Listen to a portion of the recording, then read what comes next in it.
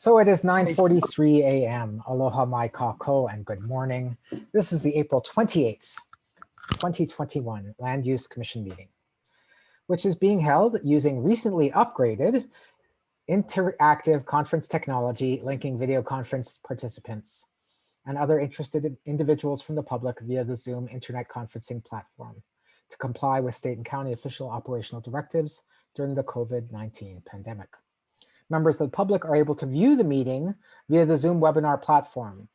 I will depart from my script briefly to say, if this is your first time attending a Zoom meeting in its webinar platform form, that means if you're attending, you only see us, you cannot be seen or heard at this time. But when it's time for public testimony on the matter that you are interested in, which is for most people in this audience, primarily our second major agenda item, the City and County of Honolulu's proposal regarding important agricultural lands. One by one, you'll be admitted into the meeting to testify, and at that time you can be seen and heard by all the panelists.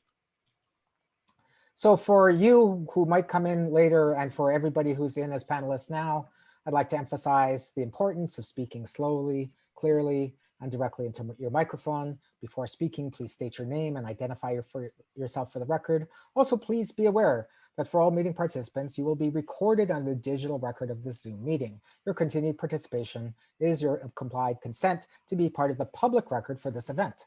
If you do not wish to be part of the public record, you should exit the meeting now.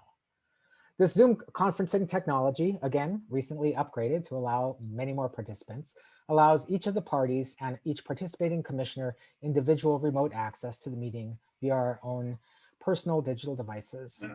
Because of that, please note that due to matters entirely outside our control, occasional disruptions to connectivity may occur for one or more members of the meeting at any given time. If such disruptions occur, please be patient and let us know as we try to restore audio-visual signals so we can conduct business during the pandemic.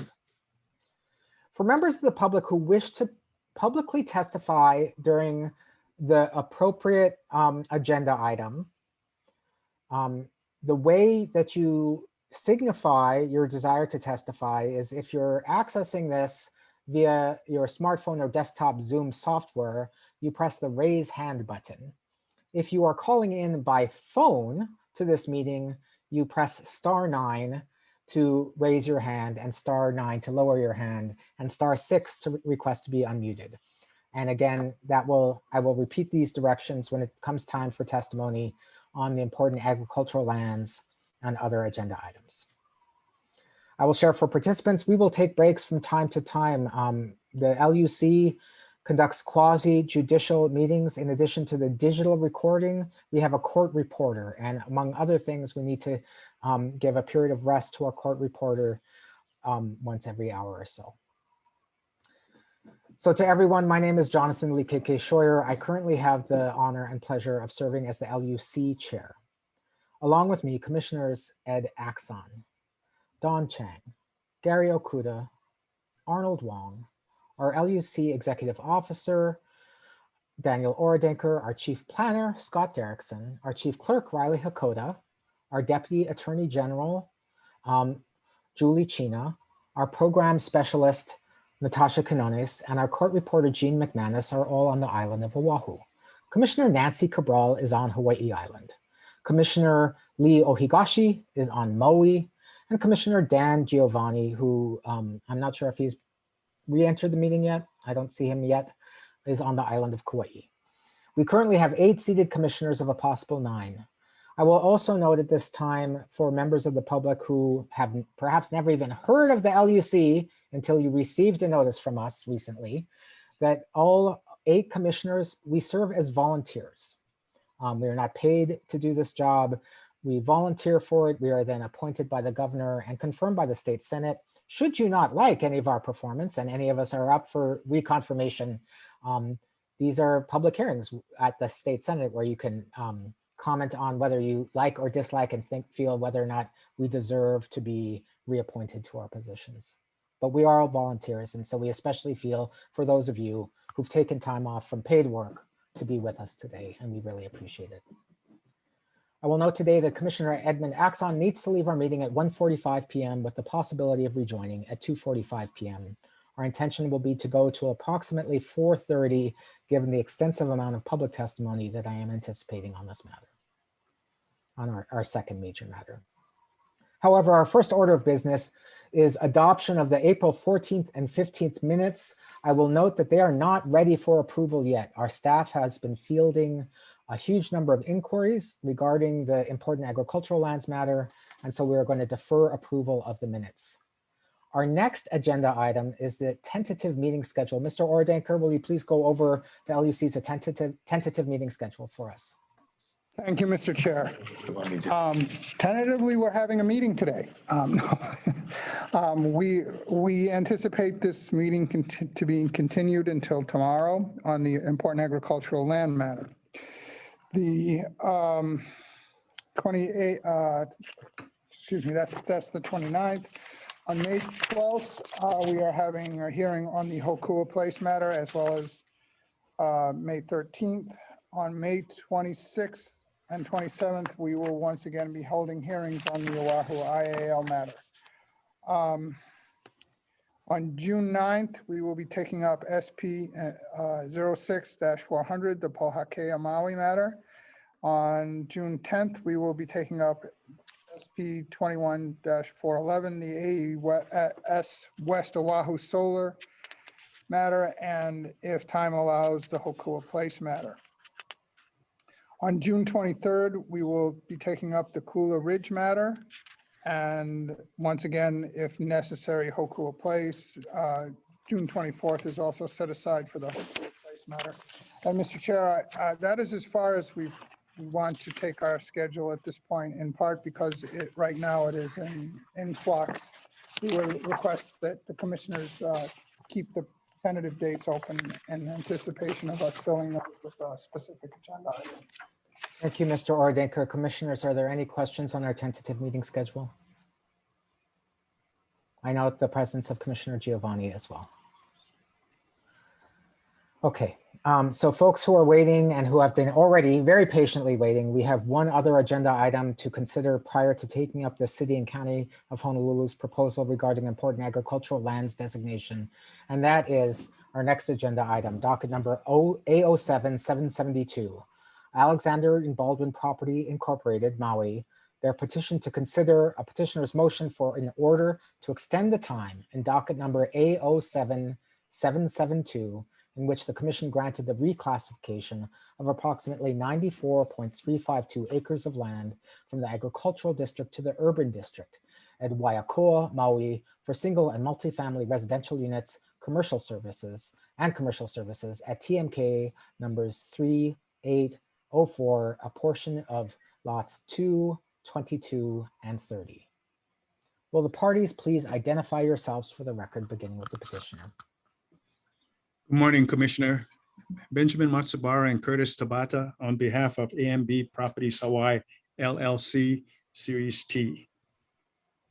Thank you. Do you have any of your clients with you, or do they need to be admitted, Mr.? I have two witnesses Okay. in the audience, and I believe there's a public witness also Thank you. on this petition. County of Maui. Thank you, Chair. Michael Hopper, Deputy Corporation Counsel with Maui County Corporation Counsel's Office, representing the Maui County Department of Planning. With me is Deputy Planning Director Jordan Hart. At 11 o'clock, I believe Michelle McLean will be joining for the department, should the meeting go that long.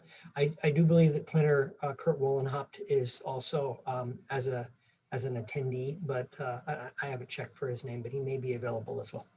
Thank you, Mr. Hopper. Office of Planning. Good morning, Deputy Attorney General Brian Yee on behalf of the Office of Planning. With me is Allison Kato, who is the new OP Deputy Attorney General, who will be representing the Office of Planning on all new matters. We certainly welcome her to her first Land Use Commission hearing today. With me as well is Rodney Funakoshi from the Office of Planning. Thank you. Now let me update the record on this docket.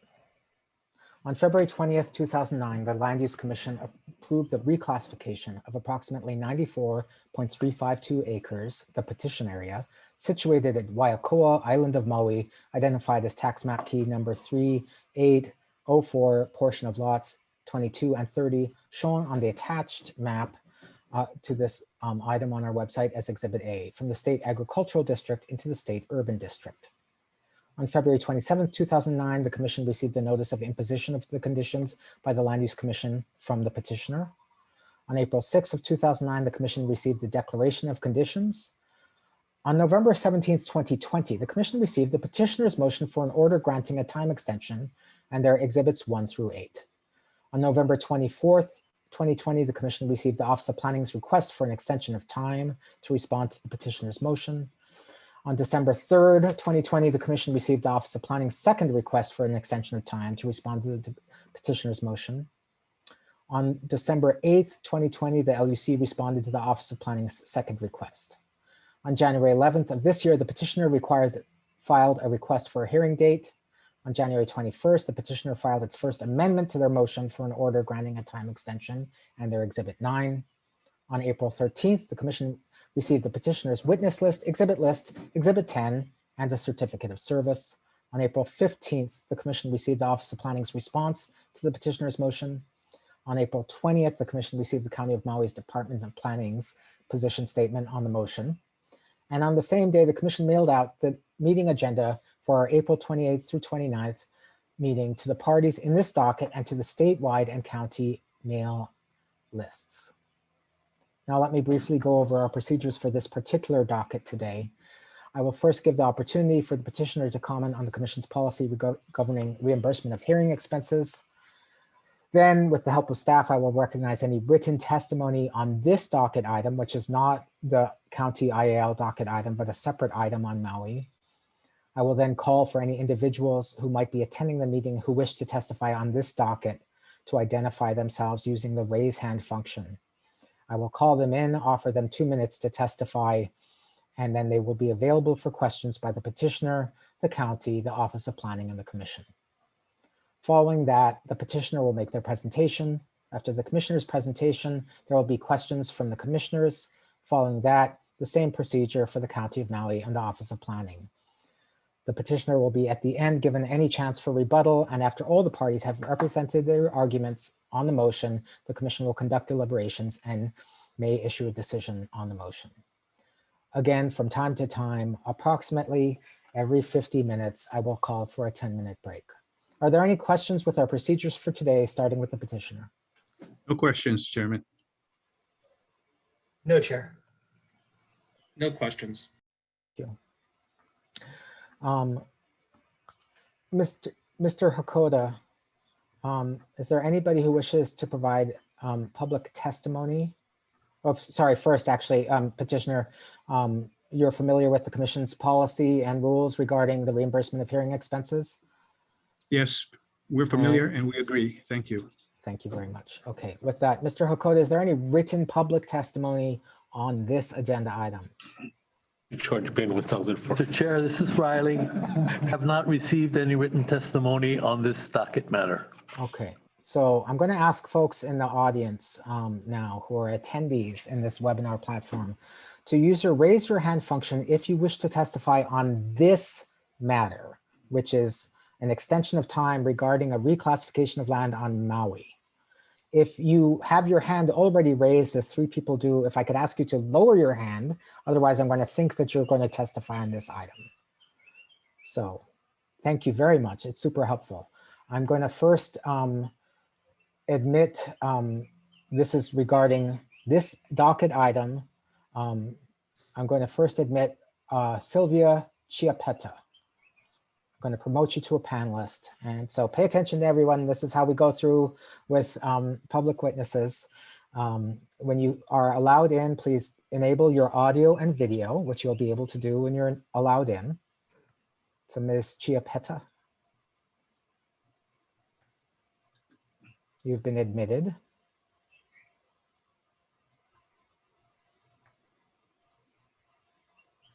Ms. Chiappetta.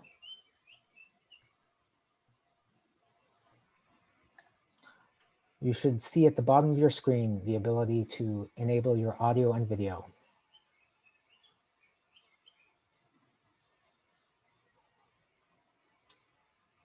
If not, I'm going to briefly at least move you back to being attendee. If you really want to testify on this agenda item, I would encourage you to keep your hand raised. I'm going to call on Mr. Grant Chun and move him to promote to be a panelist whose hand is raised on this matter. Mr. Chun, as you're admitted to the meeting, please enable your audio and video. Okay, you've enabled your audio and I see your video. Can you say something so we can hear you? Testing, can you hear me? Yes, we can. And Mr. Chun, I'm just confirming you wish to testify on the docket, this Maui docket? Yes, that's correct. Okay, you need to speak up more clearly. I can barely hear you. You're going to have to probably hold your microphone like this right next to your mouth. Is this better? That is far better. Okay, I'm going to swear you in and then ask you to state your name and address for the record and testify. Do you swear or affirm the testimony you're about to give is the truth? Yes, sir. Okay, please state your name and address for the record and proceed. Grant Chun, 200 Hina Avenue, Kahului, Hawaii. Okay, please proceed. Good morning, Mr. Chair and members. My name is Grant Chun, and I am the Executive Director of Hale Mahaolu, which is a nonprofit provider of affordable rental housing primarily focused on senior citizens based on Maui. We have 17 different properties comprised of approximately 1,200 units on Maui, Molokai, and Lanai. Just by way of background, prior to joining Hale Mahaolu in 2017, I was the Vice President of A&B Properties Maui from 2003 to 2017.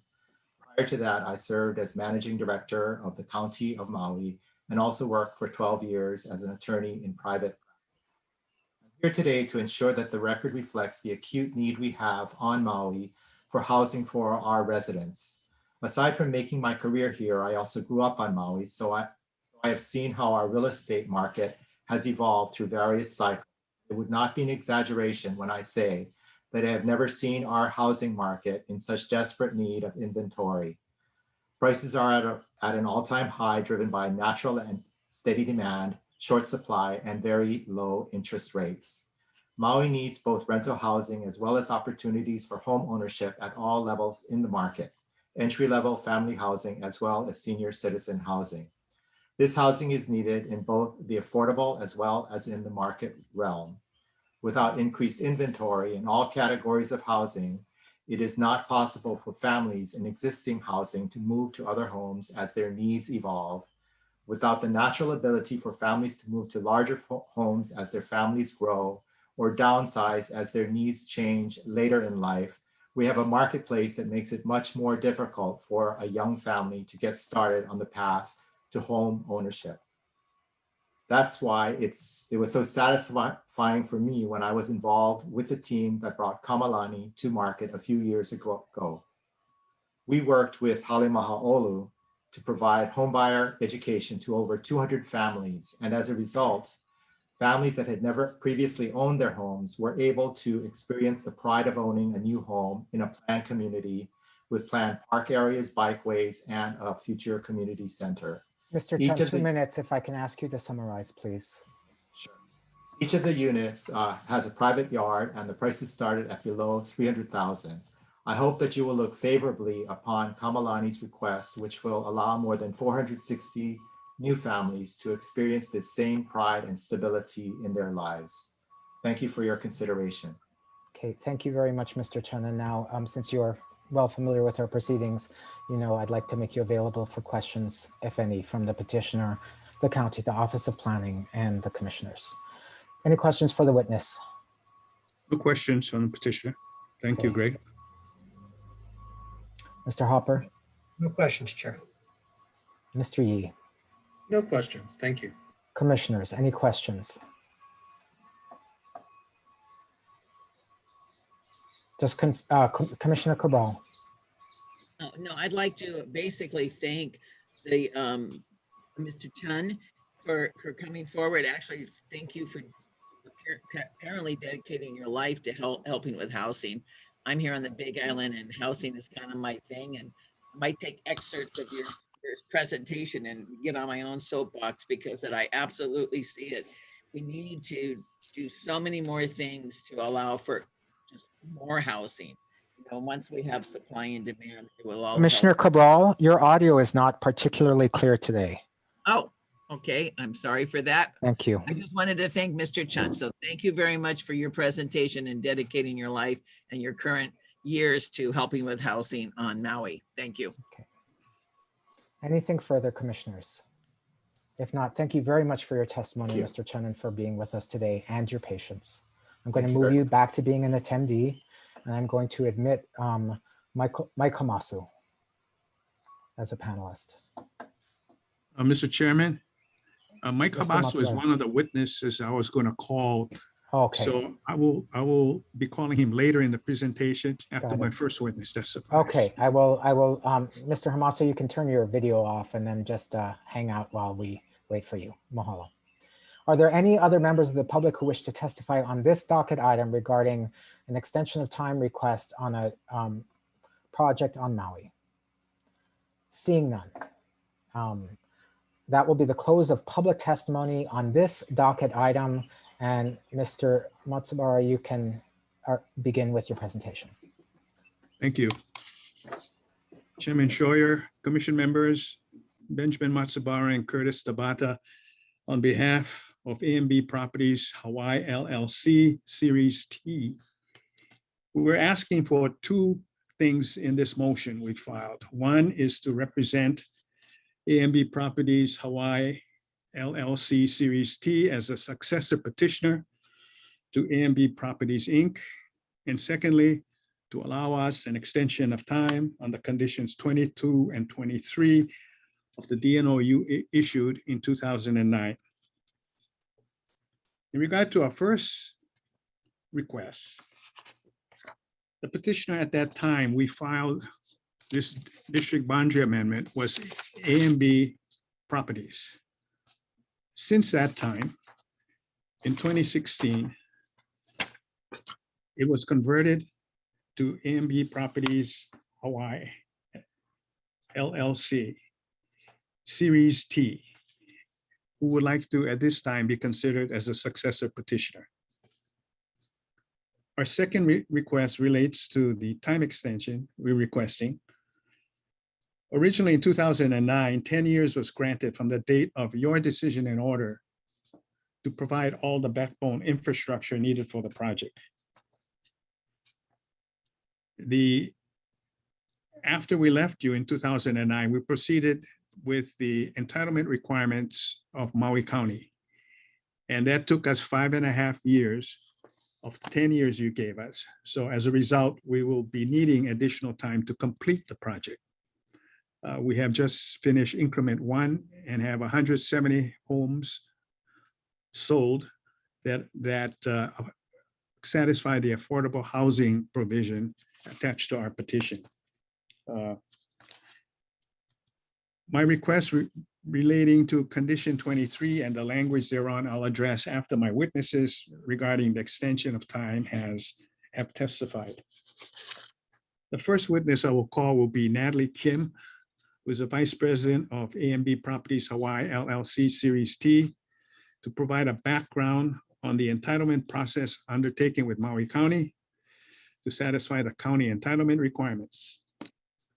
My second witness would be Michael Hamasu, who will testify on the economic impact of COVID-19 on the Kamalani project.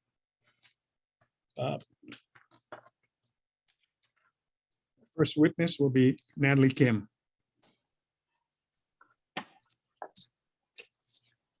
I have admitted her. Aloha, good morning. Do you swear from the testimony you're about to give us the truth? I do. Thank you. Your witness. Thank you. Morning, Natalie. Good morning. Would you state your name and business address for the record, please? My name is Natalie Kim and my address is 822 Bishop Street in Honolulu, Hawaii. And where are you employed, Natalie?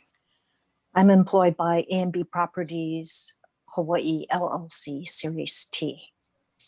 And what are your responsibilities in regard to this particular project, Kamalani? So I have been the project team leader for Kamalani, and I have oversight responsibilities for the planning, design, construction, sales and marketing, and finance activities for the project.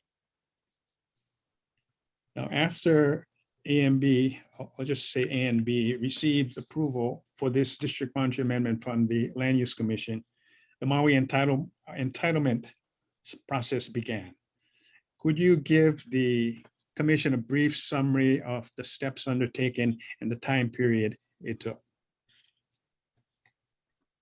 So after the State Land Use Commission approved the project in February 2009, we were planning to file for a community plan amendment as well as a change in zoning, but we were unable to because at that time, the County of Maui's planning department had a policy of not supporting any community plan amendments because the Maui Island Plan was in its update phase, and subsequent to that, at the end of 2009, they reversed that policy, and we applied for the change in zoning and community plan amendment in April of 2010. Received Planning Commission approval for the project, and it was referred to the Maui County Council at the end of 2010. At that juncture, the council was still reviewing and deliberating on the Maui Island Plan, and that plan was not approved until December 2012. So thereafter, our change in zoning and community plan amendment started through the process at the county council, and we started public hearings, and by then that was 2013. So in August of 2014, we received county council and we received full approval at that point in time. The mayor signed off in August of 2014. So that in total took 5.5 years.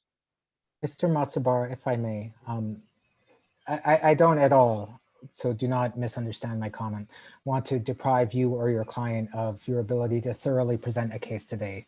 But I am also painfully cognizant of the 176 people waiting in the attendee function for the next agenda item. All right.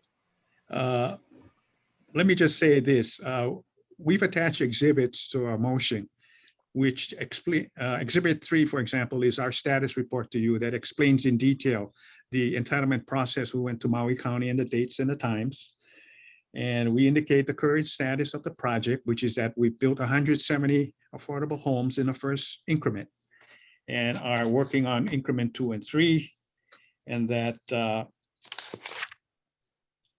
because of COVID, we've been severely impacted in terms of sales and proceeding with construction and so on. And all of those exhibits are attached to our motion and have been verified by this witness, Natalie Kim. So unless there's specific questions, that basically in a nutshell would cover what I wanted to elicit from Natalie. I very much appreciate it, Mr. Matsubara. I'm gonna, if you're done, then I'm gonna offer questioning of the witness to the other parties. Questions for the witness, Maui County, Mr. Hopper? No questions, Chair. Thank you. Mr. Yee? No questions, thank you. Commissioners? Commissioner Okuda? Thank you, Mr. Chair, and I'm cognizant of the time constraints here. Mr. Matsubara can answer this question if it's more efficient, and I would take his answer as also an offer of proof. Is there any danger to the community by allowing the substitution of parties that somehow the successor or the present entity, the Series T and B entity, is somehow less financially solvent to carry out its promises? Because as you know, one concern the Land Use Commission always has is we want to make sure that when promises are made to the community, those promises are kept. Is there any solvency issue, or is the solvency of both the original petitioner and the successor in interest the same? And Mr. Matsubara, you can present an offer of proof on that. In regard to that question, there's nothing I've seen in regard to the transfer that would affect the solvency between the original petitioner and the petitioner we're asking to substitute at this time. It will still be basically AMB who stands behind all the projects they've committed to. Okay, thank you very much. And I do agree, Chair, that Mr. Matsubara's documentation, if I may say, as usual, is very complete, very thoughtful, and pursuant to the law. Thank you. Thank you very much. Any other questions for Ms. Kim from the commissioners? If not, any redirect, Mr. Matsubara? No direct, Mr. Chair. Okay, Ms. Kim, thank you very much as well. Sorry to Thank you. cut you short, but I know you appreciate the reasons. Mhm. You're ready for your second witness, Mr. Hamasu? Yes. My second witness will be Michael Hamasu. Nice to see you again, Michael. Do you swear or affirm the testimony you are about to give us the truth? Yes, I do. Okay. Mike, would you state your name, full name, and business address, please? Michael Y. Hamasu, 220 South King Street, Suite 1800, Honolulu, Hawaii. Now, we have asked you to prepare a study on the impact COVID-19 has had on the Kabalani project, and especially in view of us proceeding with increment 2 and 3.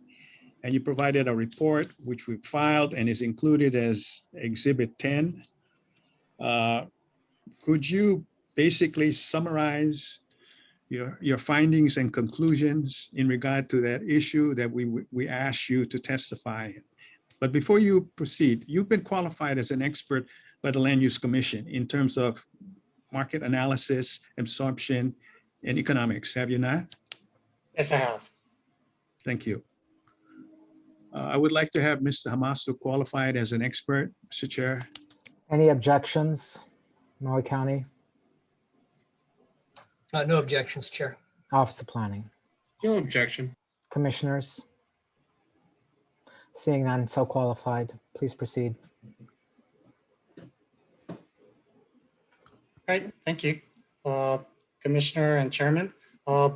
Basically, what I was brought in to do was to evaluate Maui's residential marketplace as well as its impact from an economics perspective due to COVID.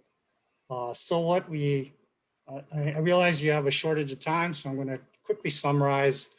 Based on the data that we've compiled from both DBID and from UHERO, both forecasts anticipated that the recovery to Maui and Hawaii's economy would not occur until well after 2023. I mean, job growth, as well as air passenger arrival counts of all, I mean, you're very all familiar with what has occurred. What has also been impact is Maui home sales. At the end of 2020, when we compare the data to 2019, there was a 12.4% decline in the number of home transactions that occurred on Maui, despite median home prices rising by 17% up to about 865,000 at the end of the year. We also evaluated data for the Kihei and Wailea area where the Kamalani project is located. And similarly, that submarket of Maui was adversely affected by about a 21.6% drop in home sales over the past year. Now, the reason why we brought up evaluation of the economy is because of the way the Kamalani buyer pool. So out of the 170 units that were sold at Kamalani to workforce homes, basically 69% of those were owner users, and about 136 out of the 170 were sold to Maui residents. We took a quick analysis of where these buyers were employed at, and 27% were employed by the hospitality industry, 18% employed by education, 15% by construction, and 15% by healthcare. So as you can see, it's a broad brush of the Maui employment scene. As a result of the pandemic, jobs were lost, and at year end 2020, there was about 22,000 jobs total lost. A majority of these sectors that I just mentioned of where the buyers were located had been adversely affected as well. So what we're trying to present here is a case that if the recovery of the economy doesn't occur until well after 2023, and a lot of the jobs that have been impacted, such as hospitality, retail, construction, and education, will not be replaced in that time period, the Kamalani increment 2 and 3 would be adversely affected by the fact that a lot of these people that were employed by these sectors would not likely jump out and buy a new house right away, because as a result, they are probably very conservative, because if they've lost their jobs, they're not going to be spending a lot of money on buying a new home. So realizing this, that was the second point, other than the fact that the economy will not recover until 2023, 24 at their soonest, that the Kamalani buyer profile is adversely affected by the economy and will not buy homes right away.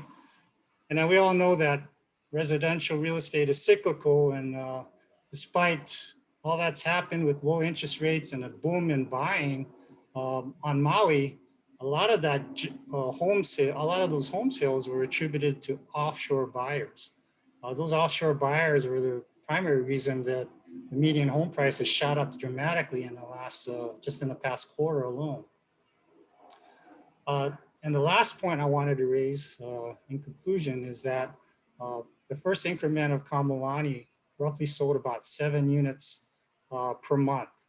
And if we were given the authority to move forward on 460 units, that would take 5.5 years to sell out. Not to mention this extension is asking for 10 years, and we're already about 2.5 years past the 2019 deadline. So if we had 2.5 years plus 5.5 years, plus probably 2 years required for design and continued infrastructure development, we're looking at close to 10 years in the most optimistic of scenarios to move forward on the project. So those are the 4 or 5 major points that I wanted to raise in the study that was conducted. Thank you, Mike. So basically, the buyers we were designing this project for, which are Maui residents, because of COVID, have been more severely impacted based on the characteristics of the buyer pool for our first increments, with so many of them employed in the hospitality industry. That is correct. And the inability to market or sell these homes would affect the volume and speed by which the rest of the project could be developed and sold. Is that correct? That is correct. Thank you. I have no further questions, Mr. Chairman.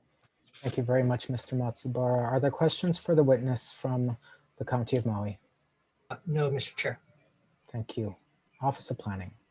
No questions, thank you. Commissioners, starting with Commissioner Giovanni. Thank you, Chair. Mr. Amasu, I find your testimony to be very interesting and perhaps to have applicability beyond the instant docket. Would you characterize your findings and conclusions to be unique for the property that is the subject of this petition?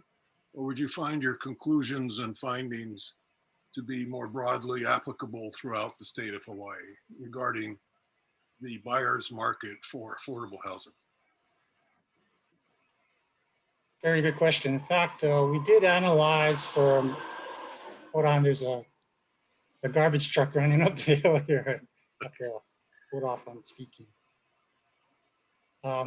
Yes, we actually did an analysis of Maui County in particular, and it was definitely impacted by offshore buyers in terms of the median home price rising and the shortage of supply, all of which contributed, in addition to the low interest rates that probably helped in the spike. I mean, in the first quarter of 2021, we've all seen a dramatic increase in amount of home sales.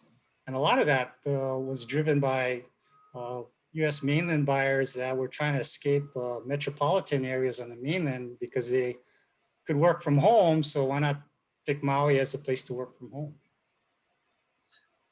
Well, we have observed on other islands the same type of price spike and low demand. So would you speculate that the scenario which you've described specific to this project might be applicable for other islands as well that are considering affordable housing development? Yes, I would agree with that. Thank you. And Chair, I have no further questions. Thank you very much, Commissioner Giovanni. Commissioner Ohigashi. I just have my question is this.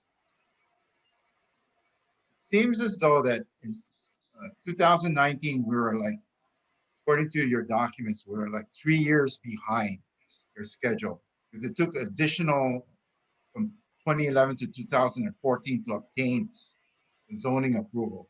I was looking at that 3 years. Are you saying that the 2020 events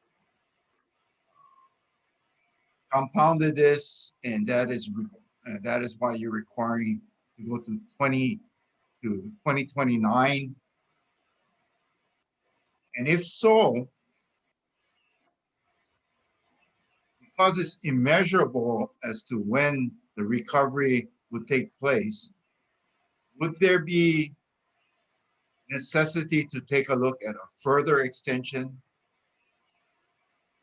than the 2029 requested? Well, the report findings indicated that even under the most optimistic of scenarios, based on the delay in terms of approvals, compounded with the needed for additional time for the design and development of the next increments, as well as possibly the impact of the current economic climate, that, yeah, there is that possibility that it would take longer than just the initial 10 years to get the 2 increments completed and sold. But I would defer to Ben and to Natalie in regards to what their long-range plans are. And we're only talking about the backbone infrastructure, right, Mr. Matsubara? Correct. To complete the backbone infrastructure, but the construction of the backbone infrastructure proceeds hand in hand with the development and sale of homes. So the sale of homes has an impact on how fast we can move along with constructing the infrastructure. And the concern we had was that many of the buyers we designed these homes for will still have some impact, even though they're employed again because of COVID-19. Based on, and I misspoke, Michael's study that is attached to the report is attached to Exhibit 9, not Exhibit 10. And on the last page of that report, he points out 3 different scenarios on completion. And the most optimistic is 9.8 years. The base case would be 11.1 years. And the pessimistic case would be 12.68 years. Considering that we're applying for this extension now as opposed to 2019, we've lost some years.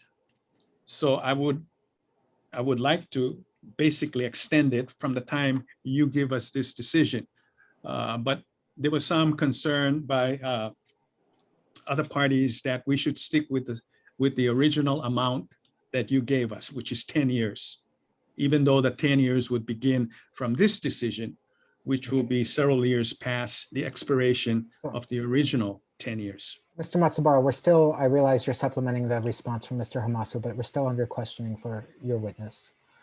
Was there anything further, Commissioner Ohigashi?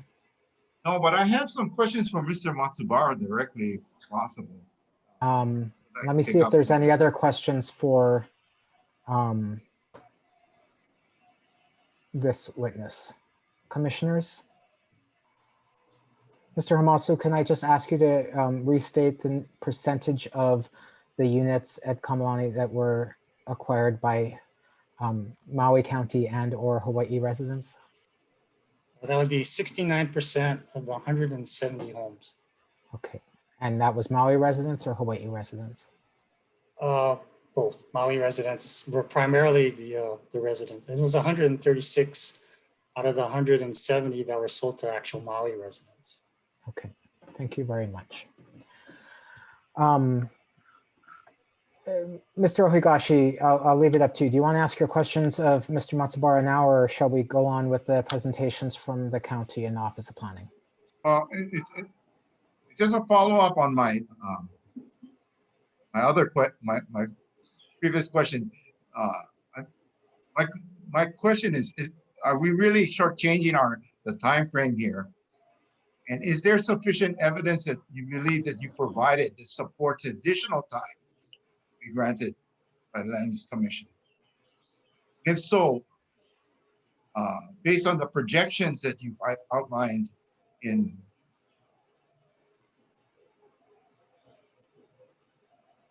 based on those projections that you outlined by Mr. Hamasu, whether or not that would support a week or an additional time, at least maybe 11 years, given the pessimistic outlook or what medium outlook. I believe Exhibit 9, which is Mr. Hamasu's report, states the reasons as to why Kamalani may be developed in terms of construction scheduling. And on the last page, page 13 of his report, he has those 3 different scenarios. And yes, 11 years would be helpful if the 11 years, especially if the 11 years ran from the date of your decision on this motion. That would give us time. Not that I don't want to come back and appear before you again, but I think reasonably and logically, based on the data, COVID, and the unknown factors, that would be safe and appreciated. Because AMB's plan is to proceed as quickly as possible and develop and sell the homes. They will not sit and wait if they finish building all the homes and are ready for sale. So, but an extra buffer based on the unknown factors created by COVID will be very helpful. Thank you. Mr. Matsubara, would your client accept the 10-year extension from the date of approval of your motion, assuming that it is approved?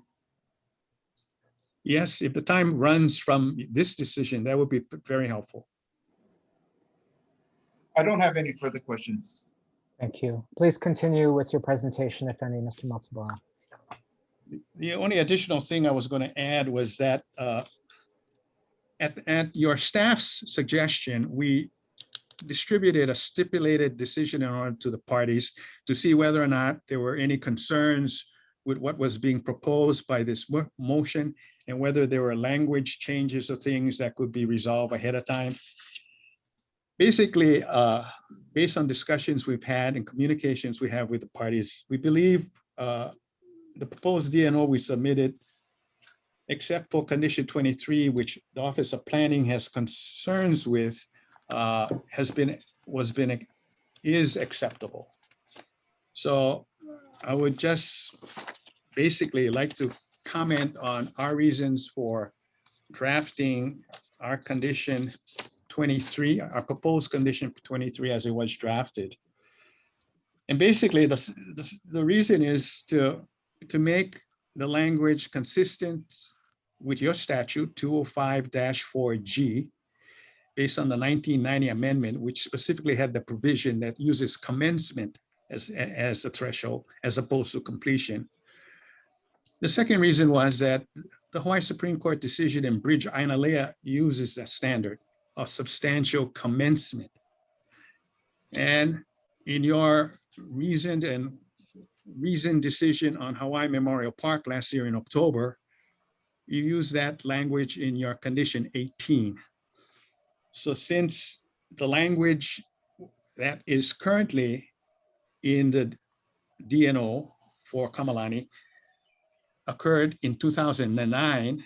And since that time, various things have occurred. We were just asking to update the wording of the language so it's consistent with the statute, case law, and what you've done, what you did last year. That was the only further comment I had in regard to our proposal, Mr. Chair. Thank you, Mr. Matsubara. I appreciate your condensing of your presentation. Commissioners, are there any questions for the petitioner? Commissioner Okuda. Thank you, Mr. Chair. As a follow-up question to Commissioner, Mr. Matsubara's statement. Mr. Matsubara, do you have any response to the Office of Planning's concern that to allow these types of amendments may result in allowing amendments to DNOs issued by the Land Use Commission way after the fact, that it undermines the doctrine of finality of orders? Do you have a response to the Office of Planning's concerns, which I've tried to summarize? I recognize and honor also the concept of finality of decisions. Only reason I'm doing this is for the commission's purposes in terms of their decisions and orders, that the consistency occurs. So in terms of any potential challenges that come up, you're covered. You're consistent pursuant to the statute, case law, and prior decisions. So that's the only reason why. I'm not asking to change anything. I'm just saying, let's be consistent. And if you agree, fine. If not, I understand. But that's the reason why. Anything further, Commissioner Okuda? No, thank you, Mr. Matsubara, for that explanation. Thank you very much. Okay. Anything further for Mr. Matsubara at this time, commissioners? Seeing that, before I call on the county, for all of you who are patiently attending and wondering, how long will this go on? We don't exactly know on any particular docket. We try to be efficient while guaranteeing due process. So my guess is that this is going well, but I won't prejudge. With that, Mr. Hopper for the county. Thank you, Mr. Chair. I'm going to try to be brief here. I don't think it's necessary to call someone from the planning department. I think I can try to summarize the department's position on my own. Essentially, the department does support the time extension, the amendment to condition 22. This is not a case like some of the others that we've seen where really nothing's happened since the approval. You know, as you've heard, a substantial number of units have been built. So, you know, the county is optimistic that the project can continue on and is supportive of the time extension request and amendment to condition 22. With respect to condition 23, the county does not take a position. We understand there's a bit of a discussion between Office of Planning and the petitioner on this issue, and certainly the Land Use Commission can resolve that as it sees fit. But at this stage, we support the amendment to condition 22 and can be available for questions should you have any. Thank you very much, Mr. Hopper. Commissioners, are there any questions for Maui County? Any questions, commissioners? Commissioner Ohigashi. Mr. Harper, do you object to adding extending the date to February 20th, 2021, 2031 on condition 22? You know, when that came up, Commissioner, I did email the department to check with them. I needed to check with my client on that. I don't necessarily anticipate a problem, but I didn't want to speak without asking, since that's different than what was proposed. I think it's ultimately up to the commission, and if I get a response soon, I'll let you know when I hear it. But right now, we don't have a clear position on extending that time, since that wasn't originally requested. I do know Mr. Hart is on with us. Should he? I think he actually on the spot. He actually had to go to the Molokai Planning Commission chair, but we do have Kurt Wallenhop, and I've emailed the director, and so hopefully we can hear. But if not, then I can't really offer a position right now. Thank you. Further questions for Mr. Hopper at this time? Commissioner Cabal. Thank you, Chair. Mr. Hopper, we hear it over and over again that some of the delays, and when we look at our housing crisis that we have, clearly Maui has a crisis, as the entire state does. And yet it took 5+ years to just get to the starting gate here.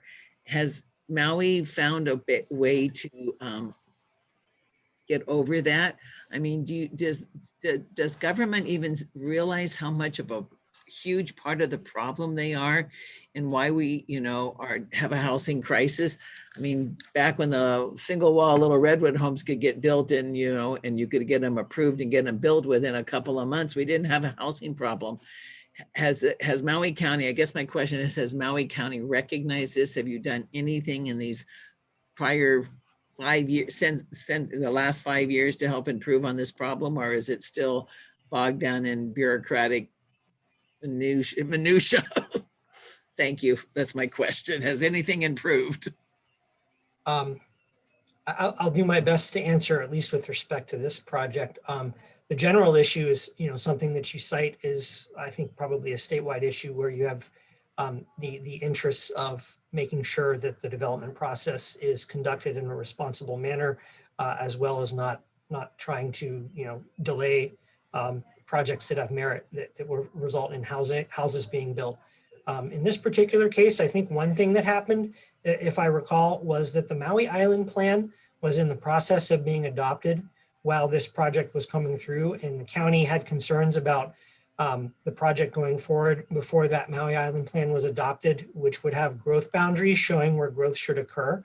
This project did end up being in those growth boundaries. So with respect to this specific project, I think adopting those boundaries and that plan being adopted should assist in that clarity. But that may have been one of the reasons for the delay in this case, because that plan was in the middle of being updated, and was something that was important to have updated at the time, and has since been updated. So, but your general issue, I think, is probably one that's going to be present across the state, and we will continue to grapple with recognizing that it's important to have responsible development, particularly when considering the constitutional requirements of allowing projects to go forward that will have a permanent effect on the land, and certainly recognizing the need for housing for residents. I think you've certainly just have repeatedly discussed that at your meetings, and it's an issue that continues to be an issue. Thank you, Mr. Hopper. Anything further, Commissioner Cabal? Any further questions for Maui County at this time? I note the presence of Ms. McLean. Aloha, Chair. Good morning. I apologize for being late. No problem. There was a specific question, Ms. McLean. I don't know if you were in attendance regarding potentially giving a further extension of date. Do you have a response to that question?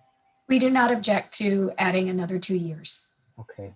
Thank you. I'm sorry, actually. Do you swear affirm the testimony you're about to give is the truth? I do swear. Thanks. Okay. Or rather, you just gave. I swear to that too. Okay. Anything further, Mr. Hopper? No, Chair. Any other questions for Mr. Hopper at this time, commissioners? If not, Mr. Yee, how long do you think you need? 10 minutes? Sorry? 10 minutes? Okay, so it's 10:42 a.m. We have been going a full hour. I'm going to take a 10-minute break, and we will reconvene at 10:52 a.m. Hearing from the Office of Planning, any final comments from the petitioner, and then moving on to commission deliberations. Break till 10:52.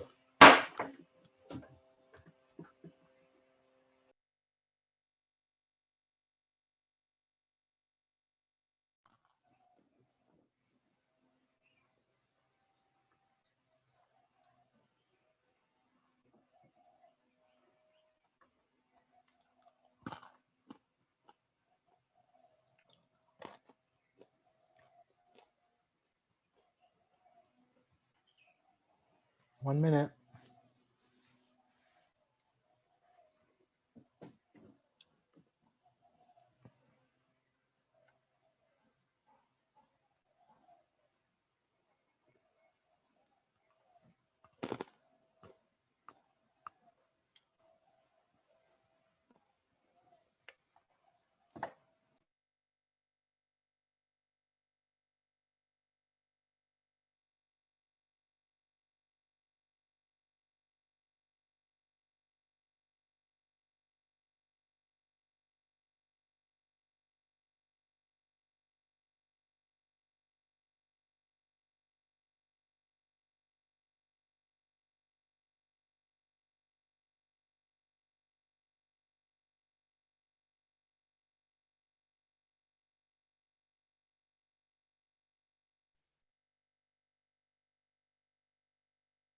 It's 10:52.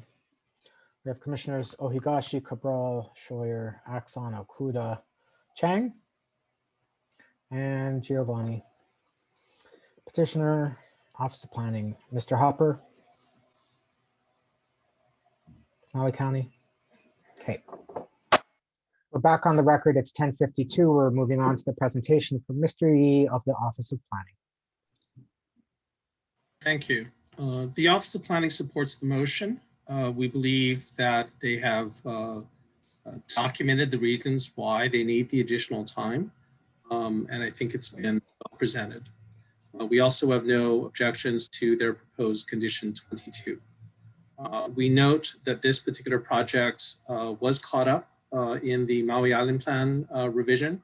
As you know, community plans such as the Maui Island Plan are revised periodically, but in between revisions, individual developments can go to the county and ask that their particular parcel be included within the development boundaries or the growth boundaries, which is probably what A and B intended to do at the time, to ask for just their particular parcel to be allowed to be included in that growth boundary, which would have been a shorter process to amend.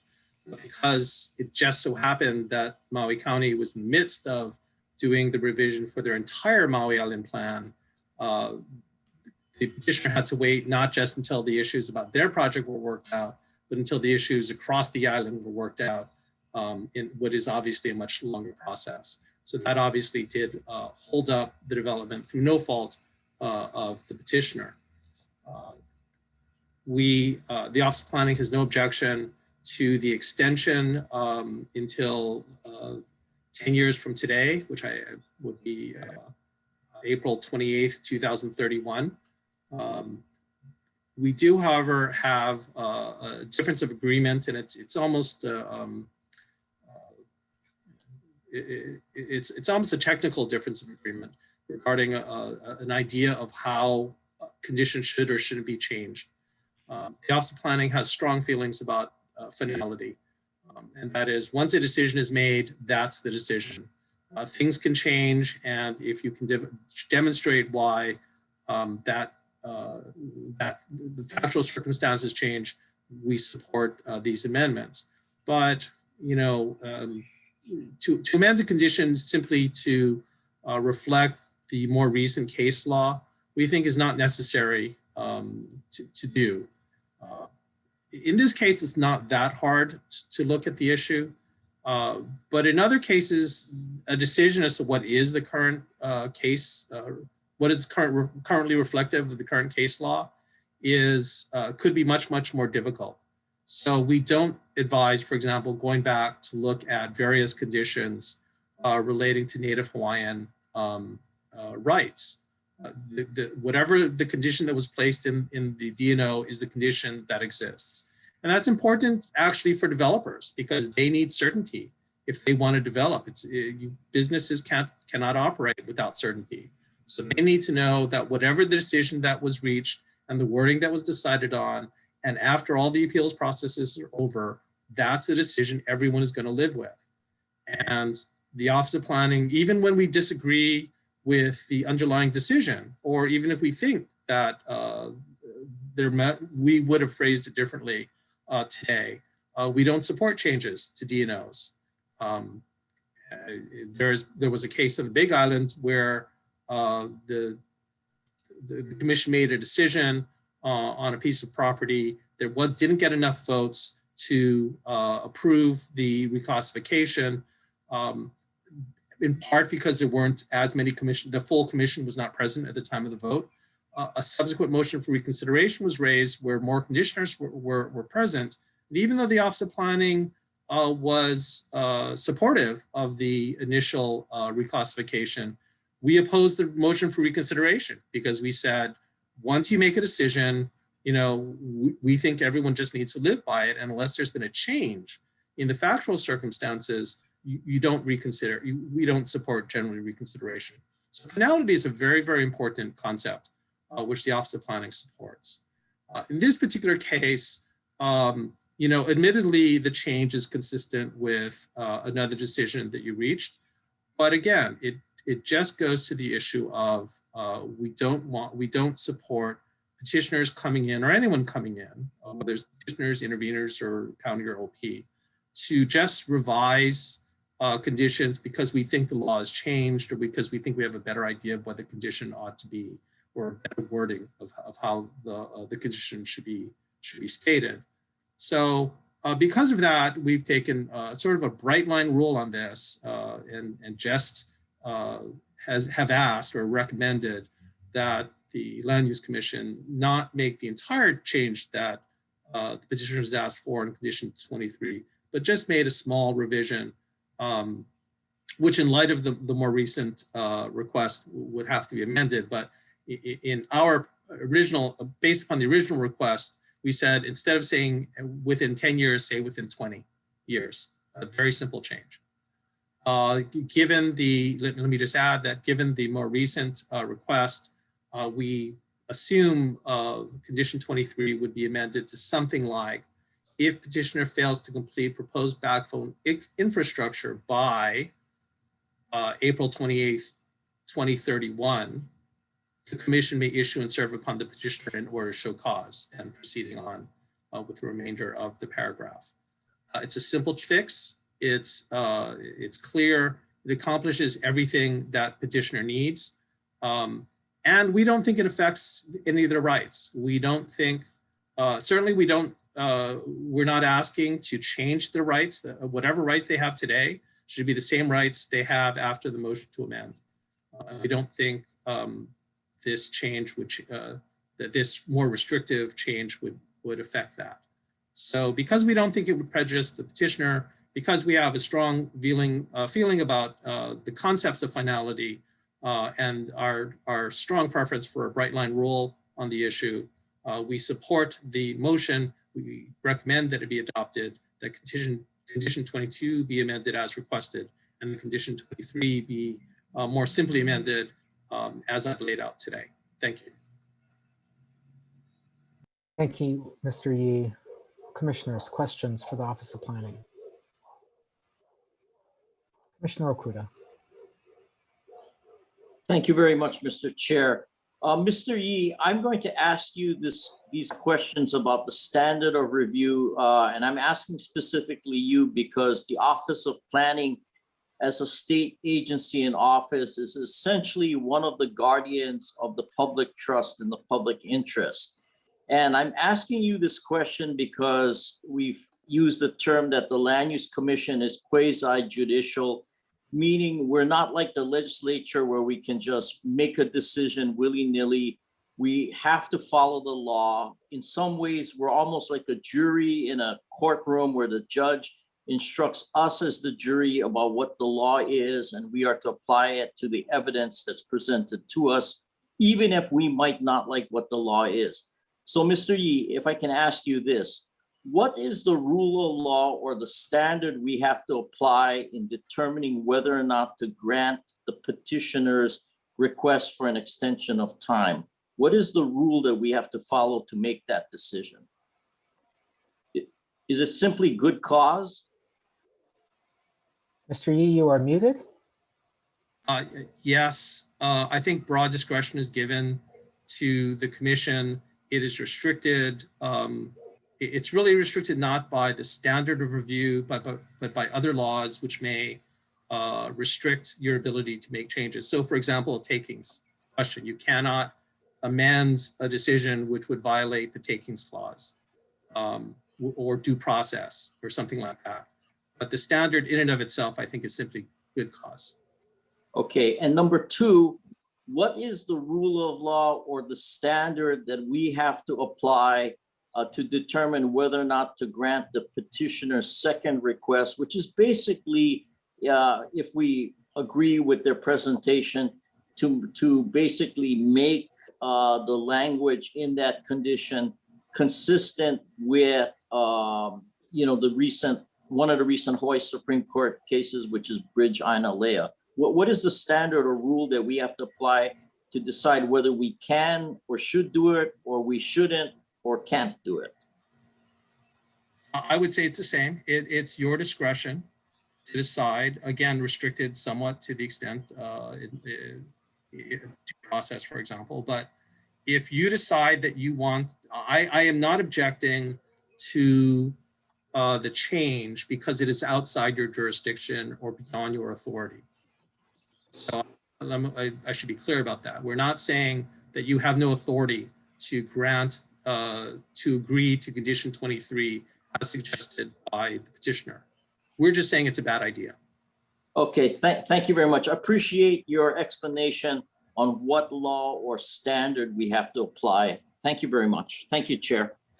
Thank you, Commissioner Okuda. And I'm sorry, I think Commissioner Chang, you might have had your hand up first, but I didn't recognize it. Commissioner Chang. No, that's okay. Thank you very much, Mr. Chair. Thank you, Mr. Yi. I really do appreciate your rationale and your desire for finality. But let me just ask you, present to you several questions. Do you believe that the petitioner would have come before LUC to amend condition 23 to be consistent with the law in the absence of this request for time extension? In this particular case, no. Okay. Go ahead. The point we're trying to make is not every case is going to be as simple as this one. So establish a right line rule now. Okay. And I guess that's going to be my second point. I understand OP is wanting to draw a bright line, but wouldn't you agree that LUC can look at on a case-by-case basis the fact that we amend condition 23 to be consistent with the current law does not in any way set a precedence that petitioners will come in to change conditions based upon changes in the law? Well, remembering that it's not just petitioners and that other interveners, for example, might come to you. When you say precedence, I think if you're asking like a stare decisis, no. But in terms of coming back to you and citing to you a prior case saying, you did it before, you should do it again, then certainly yes. So one is more of a legal obligation. The other is, this is a good practice to follow what you did in the past. And I guess the reason I say precedent is OP's position is wanting to draw a bright line so that we don't, we're not changing conditions. That conditions are final and there's some degree of certainty.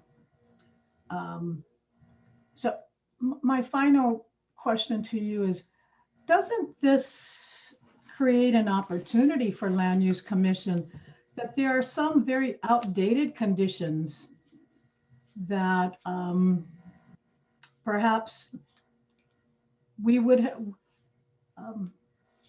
have been decided differently by the LUC Commission in light of changes, that when an opportunity comes up to make appropriate amendments based upon the specific facts, that making these amendments to be consistent with the law is an appropriate action on the part of the Land Use Commission?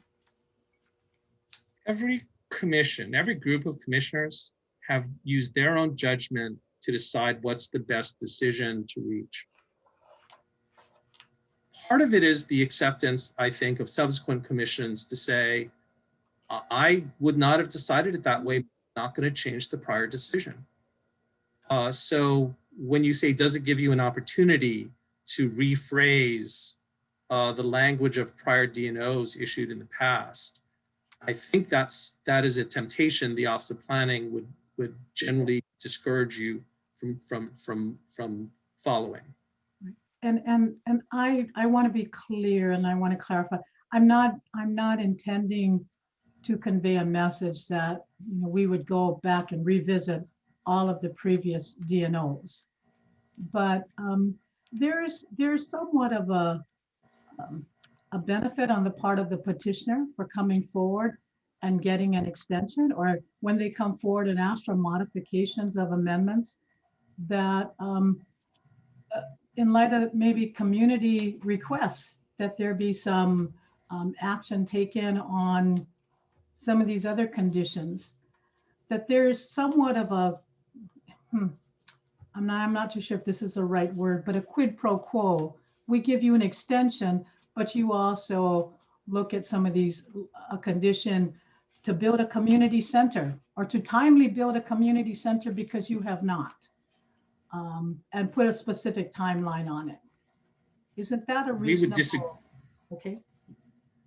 I think we would disagree because if the extension causes an impact, so if because you are taking longer, that has caused an impact, then I think you can mitigate that impact. But if you're simply using the extension as a quid pro quo, as sort of a contractual leverage to get agreement from a party for something separate from and unrelated to the extension, the Office of Planning I think would be opposed to that. Okay. We don't think that's an appropriate use of a motion to amend to get something unrelated to the basis of the amendment. All right, and that's very helpful for me to understand where you draw the line on. So I have no further questions, Mr. Chair. Thank you, Commissioner very much. Chang. Anything further from Mr. Yi? If not, I will ask Mr. Matsubara to make any final presentation and see whether the commission wishes to enter deliberations on this matter. In the essence of time, Mr. Chairman, commissioners, I'll just basically indicate that I believe through witnesses and exhibits we've submitted today, we've established enough reason why our motion should be granted. In regard to condition 23, I leave it to the commission's discretion to decide how they would like to word or phrase that. And I have nothing further. The only reason there's some sentimental attachment to that was that in 1990, when the Land Use Commission and the Office of Planning moved to amend 2054G to provide the OSC language for purposes of making sure that petitioners did what they represented to the commission they were going to do when they got their approval. The term they used was if there were no substantial commencement, the OSC was a basis or a tool the commission had. Because at that time, the commissioners were fed up with petitioners who would come, make grand representations of what they would do, and just sat on the property, and then subsequently sell it at a profit. And the commissioners hated to be used in such a way. And that's still, I was still serving as a special deputy at the time, so I know how strongly they felt about that. And if they haven't commenced, the theme for them was use it or lose it. So if you haven't used it, you should lose the classification. I'm sorry for the digression. Thank you. I have nothing further. Thank you, Commissioner. Commissioner. Thank you, Petitioner. Mr. Ohigashi, Commissioner Ohigashi. I was just raising my hand for when we deliberate. Okay. So the commission will now conduct formal deliberations on whether or not to grant or deny the motion. I will note for members of the parties as well as the public that during their deliberations, I won't entertain any additional input from the parties or the public unless those individuals or entities are specifically requested to do so by me. And if so, I would ask that any comments be limited to the question at hand. Commissioners, let me confirm with each of you that you have reviewed the record and are prepared to deliberate on the subject docket today. After I call your name, please indicate via either aye or nay that you are prepared to deliberate on this matter. Commissioner Chang. Aye. Commissioner Cabral. Yes. Commissioner Giovanni. Aye. Commissioner Ohigashi. Aye. Commissioner Okuda. Yes. Commissioner Wong. Aye. Commissioner Axon. Yes. The chair is also prepared to deliberate on this matter. Commissioners, I will entertain a motion that the LUC accepts or does not accept the motion for an order granting a time extension. The motion should state the reasons for acceptance or non-acceptance of the petition and any conditions that will apply. Commissioners, what is your pleasure? Commissioner Ohigashi, you had raised your hand. Yep. Mr. Chair, I'm going to make one motion, but several parts. One, the first, I move that we authorize the substitution of parties as requested by the petitioner. Second thing, I move to grant the petitioner's motion for order granting time extension and the amend condition 22 as proposed by the petitioner, except that it be the time date would be extended to April 28, 2031. Also, we would agree, I would like to amend condition 23 as proposed by Office of Planning, and that it would include the language that if the participant fails to complete the proposed backbone infrastructure on or before April 28, 2031, and continue on. Also, I'd like to authorize the Land Use Commission staff to make non-substantive changes to conditions as appropriate regarding formatting, style, and other modification to make sure that there is consistency. And finally, I'd like to move to authorize the chair to sign the order on behalf of the commission. I'll be glad to explain my reasons for my motion. Thank you, Commissioner Ohigashi. A motion with 5 parts to it has been made by Commissioner Ohigashi. Commissioner Cabral. I'd like to second that motion, being also from a neighbor island. Okay. Oh, sorry, Commissioner. I tried to, I muted you inadvertently. I was trying to lower your hand. Commissioner Cabral, can you unmute? Okay, Thank you. Like to second that motion. Thank you. Thank you. Commissioner Ohigashi, would you like to speak to your motion? Yes, I'd like to extend the time because all indications is that this project has been delayed, not only due to the requirements by the county, but it also appears that the problems of the pandemic has affected it. And I'd like to give it its best shot as it can because of the petitioners, I would say, dedication to trying to develop the property in accordance with it. And there's substantial amount of construction that has already been done. So that's why I'm asking that we schedule it to April 28, 2031.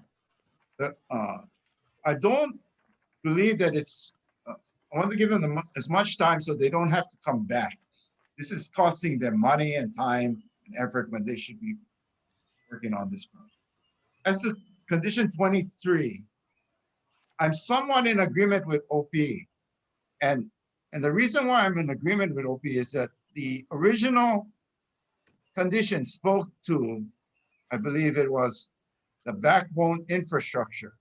And it did not relate on whether the project was substantially commenced or anything like that. It spoke directly to the backbone infrastructure. So for the purposes of making sure consistency, and I don't want to take away from whatever past or whatever reasons the past, why they made it backbone infrastructure, I think that extension of time to April 28, 2031 should suffice. And it wouldn't affect any of the rights, remedies, or privileges of the petitioner. For those reasons, I ask for approval. Thank you. Commissioners, we are in deliberation for the motion made by Commissioner Ohigashi and seconded by Commissioner Cabral. Commissioner Cabral.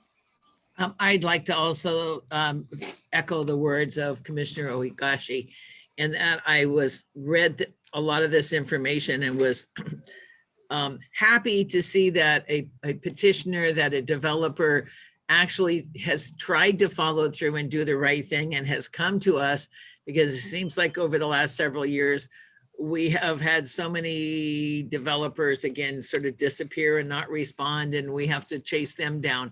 So I'm really happy to see that that A and B, in whatever format they have morphed into are following up and trying to help provide housing for the Maui community. So I definitely support all that we can do to help enable that to happen in a timely manner. Thank you.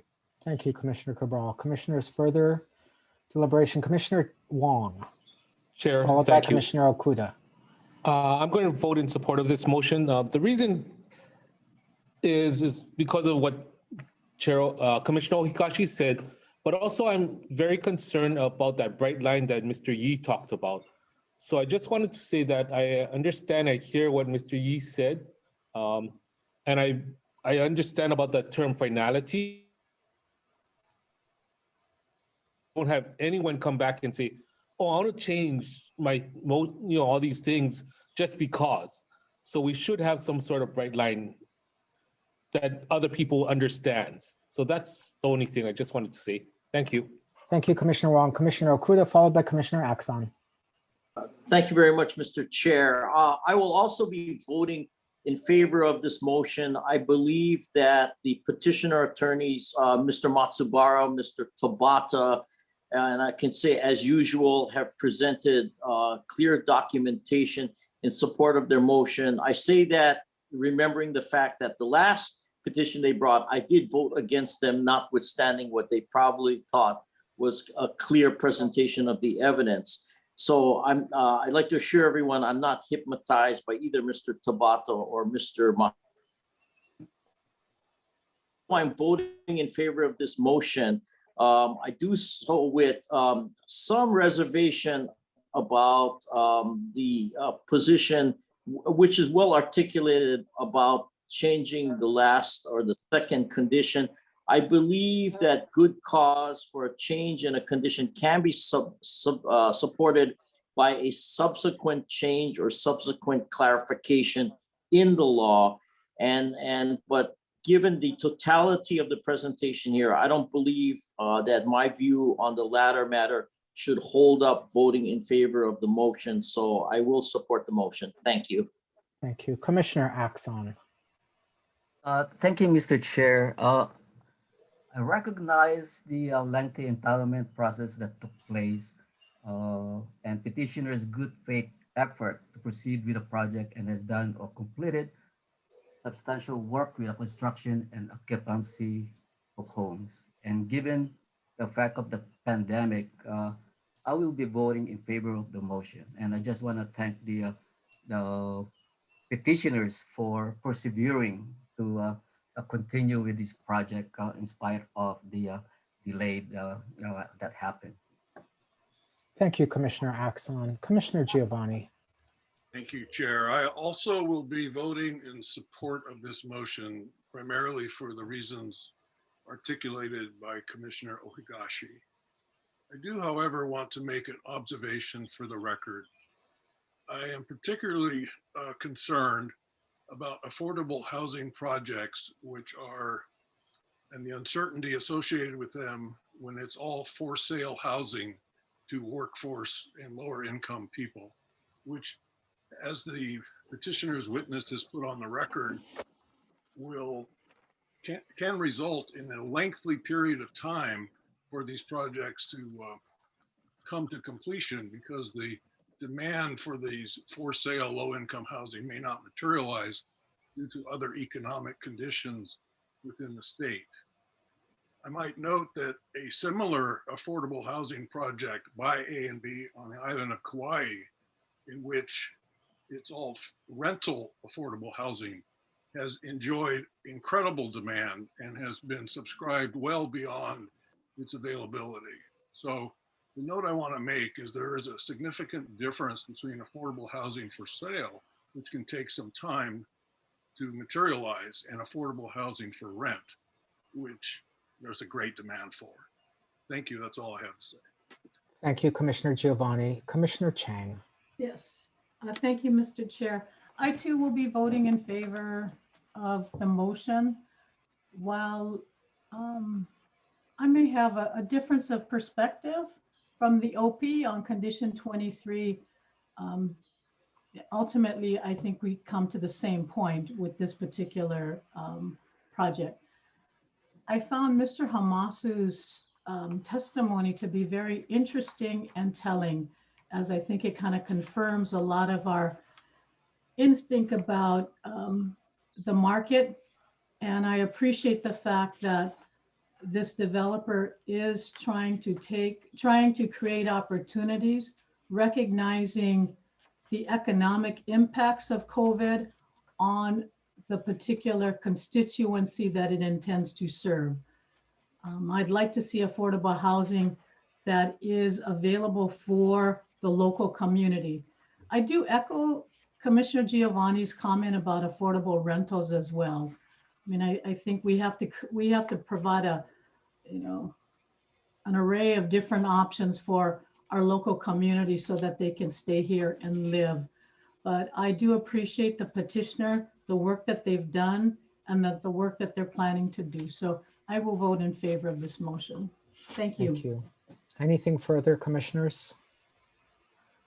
The chair, I will also be voting in favor of this motion for the good cause described very articulately by Commissioner Ohigashi, and like Commissioners Giovanni and Chang, very briefly, I will note that my concerns, and it's really less about this project and more about affordable housing in general, that this project is a really good example of project that is truly targeted in a local community to local residents. And at best, now they're hitting about 2/3 of it actually going to local buyers and 1/3 not going to local buyers. And so we just have to do better as a state to actually do a good job at building housing for people who actually live here already. With that, if there's no further question, Mr. Ordenker, please poll the commission on the 5-part motion. Thank you, Mr. Chair. The motion is to authorize the substitution of the parties, to grant the motion to amend condition 22, except to extend the deadline to 4/28/2031. Amend condition 23 as proposed by OP, including language referencing the 4/28/2031 deadline, and authorize staff to make non-substantive changes and to authorize the chair to sign the order. Commissioner Ohigashi. Aye. Commissioner Cabral. Yes. Commissioner Axon. Aye. Commissioner Okuda. Yes. Commissioner Wong. Aye. Commissioner Giovanni. Aye. Commissioner Chang. Aye. Chair Scheuer. Aye. Thank you, Mr. Chair. The motion passes with unanimously with 8 affirmative votes. Thank you very much, Mr. Matsubara. On behalf of my client, commissioners, thank you very much. Okay. Let's just pause for a moment while the parties on this docket leave the virtual meeting room, and the parties on our next docket that we have made it through the opening act and we are on to the main show. Commissioner, if I could just note that Allison Cotter will be the attorney for the Office of Planning on this next matter. Thank you. Okay.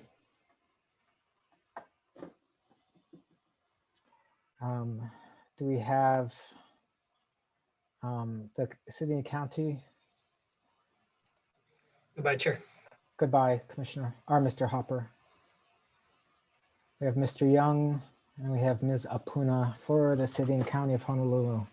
Okay, thanks to everyone in the audience for your great patience as we took care of another important matter that the state was facing.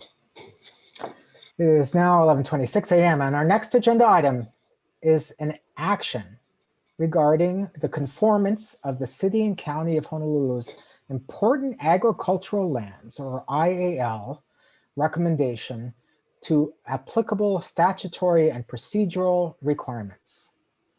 Specifically, we are to consider whether or not the city and county of Honolulu recommendations for the designation of important agricultural lands on the island of Oahu complies with the requirements of sections 205.47, 205.48, and 205.49 of the Hawaii Revised Statutes, and whether the proper procedural, legal, statutory, and public notice requirements were met in developing the recommendations. The lands recommended for designation are listed in Appendix H of the City and County's IAL petition, which along with meeting materials are available for public review, have been available for public review in advance of this meeting on the Land Use Commission's website. Will the parties please identify yourselves for the record? Good morning, Deputy Director Dawn Ampuna on behalf of DPP. Also in the on the panel is Ray Young and Dina Wong. I think Ms. Wong might need to be admitted. Ms. Wong, can you raise your hand if you're an attendee? But actually, I think she's with Ray. Okay. They're in a conference room together. Understood. Thank you. Office planning. Oh, Alison Kato, Deputy Attorney General for Office of Planning. Also here is Ronnie Punakoshi from Land Use Division. Thank you and welcome, Ms. Kato. Okay.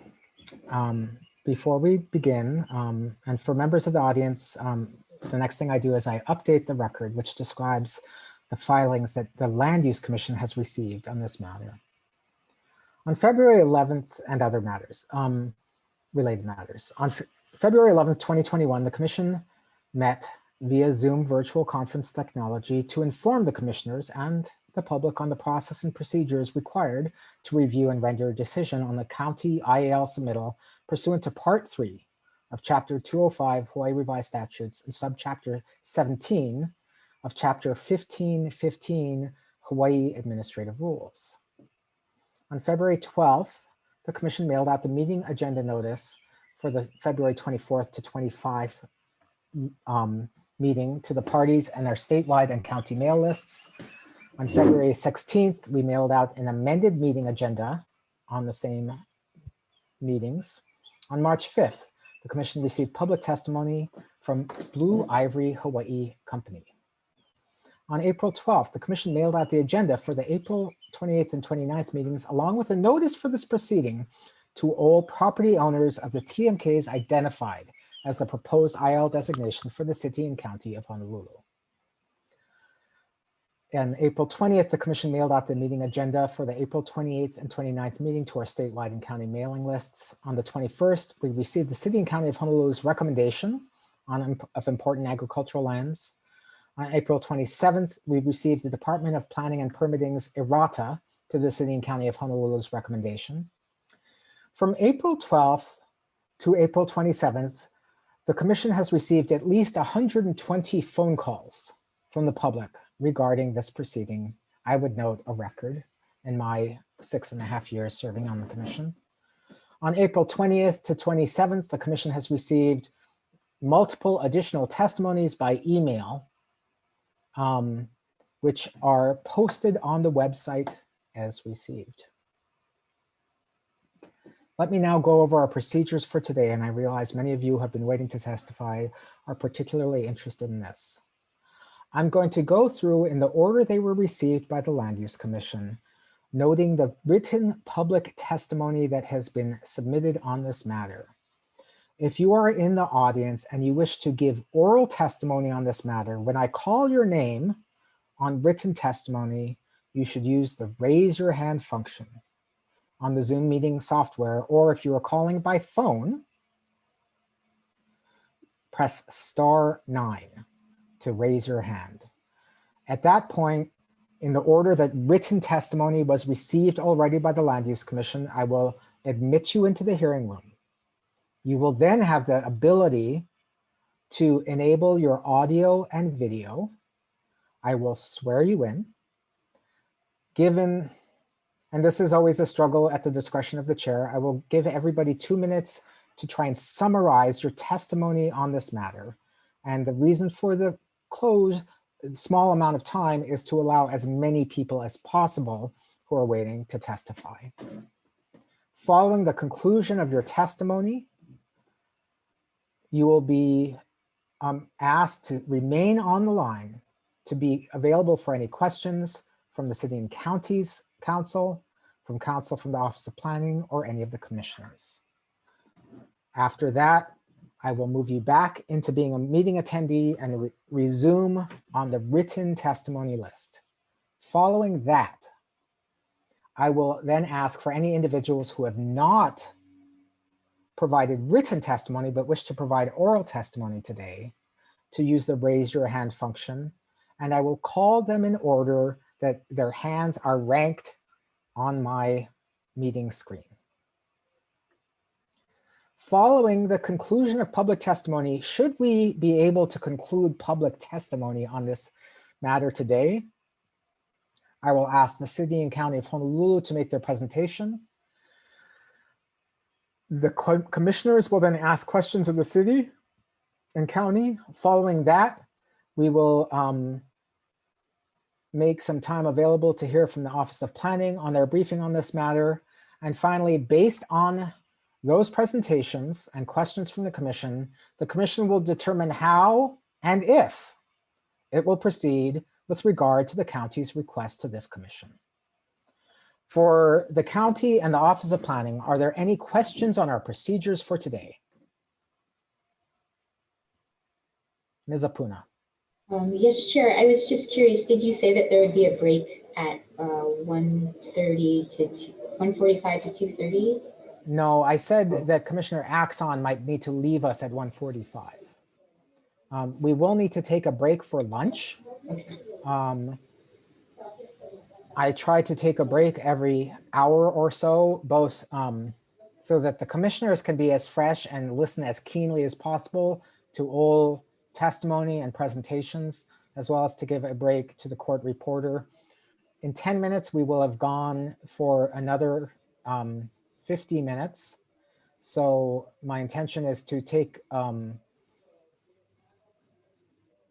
well, what we might do, we might go slightly longer than an hour, take a break at noon, take a brief lunch break at noon to 12:30, given the number of people who are patiently waiting, and then resume our receiving of public testimony at 12:30. But I noted that Commissioner Axon has to leave the meeting at one point. Does that answer your question? Yes, Chair. Ms. Thank Apuna? you. Thank Okay. you. Office of Planning, any questions on our proceeding, Ms. Kato? No questions, but I just wanted to mention that Paul Yamamoto from Department of Agriculture is also here. Okay, thank you. So with that, Commissioner Okuda, I'm now going to actually ask any commissioners, do you have any disclosures to make at this time? Commissioner Okuda. Thank you very much, Mr. Chair. At this time, I would like to announce and state that I will be recusing myself from this matter. And let me provide the explanation why I'm recusing myself. Our firm represents a number of landowners whose properties are subject to this IAL petition.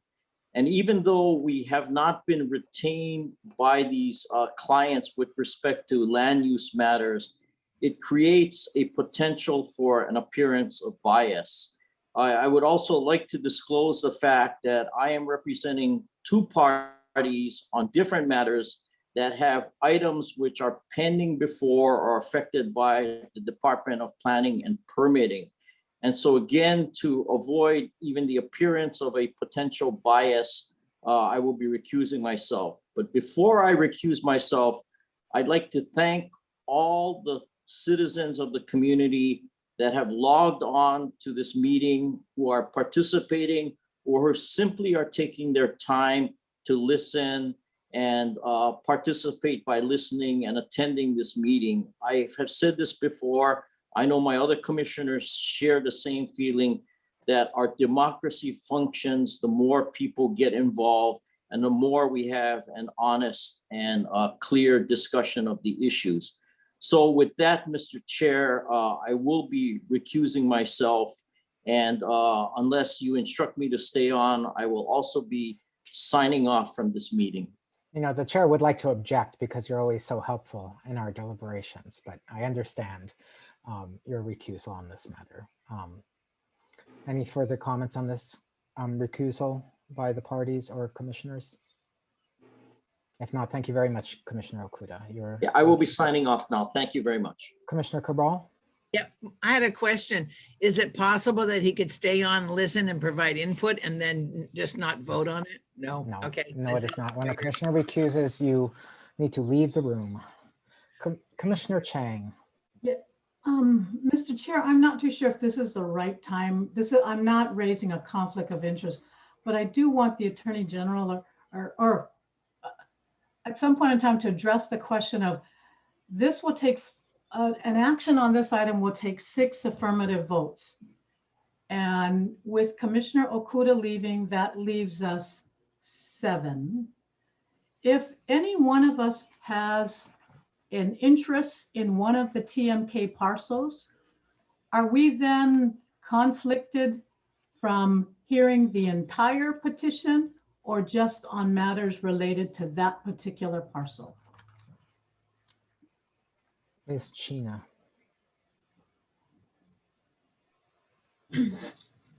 I would try to figure out, I mean, we're at the beginning right now. I would try to figure out a way to separate one parcel out from this right now. If we intend to have all of the commissioners deliberate and listen to the testimony on this. Otherwise, it might be an issue. As far as whether or not there is an actual conflict of interest, I think you'd need to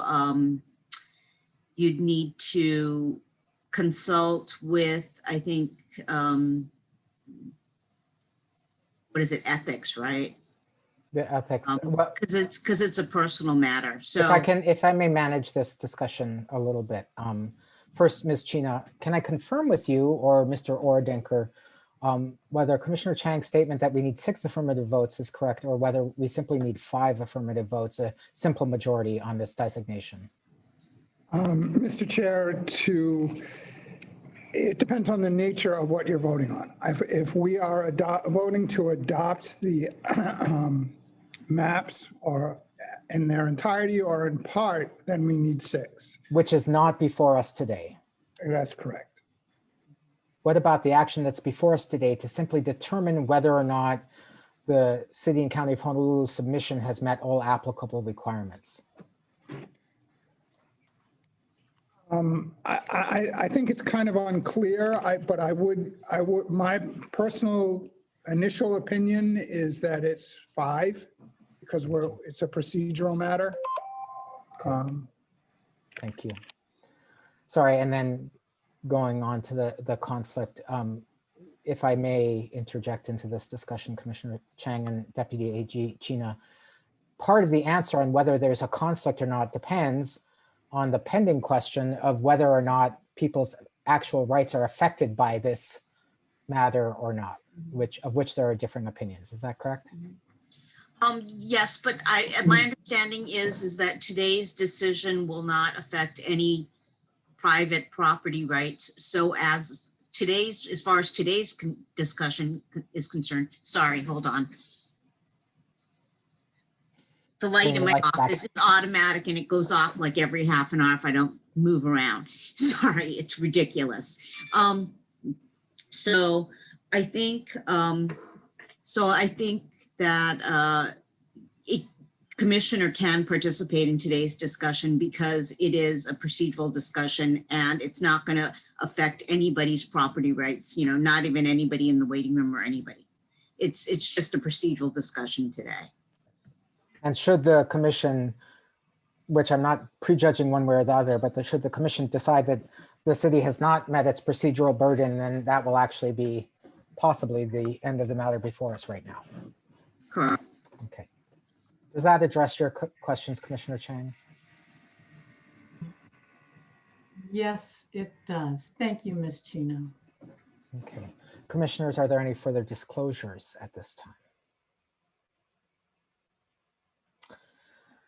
If not, I'm now going to move on to the proceeding with public testimony. The last thing I'll say before starting to read the names of written submitted testimony, I just want to reemphasize to everyone, especially those who are attending this meeting, that we are not today reviewing whether or not city and county's recommendations for ILA designation are appropriate for any particular property, or whether any individual property should or should not be included in the county's recommendation.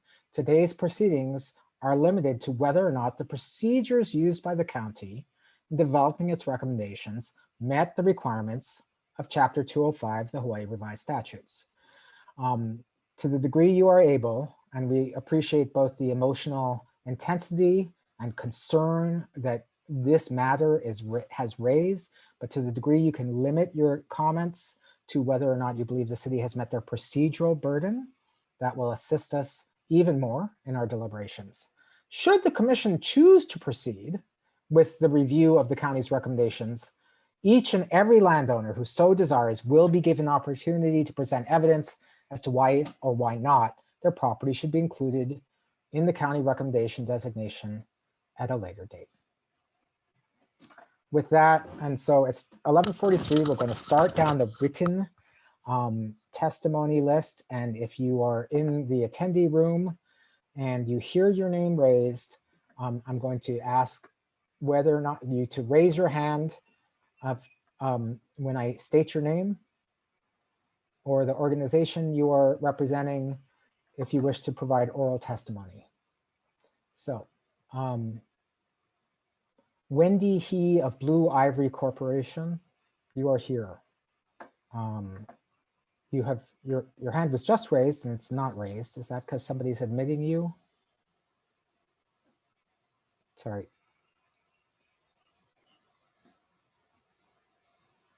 Sorry, Scott or somebody, did you admit Ms. He or did, oh, there she is again. Okay, I'm going to admit you, promote you to a panelist. When you come in, please enable your audio and video.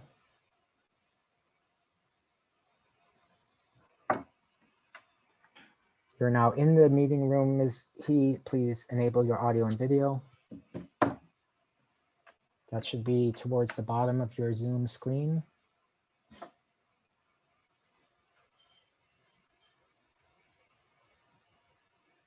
Give you a moment here.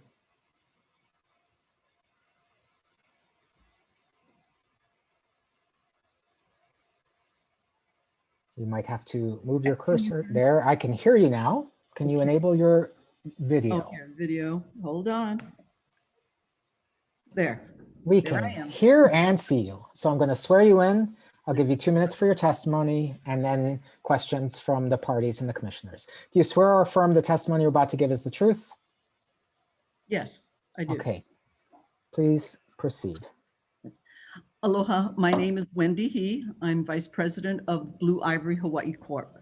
About 2 months ago, a lawyer emailed us about important agricultural lands and the proposed designation of a parcel we had just purchased less than a year earlier.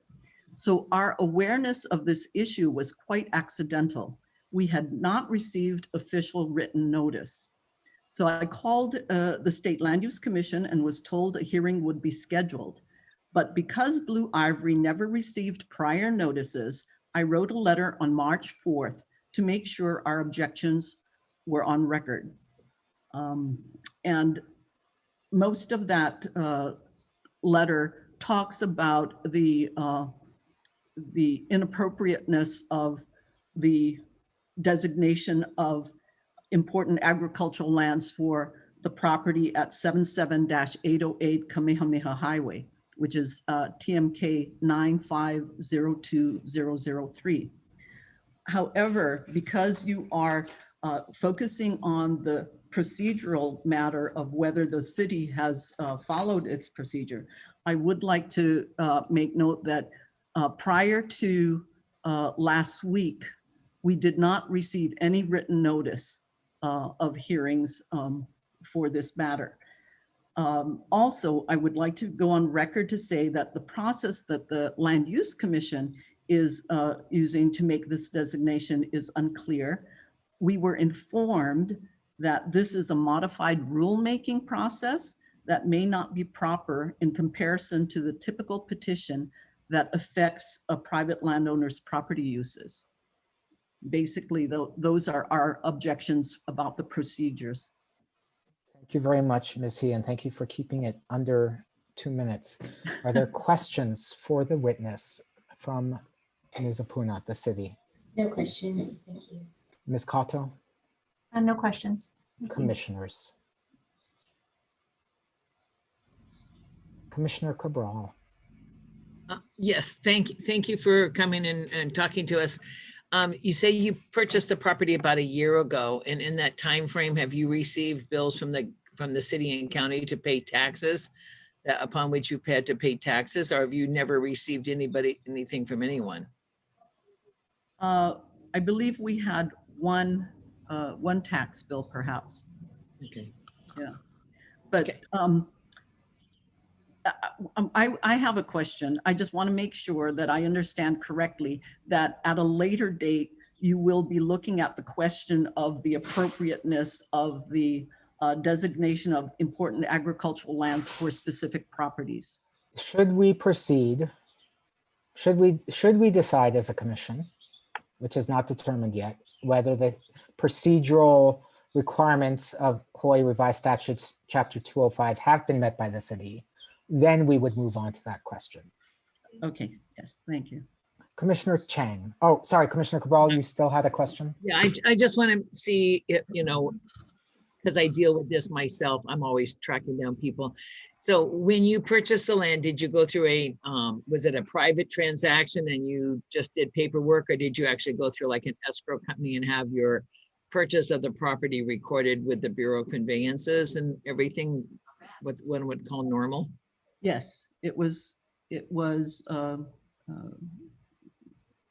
documented in the Bureau of Conveyance.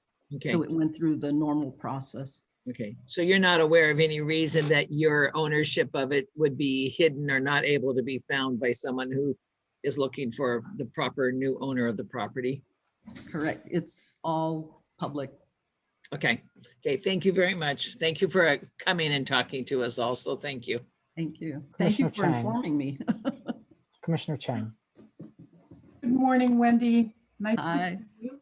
I wanted to ask you, when you submitted the letter, did you submit that to the city or to the Land Use Commission? To the Land Use Commission, because it was the lawyer who emailed us, who we just didn't even know, sent us information about a land use commission process or procedure or something. And so that was the phone call, and that was the follow-up that I made, was to the Land Use Commission. Okay. Can I ask you, have you submitted anything to the city objecting to this designation? No, from what I understand, when I spoke with the person at the Land Use Commission, he had indicated that the city had already gone through its whole process. So I felt that the appropriate venue would be the commission, having heard that the city was all pow with what it was doing. Okay. And just my final question is, do you know whether the previous owner received any notice from the city about this IAL designation? I do not know. I've looked in the documents that we received as part of the sale and found nothing. Okay, thank you so much. And I really do appreciate you coming to us this morning. Thank you. Thank you. Thank you. Are there further questions for the witness? If I may briefly, Ms. He, a few questions. Do you understand the role of the LUC today is not as the proposer of the designation, but rather we're sitting essentially in a quasi-judicial manner to decide whether or not the adequacy of the city's proposal has been met?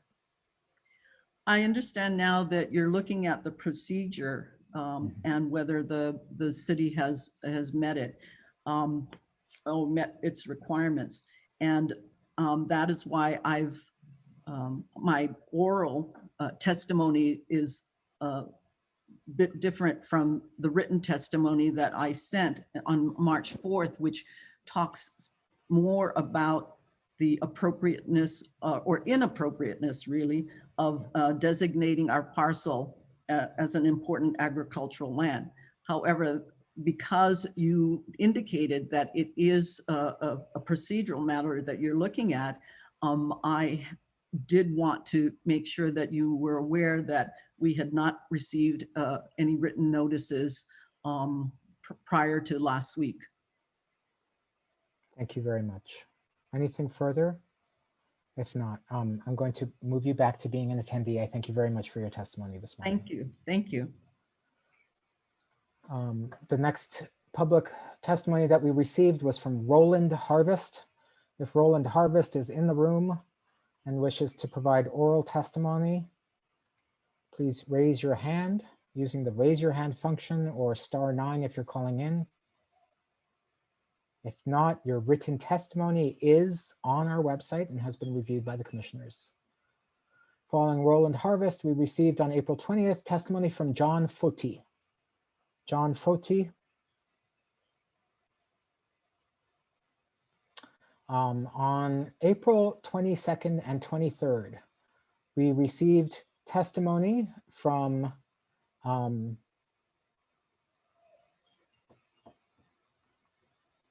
I'm looking, sorry, at the, from Kainoa or Bronson Azama.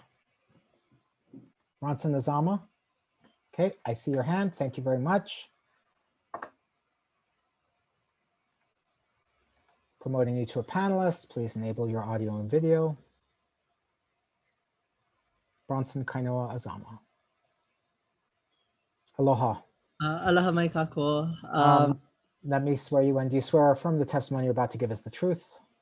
Yes. Okay, please proceed. And I'm going to give you 2 minutes. Okay, mahalo. So I understand that this matter was more of a procedural matter. I know my written testimony was, as well as like the former testifier, was more so regarding the designations.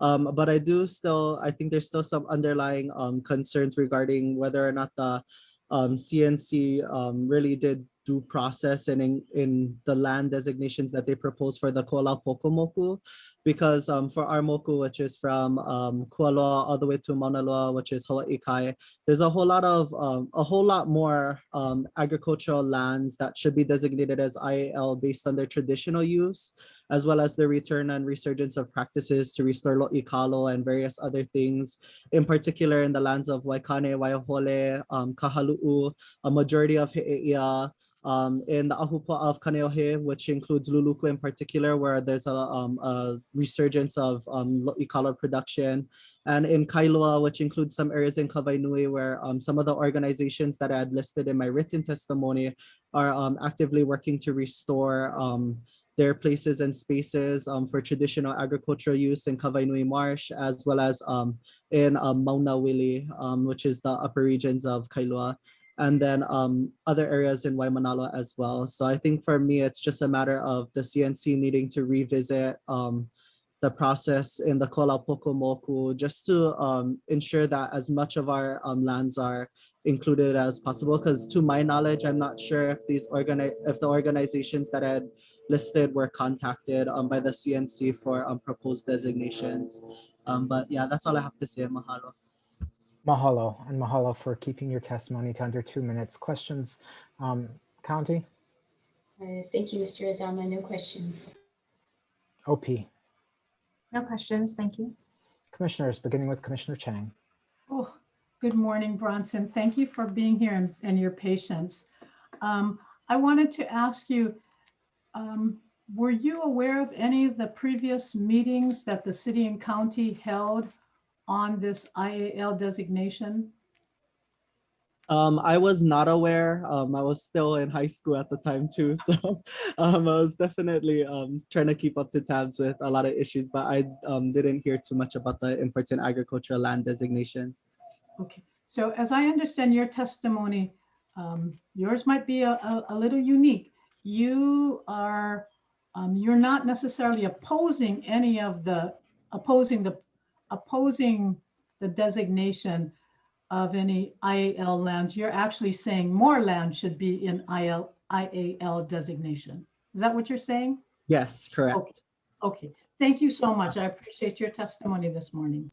Mahalo. Mahalo. Are there further questions for the witness? Chair. Commissioner Wong. Yeah, thank you, Chair. Good morning, Mr. Azama. I think it's still good morning yet. You know, the land that you're on right now, is that yours or your parents, or, I mean, who owns that land? So right now I'm at my grandparents' hale, which is in Kalihi. So we have our own garden and such. But my Azama side has lived here for like I think over 3 generations now. Okay, so the question I'm following on Commissioner Chang's line of questioning is that were they ever notified about the city's, you know, charrette process or talk stories process? So in regards to like my public comment, it's more so on the Ko'olaupoku region, which is where I live. Okay. I don't, to my knowledge, the area where my grandparents live is not agricultural lands. Okay. Yeah, so I'm just wondering about the Ko'olaupoku region, if they were ever notified about this, you know, the talk story sessions. In particular for the area I live, which is on Kahuipa Street, we weren't notified of anything to my knowledge. So none of your friends or family members were then, correct? Yes, not to my knowledge. Okay. So I just wanted to reaffirm that and put it on the record that no one that you know of was ever touched by the city. That's all I needed to know. Thank you, Mr. Azama. Yeah. Thank you, Chair. Other questions for the witness? Very briefly, can I surmise from your testimony that there seems to be an orientation from the county in which lands to designate as IAL, that there is a preference or prejudice towards lands formerly used for plantation agriculture and away from lands used for traditional and customary native Hawaiian agriculture? Oh, sorry, can you repeat the question again? In reading your testimony, is one way to summarize your testimony that there may appear to be in the city and county's decisions regarding which lands to propose as IAL, a preference for former plantation lands and a non-preference for lands used for traditional and customary native Hawaiian agriculture? I don't necessarily say I can exactly answer it as like pointing out the bias. I think more so my concerns are that like these areas that weren't designated, at least in the Ko'olau region, were former lands up for development in previous years that our kupuna still fought for to ensure that their agricultural use could be permitted today. So I think that's more so where I fall in line is the concern that they can be turned into really real estate in the future again. And it'll be an issue that we would have to face once more. Understood. Thank you very much. Any further questions? If not, thank you very much for your testimony. I'm going to move you back to Commissioner Giovanni. I don't have a question for this witness. I thought we were through with them. I wanted to have a question for the chair. Okay, I'm going to move you to be an attendee, Mr. Azama. Commissioner Giovanni. Yeah, I am really overwhelmed with the public interest in this docket, and I welcome the citizens and residents of Oahu in particular to having come forward to the commission. But at the same time, it appears that their interest is really driven by whether or not specific lands are designated or not designated, which is really not the procedural question of this docket at this time. And if the first 2 witnesses are any indication of the time that will be devoted to their particular individual interests, which are not necessarily the procedural interests of this docket, we're going to be here 25 to 30 hours listening to this testimony. I just want to raise a concern about that and ask if there's any way that we can work with the public to focus their comments to the issue at hand.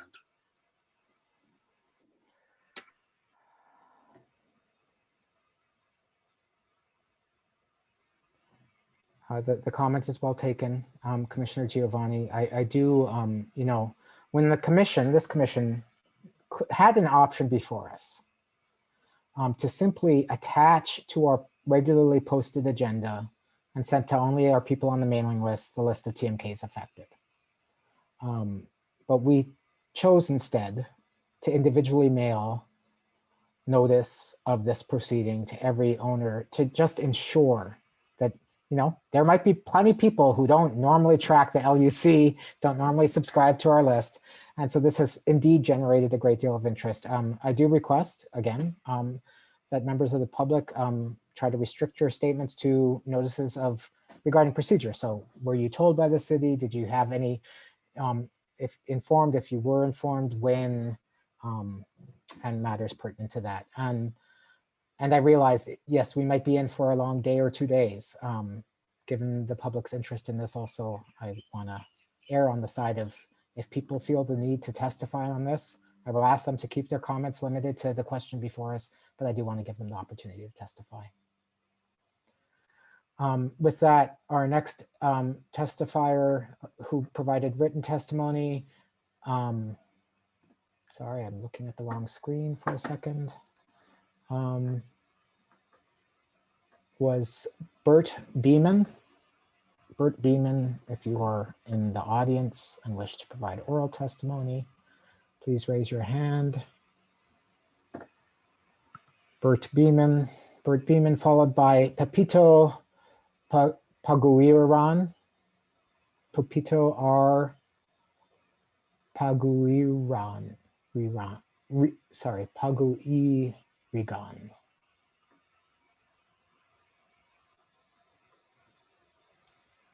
John Foti.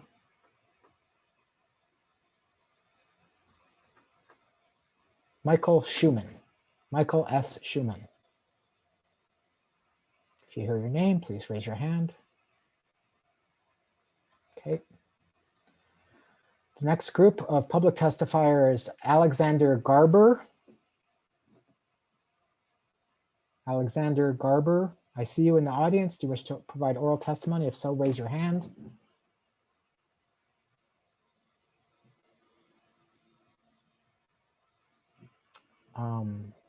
Albert Chiappetta, I know somebody with the same last name rose their hand earlier on the previous docket. Sylvia Chiappetta, I'm going to admit you.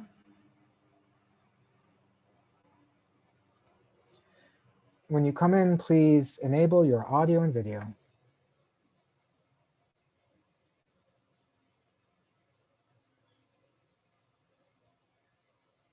Those should be down towards the bottom of your screen. I can see you. Oh, I saw you briefly. Oh, okay. And I believe I can hear you. I can see you. Don't, whoa. Lost me again. Okay, hold on. I can see you. I can hear you. Welcome. Hi. Do you swear or affirm the testimony you're about to give is the truth? Yes, it is. Okay, so if you could, in 2 minutes, try to summarize your testimony, particularly in relation to the procedural question at hand. Okay. The question, well, one is the procedure. I did not receive notice until the mailings of April 12th. Other than that, I have no information or notices as to the property being on this list and why it's on this list. And basically, as far as procedure, that's it. Just a little note, I'll make it quick. My property is only an acre with a house on it. So I don't understand why the department will put little small parcels of acres or less on their list for agriculture when you cannot farm for a livelihood on that property. That's all I have to say. Thank you, Ms. Chiappetta. Please remain for any questions. Ms. Apuna? No questions, thank you. Office of Planning. No questions, thank you. Commissioners, Commissioner Chang. And I will similarly ask, I know we've been asking questions of the first witnesses, I think in part educational towards the rest of the audience, but I will try and limit commissioner questions as well to give every testifier a chance to speak. Commissioner Chang. Thank you very much. Thank you, Ms. Chiappetta, for being here this morning. I just want to ask you, how long have you lived on the property? 5 years. 5 years. Are you the owner of the property? Me and my husband. So do you receive the real property tax assessments? Yes, we pay property tax every year. Okay. And during that period of time that you've owned the land, have you received any notice from the city and county of Honolulu regarding this IAL process? We received something a couple years ago about this. Other than that, nothing. Just a letter about they're going to be doing this agriculture designation thing. But since then, I haven't heard anything. I never got any notices about any meetings since, and that was a couple years ago. Do you recall in that letter whether it was an invitation to attend a public meeting or to submit any comments? Do you remember what that letter was about? It was to attend a public meeting somewhere in downtown, and we did attend it. It seemed like it was a done deal. And the message we got from it, it was a done deal. Okay. And that was it. But we didn't get any other further notices about any other meetings or information. Nothing until I got this letter dated April 12th. So after that meeting that you attended, did you ever did the city ever notify you that your land was going to be designated IAL and you had an opportunity to object? No, they did not. All right. Thank you so very much, Ms. Chiapetta. I really appreciate that. Thank you. Thank you very much, Commissioner Chang. Any other questions? Chair. Commissioner Wong. Thank you, Chair. Ms. Chiapetta, I got a question. So you know where your house is or where your land is? Yes. Is there any other agricultural lands around it or just houses? Next to me is a farmer. One farmer. Just so, is it like left side, right side, upside, downside? You know, I mean, so I just coming up to my house. It's on the left side, and he's the only farmer. After that, were houses. All houses all around. Well, there's like 8 houses in that area. Okay. There's Hawaiian homes above us, but all of us have like an acre. He's the only one is a farmer. Okay, so I'm just trying to kind of think it through, yeah, where you stay. Just because I want to make sure that if there's a lot of farms around you or just like just houses. Sorry, you know. 1 second, 1 second.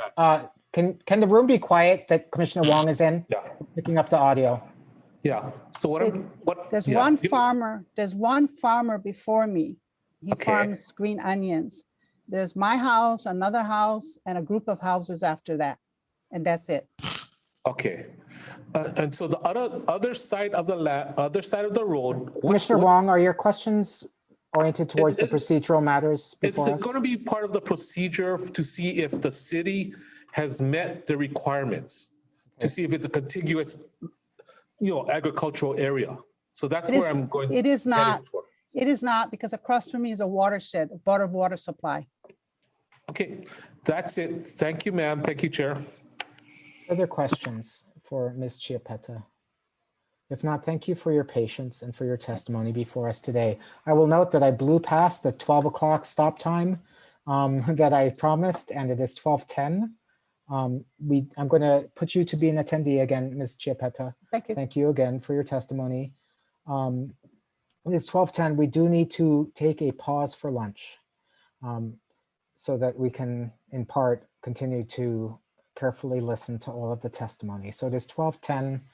We normally take a 45-minute lunch. I'm going to ask us to take a lunch limited to 30 minutes and reconvene our proceedings at 12:40 p.m.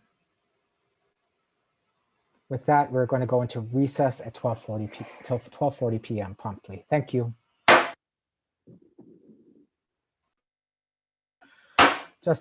We're back on the record. Just to recap where we're at. We have our procedural matters before us today to determine whether or not the city and county has met their procedural requirements of under Chapter 205, not on the merits or substance of whether or not any individual property does or does not meet the criterion required for IL designation. To recap also, for those of you who tuned in perhaps at different time due to our technical difficulties, just a reminder, as all of you attending this meeting on your own time, the commissioners, all 7 of us here, serve as volunteers. We are not working today at our paid employment. We are working, trying to make Hawaii a better place by helping implement Chapter 205 in a fair and impartial manner. With that, we're going through the written testimony first and offering people who filed written testimony the opportunity to amend their testimony with oral statements. Going in that order. After that, we will provide for people who have not provided written testimony the chance to provide oral testimony. We left off with the Chiapetas, Kathleen Shimizu. Does Kathleen Shimizu, if so, use the raise your hand function in the Zoom software. Samantha Grossi. Samantha Grossi. Miyako Yamamoto. I believe I saw you earlier. Miyako Yamamoto or Yamamoto Miyako. Raise your hand using the raise your hand function on the Zoom software. I see you. Okay. I'm going to admit you as a panelist, and we're going to do our best. We received your request, but before we could address it in terms of providing a translator, there will be attempts to do so at a future hearing. I can see your image. Can you say something, Ms. Yamamoto? Yes. Great. We are receiving a little bit of echo, but can you enable your video? Enable it, baby. Put the video. Yeah. I can see the top of your head. Okay. Okay, you're there. Okay, we can see you. And we can hear you. First, I cannot see. Okay. First, I would like to thank the Land Use Commission for notifying me of so, this. Ms. Miyako, Ms. Yamamoto, one moment. Yeah. Are you connected in 2 devices? Yes. Yes. Yes. So you need to mute one. We're getting feedback. Okay. Okay. And then I need to swear you in before you provide testimony. Go ahead. Oh, I need a. Okay, you've muted one, I believe. I can see you. Yes. We bought this residence in August 2018. One moment. Yeah. I need to swear you in. Do you swear or affirm the testimony you're about to give is the truth? Yes. Yes. Okay, please proceed. You were never notified. But my problem is English. Sorry. Okay, go ahead. You're doing very well. Thank you. Please proceed. So, starting. Starting. Can I start?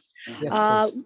We bought this residence in August 2018 because this was not agricultural land with a history of the lot being a residential single family lot for over 80 years with no, this is the reason. Okay, good. Where? Oh. We were never notified. Thank you for we are, notifying us. Look where. I would like to notify you. Okay, go ahead. So sorry. Where, honey? Maybe. So anyway, we don't know. For the first time we hear the kind of using for agriculture land. Was first time you heard it was when? Well, 18. Can the individual, for our record, there's another individual with you. Could you please identify yourself for the record? Yes, this is Michael Lenz. And we are at the same address. Okay, thank you. And I wrote a written testimony as well. Yes. And yes, her English isn't that good, but what she wanted to say really is what we've discussed was we wanted to thank the commission for giving us notice because we had never heard of it before. We bought this land in 2018, and this is the first that we have heard about this procedure. And so what we did, of course, is wrote you a testimony and wanted to be present here today to reflect our feelings on this, and that they hadn't notified us, and that it's the lot is too small feasibly to farm and make a living off of, and that we've even tried a little bit of gardening here, and it's just too rocky and unfeasible. So that being said, we don't really have access to ag water. I wanted to ask that I looked at the rules of this law, and it was part of it was access to water. And my question would be, would that be public water at that rate, or would it be ag water? And at that point, I wouldn't be eligible because I don't have ag water. So since we seem to be taking both of your testimonies simultaneously, I'm also going to swear you in just to ask if you swear or affirm the testimony you just gave is the truth. Yes, I do. Okay, thank you.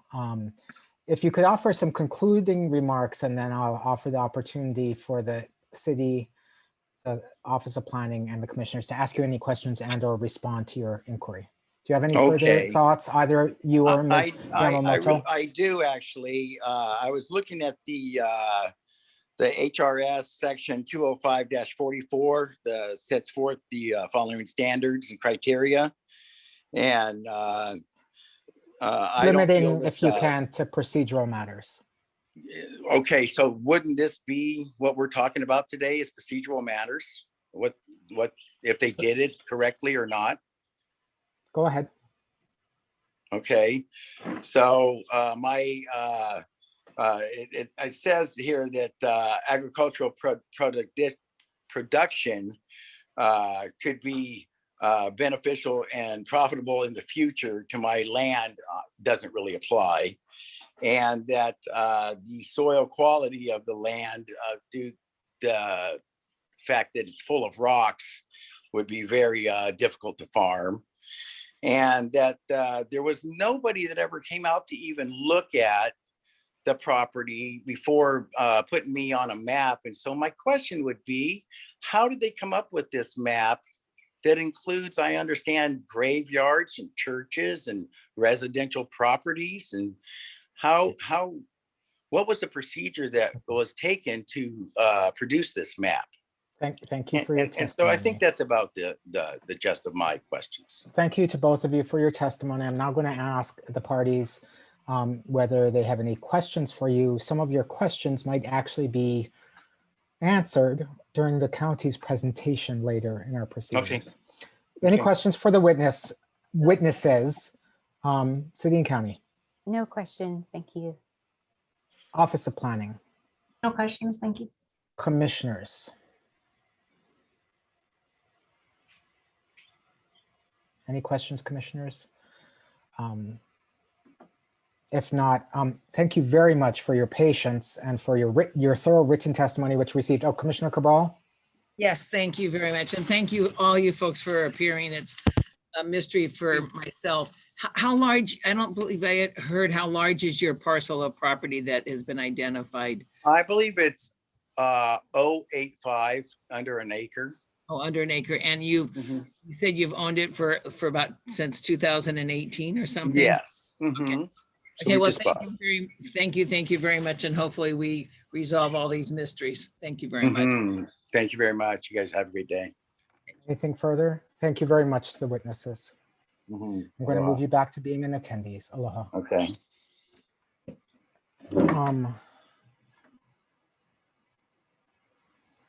Linda Baptiste. Going back to written testimony. Linda Baptiste, I see your hand. I'm going to admit you to be a panelist. When you come in, if you can figure out how to enable your audio and video. They should be, if you move your cursor around the bottom of your screen, you will see a little icon of a camera and a microphone. Okay. I can see you. Can I hear you? I hope so. Yes, we can. Okay. Do you swear or affirm the testimony you're about to give is the truth? I do. Thank you. So please proceed. You know, my letter was very specific in my opposition to this IAL, but I was also very specific about the fact that I had not been informed. And I'm not a new owner. I have owned my property for 53 years. I get taxes. I comply with all of the ag rates that are involved. This IAL designation, while I'm opposed to it, I believe procedurally the announcements and the notifications to the most important people have been not transparent and not clearly presented. And the most important people are the landowners. When I did not get all of those notices that you read off, starting from February until the April 12th, if my neighbor hadn't called me and said, did you get this April 12th letter from the LUC, which I did not receive? I initially thought it was her property that was involved. And it wasn't until I got a letter from a law firm, which is completely unacceptable that that's how I had to find out, that I realized my properties were involved. And I'm not new. We're not new to the neighborhood. We've been there a half of a century. And when I started talking to my neighbors, did you get these notices? They did not get the notices either. So that's in my opinion, a very serious procedural error. You know, the owners need to be notified. And my neighbors are longtime owners. They've been down there as long as I have. And they had no idea that this was going on. These are honest, law-abiding citizens who pay taxes, who filed the ag documents that were required to file, and they had no idea that this was going on. So honestly, I feel that under due process, my rights have been diminished because I haven't gotten it. And if you guys are notifying the owners, the most important people, you should be doing it by certified mail.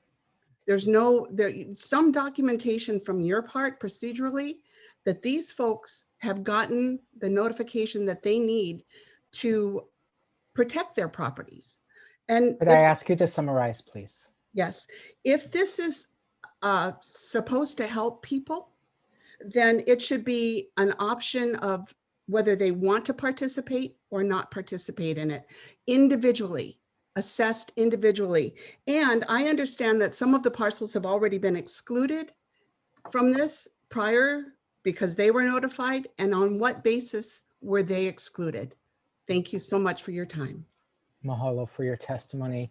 Are there questions for the witness from the county? No questions, thank you. Office of Planning? No questions, thank you. Commissioners. Commissioner Chang. Thank you. Thank you very much, Mrs. Baptiste, for being so patient and for participating in this process. I just want to confirm several things that you said. One, you are the record of owner of this property? Yes, I am. And where is this property located? Located in Waimanalo. Waimanalo, okay. And how big of an acreage is this property? It's 2 parcels that make up 8.89 acres. 8.89 acres, okay. And what I heard you say is that you have never been notified by the city and county of Honolulu of this IAL process. That is correct. Okay, thank you very much. I appreciate you. Thank you, thank you. Further Chair. questions? Commissioner Wong. Thank you. Thank you, Chair. Ms. Baptiste, I have a question for you. Did you ever look at the Land Use Commission's website regarding this issue at all? Not until I got a letter from a lawyer that informed me that this was going on. That would be the first time that I would even think to look at it. So the other question I'm going to ask you is, there's something called Exhibit H in the Land Use Commission about this IAL. Appendix H, sorry. Is your TMK your property, the TMK number, is it in this Appendix H? Or Yes, did I you- looked. I'm actually number 179 and 180. And I only looked that up. I only looked that up this morning. Okay, that's all I needed to know if it was even on there. Thank you. Thank you. That's Thank what you, I Chair. too, because I've never heard anything from you folks. Thank you. Further questions for Ms. Baptiste? If I can ask you about this, you are not the first witness to mention a letter from an attorney. Yes. Who seems to have whipped up a certain frenzy. Are you aware whether or not this attorney has ever appeared in front of the Land Use Commission on any matters? I have no knowledge of this, and if you call informing people about what's going on, whipping up a frenzy, then I'm very grateful that I got this letter, because I had no idea that I was whipped up in this frenzy until I heard from him. I guess the point I'm trying to make is, and I'm not going to opine on whether or not the representations made by the attorney who contacted you are correct or incorrect. Correct. But I will note for the record that I've never seen that attorney appear in front of the Land Use Commission ever.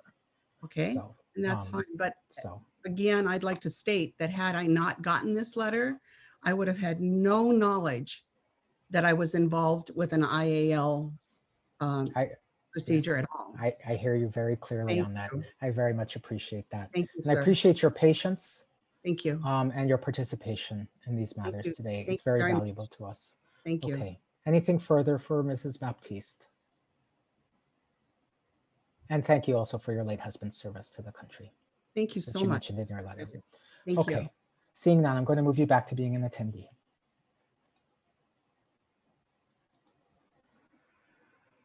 Our next written testifier, Karen Wong. Karen Wong.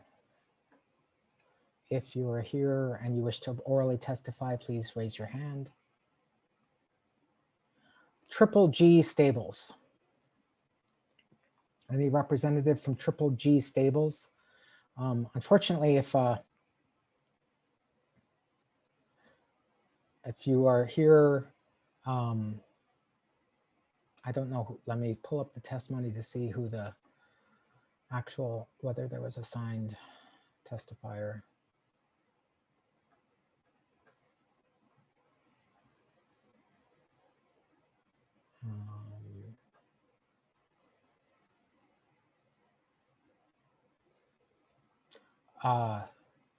Bonnie Costa Grossi.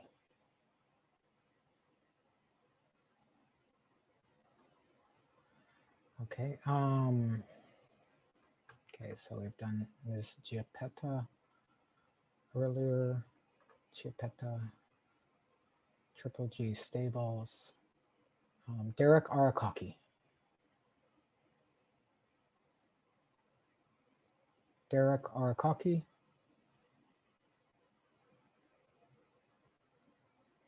Yvonne Watarai.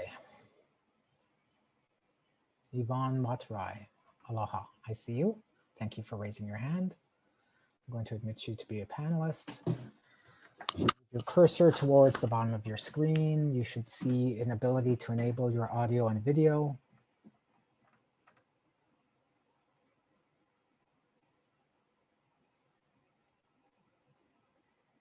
Aloha, I can see you. Can you say something? Can you hear me? Yeah, it's a little soft. Okay. Well, how to make it loud? Maybe speak louder. I think it's good. Okay. Okay, aloha. Do you swear or affirm the testimony you're about to give us the truth? I do. Okay, thank you. Please proceed. Okay. Before I start, can I read what I wrote? I'm not a good thinker and speaker at the same time. It's short. During lunch, I cut Go it ahead. short. Go ahead, please. Though I have read and we have received and posted your written testimony, but please go ahead. Yeah, it's very short. I cut it down. Okay. So I feel that small landowners have not had proper notification, as many of us don't have the knowledge, the wherewithal to know the seriousness of this process, nor the resources like big landowners to navigate this process. you, I'm not blaming you guys, but I will do the government did not contact landowners adequately to conduct an agricultural economic feasibility analysis for each individual property proposed on the map. My property, for example, doesn't have any water. I would have appreciated if I had gotten a notice to set up a time for an official to actually visit my property and discuss and inform me of the proposal for my property. We should all have been individually educated. And to me, that is part of communicating with us or informing us. And let's see. Just a minute. Okay, many of us have not been able to attend meetings for some reason or other. All owners, whether or not an attendee or not, should have been sent notices like the minutes that were covered so that we know what was covered, and notice should be in simple terms that we can understand. Not every one of us is educated. Also, I know of a property owner that had no idea of what was going on till I called them to find out if they understood, because same thing like the lady prior, I got a letter from the attorney. And the thing is, they're in a trust. So there are several owners on this property, and the other owners had no idea at all as to what was going on till I called them on Saturday. So that means that the communication part was not done properly. They should have been notified. And also, if the person that got the letter, and I spoke with him, had gotten, like, say, a notice saying, okay, we have to come and inspect your property, I'm sure he would have informed his sisters, the other people on the trust of this and taken some action. He thought that even me, I'm sorry, I did get the notices, but in my mind, I thought I wasn't able to attend for some reason. But I thought, oh no, this is just, the government is just, they want more tax money. They're just gonna adjust my tax rate. I have to pay more taxes for that rail. You know, and he had the similar Can I ask you to summarize, please? Well, that's it. Okay. Okay. Thank you very much, Ms. Watarai. Questions for the witness from the county? No questions, thank you. OP? No questions, thank you. Commissioners? Commissioner Chang. Oh, good afternoon, Ms. Watarai. Thank you for being here and thank you for your patience. I just want to confirm that your testimony is that you did receive a notice, but you didn't go to the meeting. Yes, Is that correct? Yes, I didn't go. I wasn't able. Okay. Well, I think I got maybe so many years apart. Okay. But I don't, for some reason, I didn't go. Maybe it's my fault too. But then same thing like my neighbor, I just thought, okay, the government is doing something again to get more money for my taxes. And, you know, maybe it was stupid of me, but I thought we should have been given more information in that letter. Okay. And that's a fair question. Can I ask you, do you recall in any of those letters that you did receive, did any of those letters say your land is being designated as IAL, and if you have an objection, this is what you have to do? Do you recall it? No. Okay. Okay. And how long have you lived on your land? Well, see, I don't live on the land. It was land that I inherited from my father. So it's in Waianae. Okay. It's in Waianae. Okay. And is anybody on the land right now? Yes. He built 2 homes on it 40, 50 years ago. So they're being rented. But that's on about an acre. The other 4 acres, they were being farmed by the farmer next door. But my property doesn't have any water line. I see. He was using the water line on his property, but he retired. So now, because I don't have a water, what do you call, pipeline or whatever that's called, I can't find a renter. Okay. They have to lease the land. Thank you again. Oh, I'm sorry. Go ahead. Yep. No, so it's just being rented so I can pay my property taxes. Okay, all right, all right. Thank you again for being here and your patience. Thank you. Thank you. Further questions for the witness, commissioners? Oh. Commissioners, any further questions? If not, thank you very much for your testimony and your patience in attending today's meeting and making your efforts to help us through this issue. We really appreciate it. I'm going to move you back to being an attendee. I'm going to call on Mr. Sorry if I get this wrong, John Foti, to raise your hand. I received in the chat. There you are. Yes, I'm going to. You were one of the earliest written testifiers. I'm going to move you into being a panelist. When you come in, please enable your audio and video.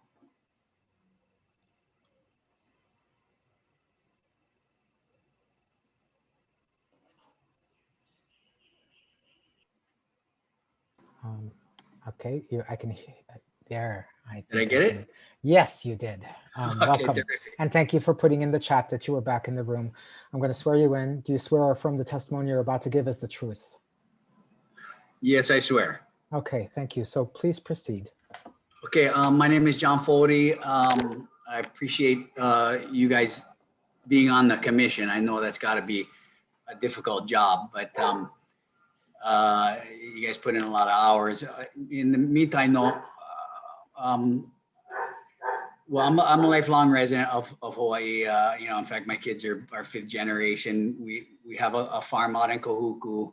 I just found out about this. Like, this is kind of a broken record, I guess. Everybody's got caught by surprise by this thing. Yeah.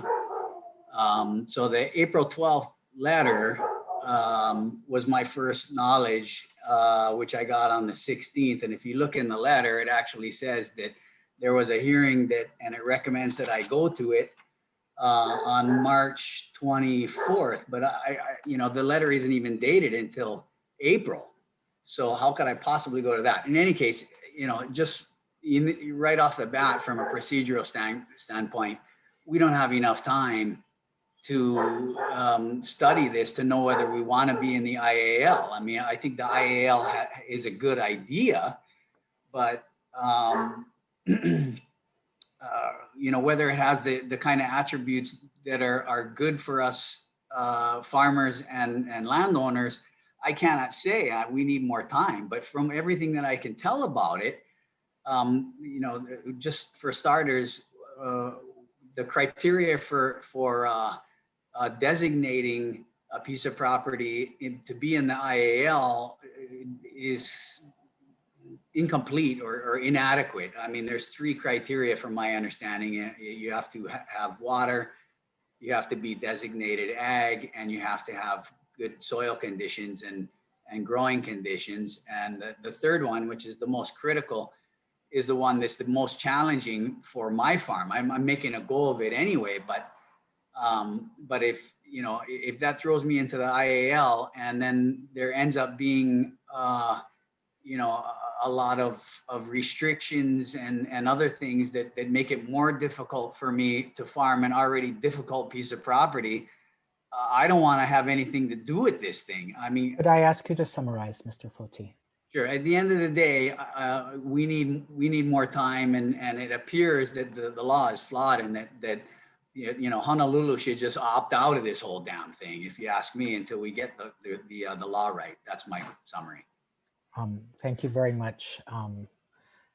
I will reserve my comments till it's the commissioner's turn. Questions for the witness from the county? No questions. Thank you. Office of Planning. No questions. Thank you. Commissioners. Commissioner Chang. Thank you, Mr. Foti. I'm asking all the witnesses series of same questions. Is it your testimony that you have, let me ask you this one first. Are you the registered owner for this property? Well, I have an LLC that is, yes. But do you pay taxes? So do you receive the real property tax assessment? Yes. Okay. So, and is it your testimony that you have never received any notice from the City and County of Honolulu, either inviting you to a meeting or to provide comments or to let you know that your property is being designated IAL? No, I hadn't received anything until the April 12th letter. And is the April 12th letter, was that letter from the city or was that from the Land Use Commission? That was from the Land Use Commission. Right, okay. So I never received anything from the city, I guess. Okay, all right.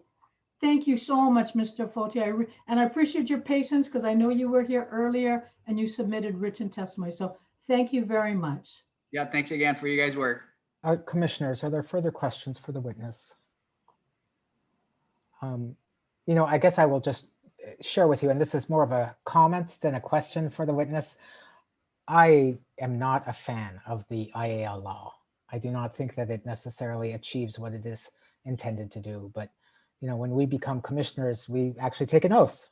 We take an oath and we swear to uphold and defend the Constitution and laws of the state of Hawaii and the United States. And so we don't get to choose whether or not to follow a law. We commit ourselves to implementing it. And so when the county comes before us with a request, we need to consider that request rather than ignore it because maybe we don't agree with it or not. So thank you for your comments and for your presence and for your patience. Really appreciate it.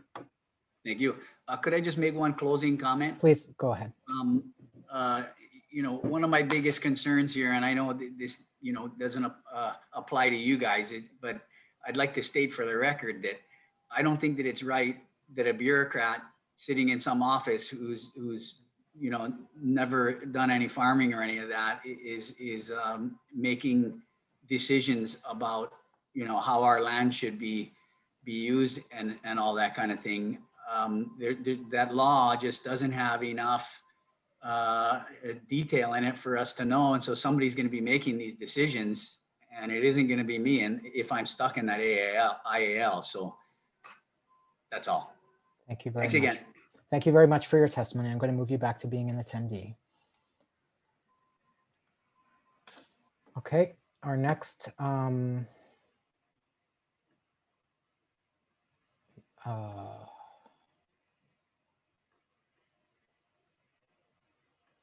think we did this chunk of test. Sam Nakamoto. Sam Nakamoto.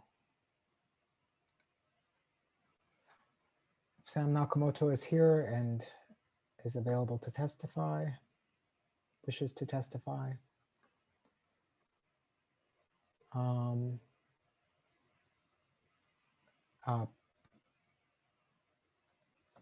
and Kathleen Shimizu.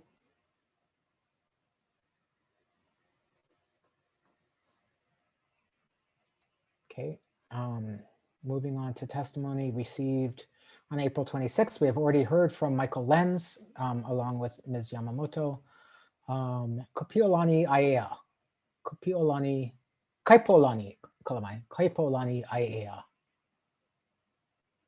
If you are here and wish to testify, please use the raise your hand function. We're going to go through again the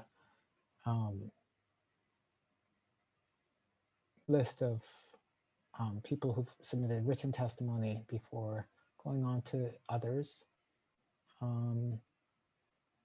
Diana Young, testimony of April 26th. Diana Young, I see your hand. I will admit you to being a panelist. When you come in, please enable your audio and video. You can do so by moving your cursor below on the bottom of your screen and clicking on the icon of the camera and the microphone. Okay, and then where's the camera there? It should be right next to it. Yeah. Yes. I can hear you. Okay. And I can see you. Okay, Aloha. I made it. You made it. Aloha. Hi. I'm going to swear you in first and then ask you Okay. to give your testimony. Do you swear or affirm the testimony you're about to give is the truth? Yes. Okay, please proceed. Okay, my name is Diana Young. I live at 41655 in Waimanalo, Hawaii. My husband, our land has been in 4 generations. My husband's grandparents, his parents, him, and I lost my husband 2 years ago. we dedicated our property to do ag, and we did it for 10 years, and I'm already doing it I've already signed up for another 10 years. So I was really shocked that I got this notice on April the 12th, which was that was the only notice I ever received about this program. And I was really in shock. And so I started asking a lot of my neighbors, and a lot of them had not received notice, but they got a letter from the attorney. And then some of them, they got their letters. Matter of fact, one's here in my house today that only got her notice today. And so I feel that the communication of this program that they're trying to start is not real clear. It doesn't explain it real well. And I wouldn't want to give up my nursery. I've been, happy doing it and want to continue doing it.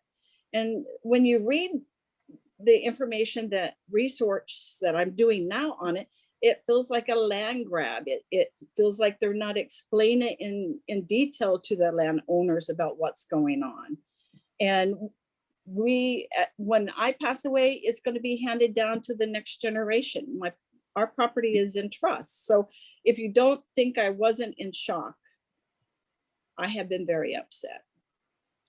And I would like to be removed from it, because I don't feel that if I'm already doing ag, why am I getting this letter? Why are you changing what we're doing already?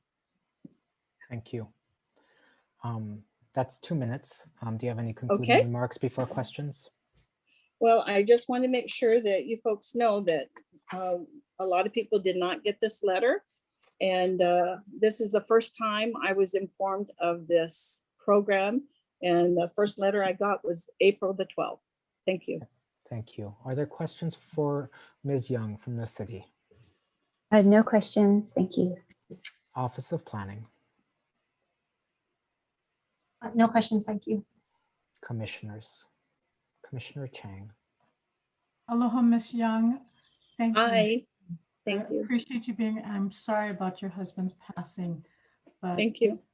I appreciate your family's commitment to this land, obviously, and you're going to want to keep it in ag. Yes. So I just want to be I want to make sure that I fully understand your testimony. The first time you ever received any information from a government agency about this IAL designation was from the Land Use Commission on a letter dated April 12th, 2020. That is correct. That is correct. And I am very whenever I get anything from the state, I'm right on it. I'm that type of person. And I pay my taxes. My husband was sick. I was a home caregiver for a long time. And trust me, if something would have came in the mail, we would have been right on it. And my husband would not have wanted to do a program like this. We do landscaping plants, and he was retired. He was a school teacher for 32 years. I've worked and now I'm retired, and I'm continued doing the nursery. It makes me feel close to my husband. So why would I want to give it up? So it's, if you was to ask me to try to grow food, sure, I'd try. If I can help the community out, I would do it. But the problem is they're not even asking. There was no one that ever came out to test our soil, never came out to check our property in any way. So the community, the people that are involved, are having to do their own research to find out what the guidelines are. And so it is very upsetting. I'm sorry to hear that. And again, I thank you so much for your patience and for your testimony. That's been very helpful. I wish you well, and thank you again. Thank you for your time. Aloha. Further questions for Ms. Young, commissioners? If not, thank you very much for your patience and for your testimony before us today. We really appreciate it. Okay, I'm going to move you back to being an attendee. Okay. Robert Cherry. Robert Cherry. I see you.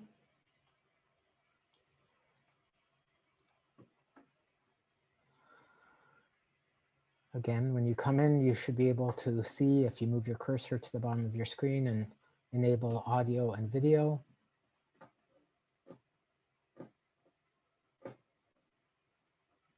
You might need to move your cursor over the bottom of your screen to see a little icon of a camera and of a microphone. I see you are in the meeting, Mr. Okay, right on. I see you. Maikai, and now can you say something? Yes, we can. Aloha. Do you? Aloha. I'm going to swear you in. Do you swear or affirm the testimony you're about to give is the truth? Yes, I do swear. Okay, mahalo. So please proceed. Okay, I want to address the criteria in which they failed on. And according to the statute, Hawaii Revised Statute 20544C, there's 8 criteria to be followed. The city and county has chosen to use only 1 criteria. And there's no way to determine whether or not a piece of land is an important piece of ag land and belongs in the IAL simply by using 1 criteria and the 1 criteria that is such badly flawed is if the property is already in agricultural use. That does not determine whether the property is suitable for IAL. All it does is tells you that it is agricultural land. There's so many different types of land that have been put into this IAL because of the 1 criteria threshold. So I think that is one of the major flaws of this. And the other thing is that in the statutes, it says that there will be things given to us, tax breaks and so forth and so on, if we're in the IAL. Instead, the city and county has come up with some very harsh and very unreasonable rules that they're going to enforce on IAL land. And they've given no perks to that I am aware of. Now, I received one letter, and I went to the meeting in Haleiwa in 2016, I believe. And unfortunately, what we were told in that meeting does not apply at this time. We were told that there would be the only way that it would affect our land if we put it in, if it was put in the IAL, would be that we would have to go in front of a 9-member committee and get at least 6 votes in order to rezone our property. It said Mr. nothing. Cherry, can I ask you to summarize now, please? Yes, basically, it's a flawed system and it shouldn't be allowed. Okay, thank you very much. County, questions for Mr. Cherry? Thank you. No questions. Office of Planning? No questions, thank you. Commissioners? Commissioner Wong. Thank you, Chair. Good afternoon, Mr. Cherry. Cherry? Good afternoon. Okay, just want to make sure you can hear me. I got a question. So you went to the city you went to the city talk story meetings? I did in 2016. Okay, so did they ever give you a chance to say, or even talk to you about saying, I want to be opt out? I asked to speak in that. I had a rotator cuff surgery and I stayed and I couldn't stay any longer because of the pain. So I finally left. So I didn't have my opportunity to speak. Okay. Do you know any of your friends that was there at that meeting? Yes, I had friends there. Okay. Did they ever, are they going to testify today? I just want to know. Or do you know if they're going to testify today? I have no idea. Okay, so I'm going to ask you the question, just the question about them now. Did they ever, did they ever say if they could opt out, or, you know, what I just asked you? They said that we would have an option to opt out. It was not clear when we would have that option. And but the biggest point about that is the information that they fed us at that time was that we basically didn't need to opt out because it was going to have no effect on us, basically. Okay. So, no, that's all I need to know. But thank you, Mr. Cherry. Thank you, Chair. You're welcome. Commissioners, are there further questions for this witness? If not, thank you very much for your patience and for your testimony before us today. Chair. We very much appreciate it. I'm going to move you back to being an attendee.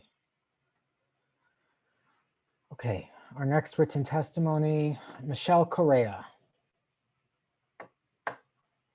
Michelle Correa, I see your hand. Thank you very much. I'm going to promote you to be a panelist. And when you come into the room, you should see at the bottom of your screen, if you move your cursor, a little camera icon, a little microphone icon. If you can click on those and enable them, we will then be able to hear and see you. Okay, I can see you.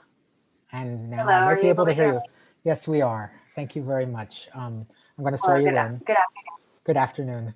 Do you swear or affirm the testimony you're about to give us the truth? Yes. Okay, please proceed.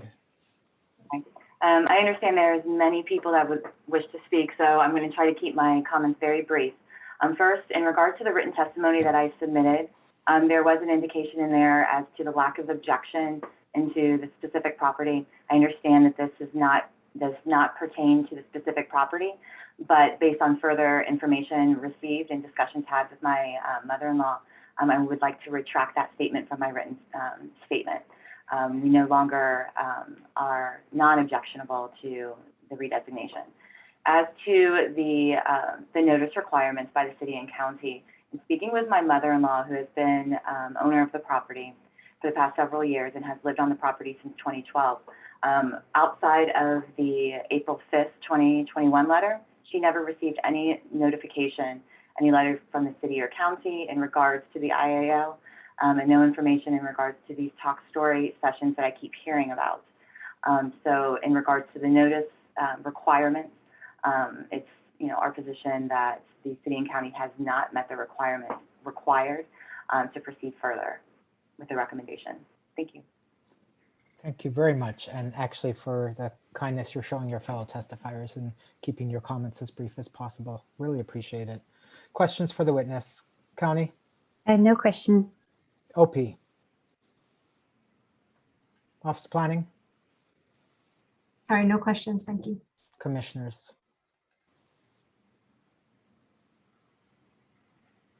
Seeing none, thank you very much for your testimony. We really value it. Thank you for your patience. I'm going to move you to be an attendee. Haven Apana. Haven Apana, if you are here and wish to testify orally, use the raise your hand function. Chao Wang and Norman Wang.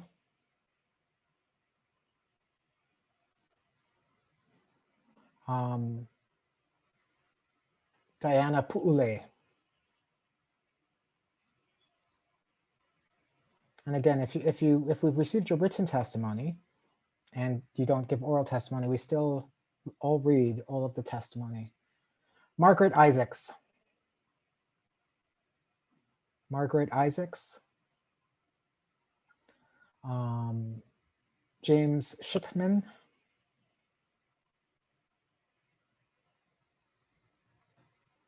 Nodi Namba.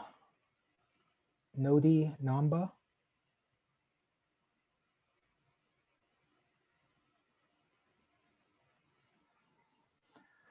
Lawrence Ueda and Eunice Ueda.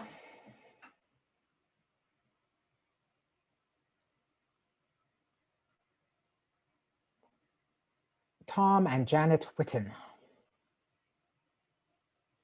Tom Whitten.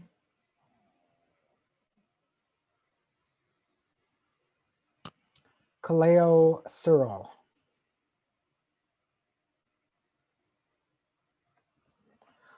Joshua Ramos and Caridad Leiva, or Leiva. I see you, Caridad. I will admit you. Thank you for raising your hand. Promoting you to be a panelist. Again, if you move your cursor when you come in, you should see a little icon of an audio, of a camera and a microphone. And when you click on those, they will enable your audio and video. Hello. I can, aloha. Do you swear or affirm the testimony you're about to give is the truth? Yes. Okay, please proceed, and thank you for your patience. Me and Joshua Ramos purchased this property in 2018. Upon purchasing the property, we had no information on the possible designation of the IAL.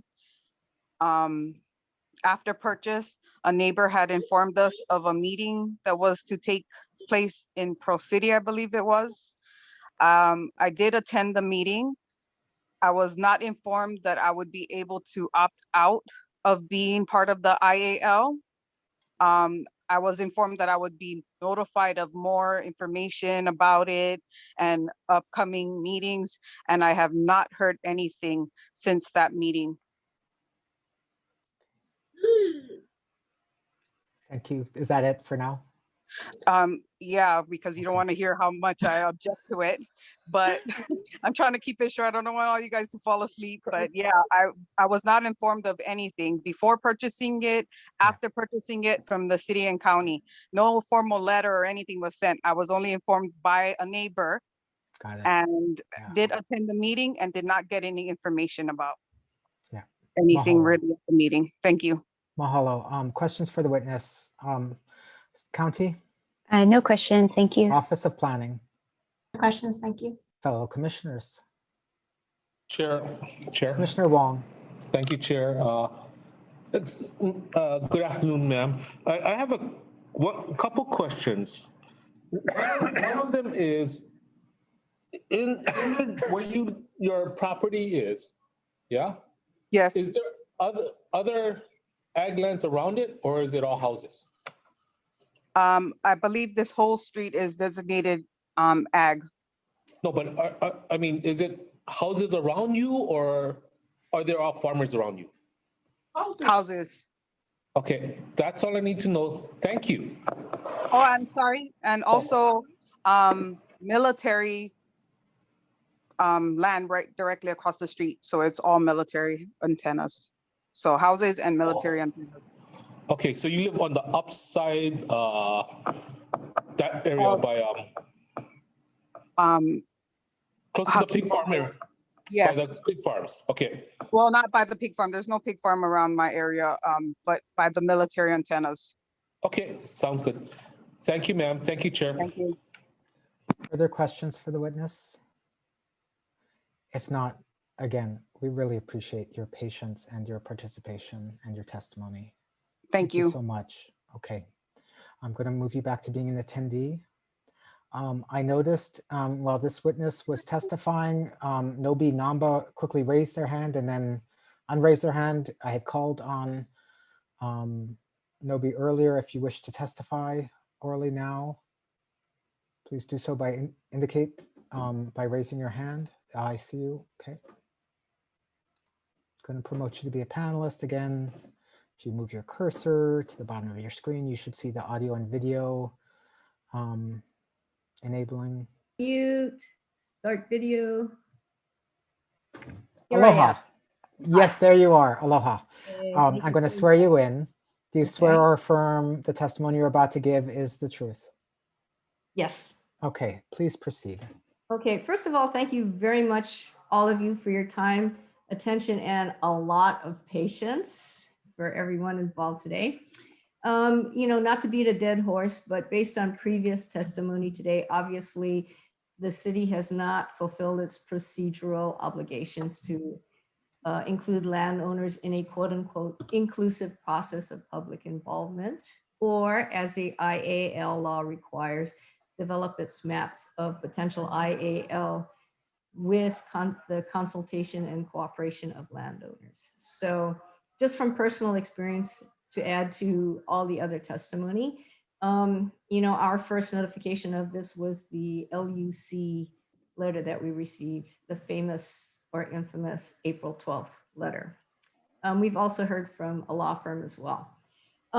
Beyond this, I would just like to kind of broaden out the issue by saying that for effective IAL policy, and I think we all are for agricultural lands and its preservation and development, you know, the city should consider including the landowners. And based on all these angry responses from us landowners, obviously the policy is not proceeding in the correct way to be very effective. I really feel that it should consult with landowners in drafting not only restrictions, but also benefits and incentives.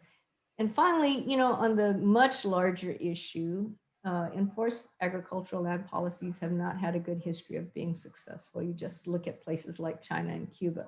Now, fortunately, we're in a democracy, and we can hopefully rely on due process, of which this hearing is a part.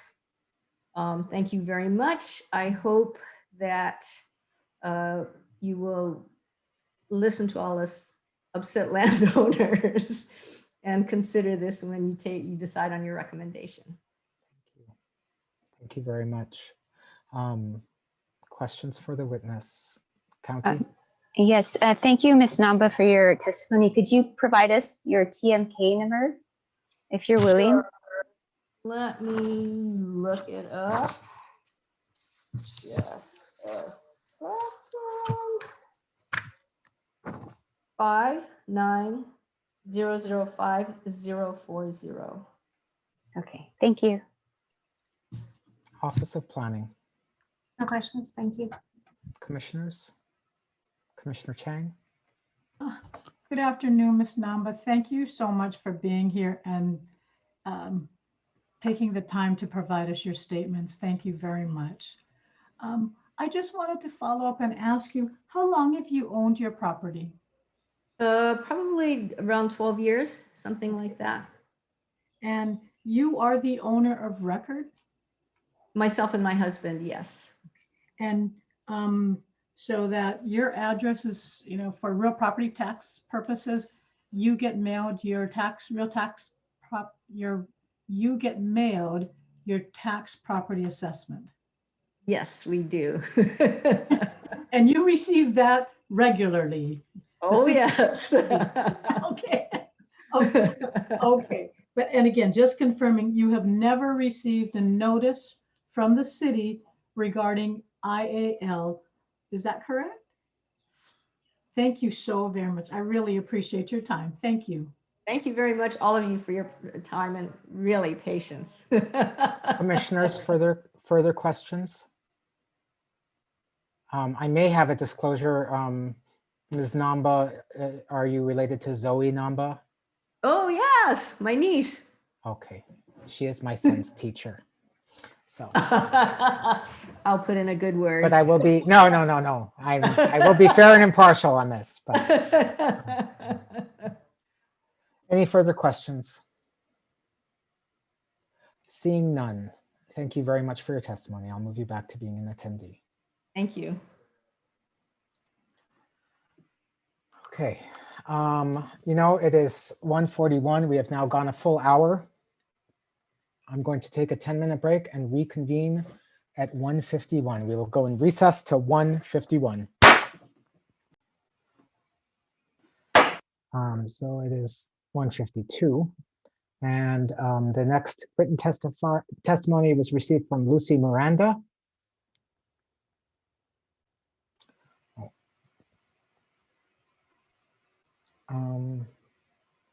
And I see Alexander Garber has raised his hand. I had called his name earlier. I'm going to admit Mr. Garber. Admit Alexander Garber to be an oral testifier. When you come into the room, if you can enable your audio and video, you do so by Moving your cursor at the bottom of your screen, you should see an icon of a camera and a microphone. You click on those. Okay, I can see you and I can hear you. I'm going to swear you in. Do you swear or affirm the testimony you're about to give is the truth? I do. Okay, please proceed. I'm going to try and stick to what was asked, which is has the county fulfilled its obligations under statute 205-47? Please. I submitted that they have not. Other people have already done this to a certain extent. I'm going to try and do it in a little more detail with a little more evidence. So in part, the statute states that each county through its planning department shall develop an inclusive process of public involvement. And if you have my written testimony, it has the full, more complete amount. So I submit that having public meetings where you give false information is not involving the community. It does not, false information in a public meeting is not an inclusive process involving the public or the landowner. So I have evidence that you can find on the LUC website under the city and county's report under Appendix D. Under meeting 2 at capital A, it says, question is number 41. Can you give examples of what uses will be more difficult to get permission for? The response was, the only difficulty really would be if you wanted to urbanize your land. If your land is zone ag or the county level, again, I repeat myself, but you're entitled to take advantage of all the benefits that agriculture zoning allows you. So other people have stated that, but it's documented in the city and county's own report, Appendix D. Additionally, question 37, what is a significant difference in ILA versus agricultural land designated AG1 or AG2 now? The response, the basic difference is that the designation of ILL opens up opportunities to take advantage of incentives. Additionally, also mark meeting 2 in the meeting 2.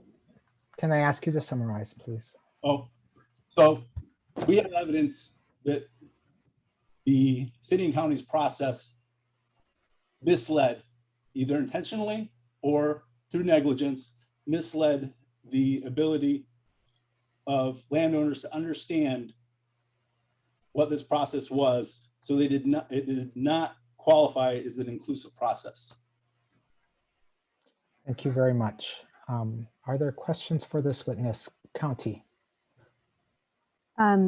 Yes, Mr. Garber, are you a landowner that is, and can you, if you're willing, provide the TMK for your property?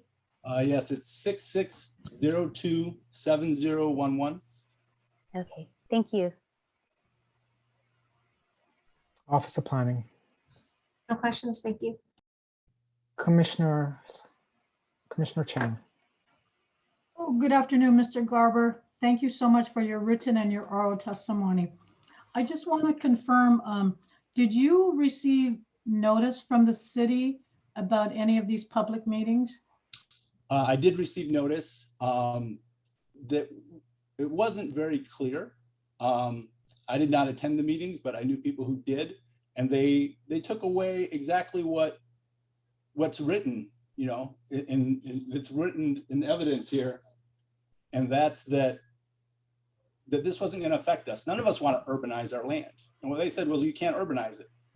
We don't want to urbanize it. So I'm busy, you know. I have a day job, and then I have the weekend job, which is the farm. And so as soon as I heard, oh, it's only going to affect if you want to urbanize your land, I didn't pay any attention until somebody said, oh, you also can't retire on your land, right?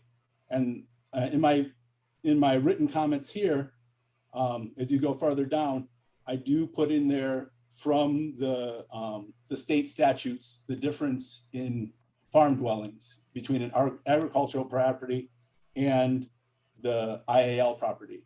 And it's very significant. I mean, and they had multiple times that they could have said this during their public meetings, and they did not. And so that got out into the community, which is exactly what a public meeting should do. It should get information out into the community. However, this was false information. Okay, can I ask you, did they ever send out information either inviting you to submit comments or letting you know that you could opt out of the IAL designation? Not to my knowledge. Okay, thank you very much, Mr. Garber. I really appreciate your testimony. Are there further questions? Commissioner Wong. Thank you, Chair. Mr. Garber, I got a question. When you said retire on your land, where did that say that, or who's told you that? So if you look at my, do you have my written testimony in front of you? Yeah. If you're able to get to the written testimony, I'm sorry I wasn't able to get through the whole thing. So if right below where the second page of the written testimony, it says, in regard to farm dwellings, subsection 4.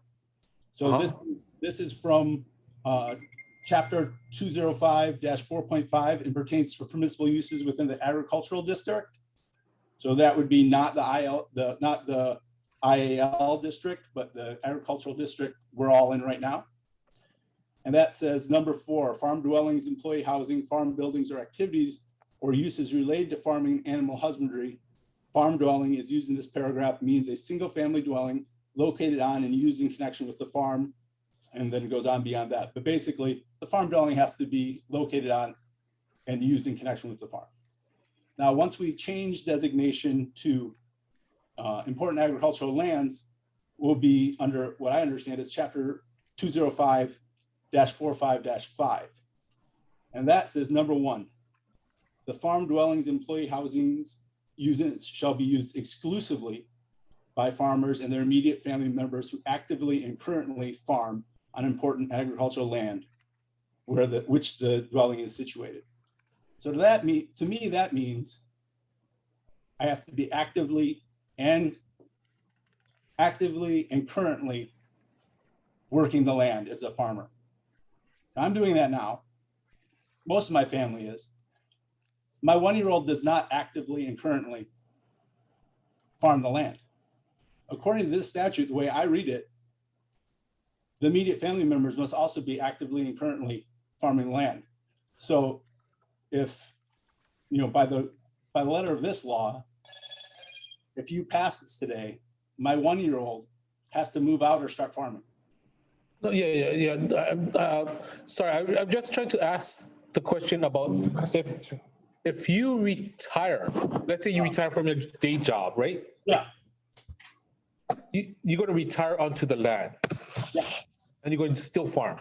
Is that correct? correct? I mean, until I'm unable to, right? At some point, I mean, farming's hard. At some point. But that's the way you interpreted the HRS. No one else told you about it, correct? I think somebody told me, so I got some forwarded thing from somebody saying, hey, this means we're not going to be able to retire. Retired farmers they're going to have to move out. And I said, that's fake news. That's not real. There's no way that anybody put this out there. So then I looked it up and I found out that it is real. I mean, somebody wrote this. This is law. Okay, that's all I need to know. Right? Yeah. Yes, sir. Thank you, Mr. Garber. I just needed to know where you got that information from. Thank you, sir. I got it from the internet on the state website that has the Hawaii revised statutes. Yeah. Thank you, sir. Thank you, Chair.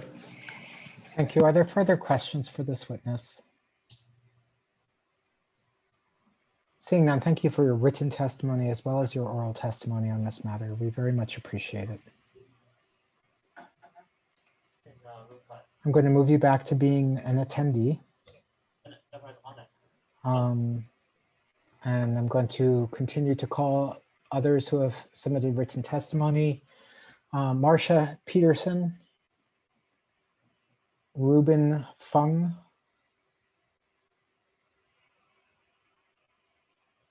Joanne Robello,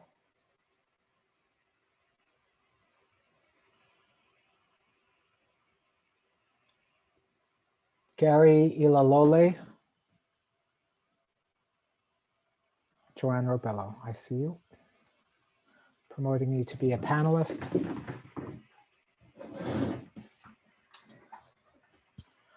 Again, okay, you seem to be on it. Enabling your audio and video. Aloha. Perfect. Aloha. I'm going to swear you in first. Do you swear from the testimony you're about to give us the truth? I do. Okay, Yes. please proceed. Well, like everybody else, the same thing. I haven't found out about this till just this April 12th letter, and then something from a lawyer. And then, like I said, from a neighbor, and I don't agree with that because, when I purchased this land, and I purchased my land 17 years ago, and it's hard enough as is. I'm a single parent, and I don't agree with this because I didn't even understand any of that. I don't know where this came from, and it was just out of the blues. And then a neighbor came up to me and said, did you get something, and the neighbor next door wasn't even aware of any of it, So then we got together and, I'm here today. I'm against it. Because like that previous guy was saying too, also, I'm a single parent, I work, and the ground out here where I live is clay, So it's harder to farm if you're gonna be like planting, and the water situation and just everything. But, I would like to know how to opt out. Is that gonna be available for us to do that? Because like, I wasn't even aware. So if I wasn't aware of this going on, but I heard that they had a meeting where you could opt out, how can I get a part of that opting out? Maybe it should have just been to where the people who are for this should just opt in. We shouldn't be, because of the being notified and all that, it wasn't really clear. So maybe it should just, if you didn't respond to wanna be a part of this, then you just out, I think that would have been like more fair. And how will we find out what you folks determine, like what it's really gonna be? Are they gonna notify us again through the mail? What the outcome of all of this is? That's my question. Are we gonna be notified the same way to where we might and might not get it? Mahalo for your testimony. I'm going to see if there's people who have questions for you. County, Mr. Young? County?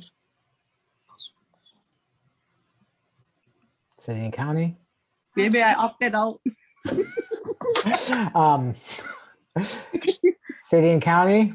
Yes, could you provide your tax map key parcel number or address? My address is 87-1001 Ili Road, Waianae, 96792. What was the name of the road? I'm sorry, could you repeat the name of the road? Ili. Okay, thank you. Ili.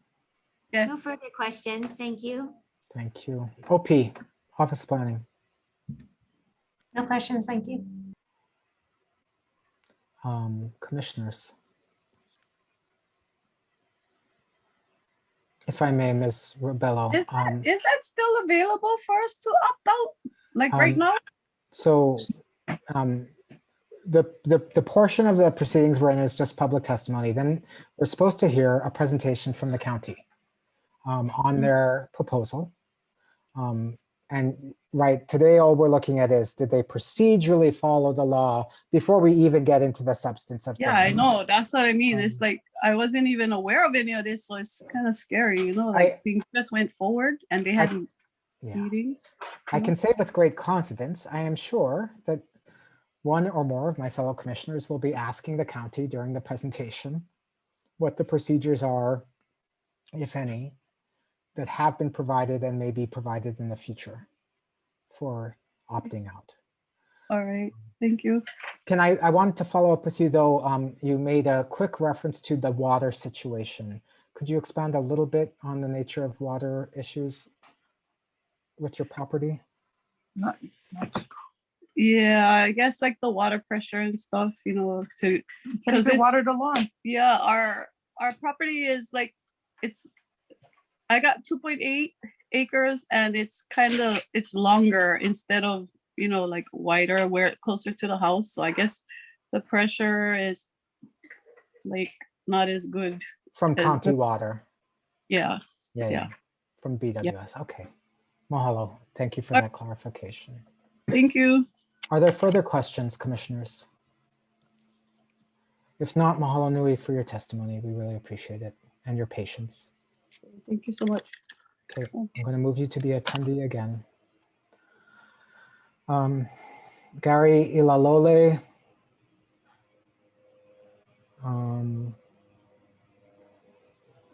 Han Bunshin International Corporation, which I believe an attorney for Damon Key submitted testimony on. Hold on, let me pull that up so that I get the correct name.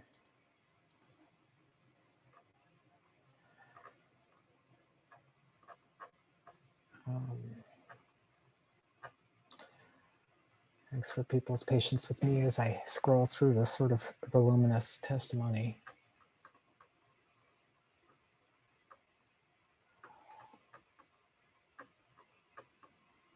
One moment, thanks for your patience.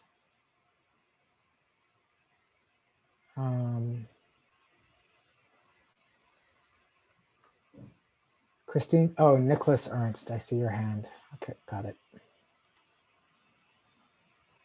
Promoted to a panelist.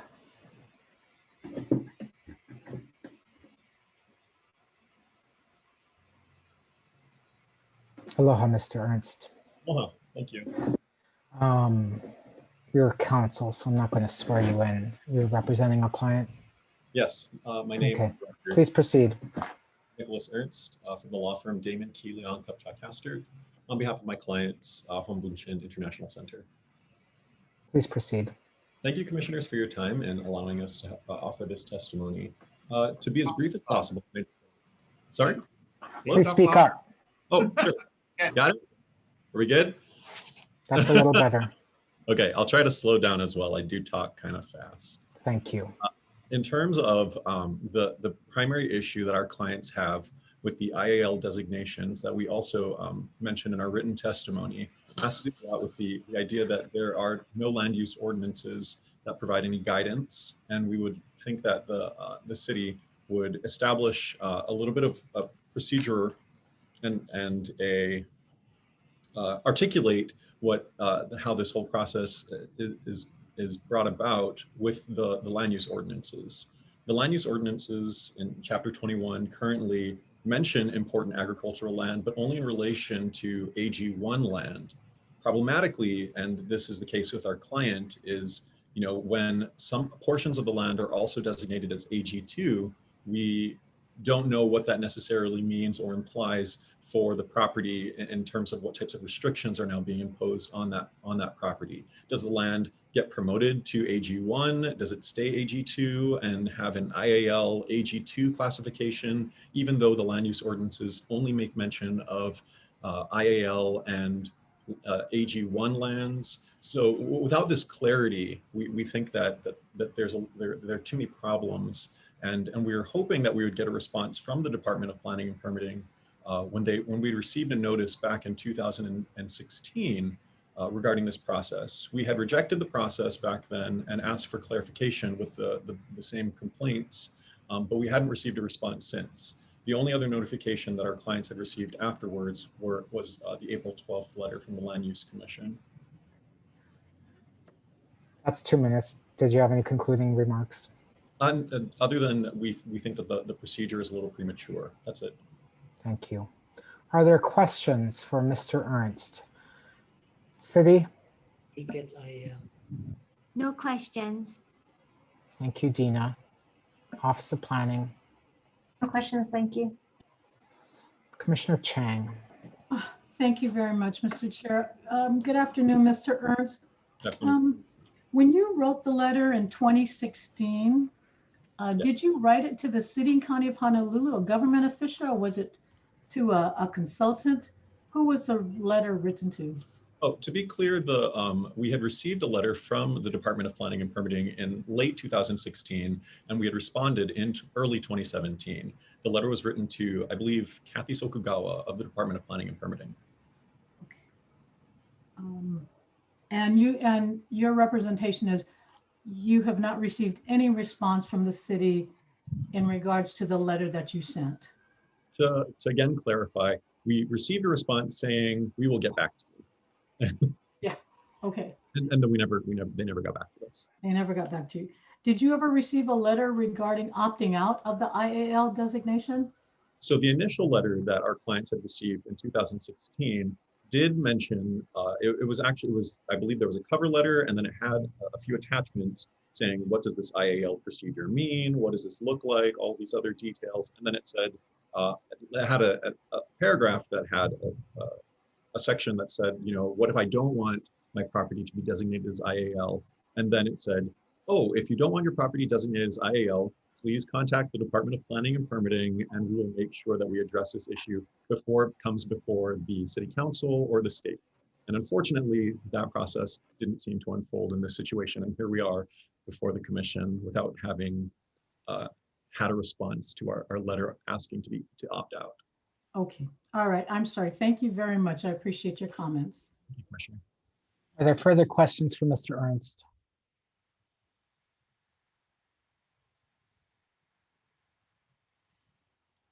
Seeing none, thank you very much for your testimony with us today. Thank you. I thank the chair.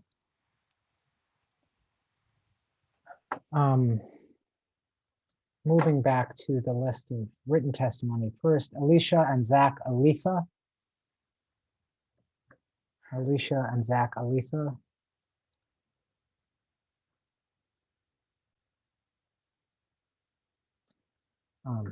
And if I'm going slightly slower, my eyes are getting tired as I look at the list of people whose hands are raised in the Zoom meeting. It's a lot of screen time for all of us. Jennifer and Jason Balera.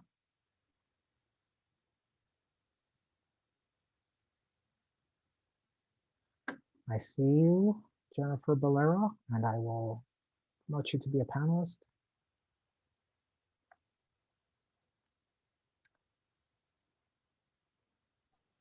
Hi. Aloha. Can you hear me? We can hear you. I'm going to swear you in, and then I'll ask you to testify. Do you All swear or right. affirm the testimony you're about to give is the truth? Yes. Okay, thank you. Please proceed. Okay. So me and my husband, we bought a parcel of land that was included in the TMK list from the state. But when I was looking through the Land Use Commission's website, it said that DPP deemed certain lands IAL in April of 2018. Yet that property that we bought was given a building permit in November 2018 of the same year. So what I don't understand is if it's IAL, why is the same people who is saying it's IAL giving a building permit for that parcel of land? And I was not given any notice of it being IAL, deemed IAL when I bought it. I went through the regular process of buying it, wasn't through private purchase, and we weren't received. We didn't get anything saying it was considered. That's it. Thank you. Okay. Mahalo for your testimony. Questions, City? Oh, could you provide us your tax map key parcel number or street address? Yes, I can. TMK is 71001011. Okay, thank you. No more questions. Thank you. Office of Planning. No questions, thank you. Commissioners. Commissioner Giovanni. Mr. Valera, when you purchased the property in 2018, did you purchase a title insurance policy? No, I did not. Oh, actually, I'm sorry. So I wasn't really detailed. So I actually bought the property in 2020. So last year I got it. So you purchased the property after it had the building permits on it?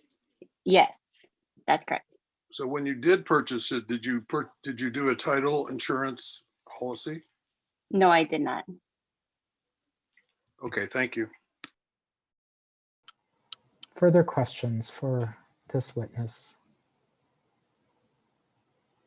Commissioners? Can you, for the record, just share a little bit about you said the regular process, but can you detail a little bit how was it listed on the multiple listing service and that's how you purchased it? Yeah, that's correct. And then when it wasn't advertised as IAL land. If it was, I wouldn't have, my husband is building our home right now on the property. So I wouldn't waste my time buying this lot if I knew it was agricultural land, because that's not what we're going to use it for. Okay, understood. Thank you. Are there further questions for this witness? If not, thank you for your great patience in providing testimony to us today. We really appreciate it. Okay, thank you. Thank you. I'm going to move you to be an attendee. I'm going to continue down the list of Marcus Gillespie. Marcus Gillespie. Mark Hamamoto.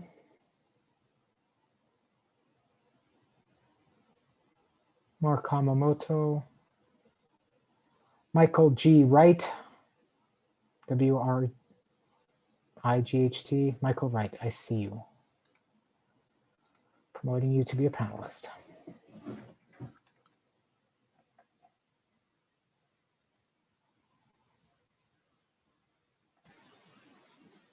Aloha. Aloha. I'm going to swear you in and then ask you to testify. Do you swear or affirm the testimony you're about to give is the truth? I do. Okay, thank you. Please proceed. Thank you, Chairman and Commissioners. We own a 5-acre parcel of land outside of Haleiwa. It's zoned Ag 1 restricted. And we live full-time on the land and have done so for 10 years and have farmed the land for 10 years. We have about 50 fruit-producing trees, including avocado, citrus, and banana and mango.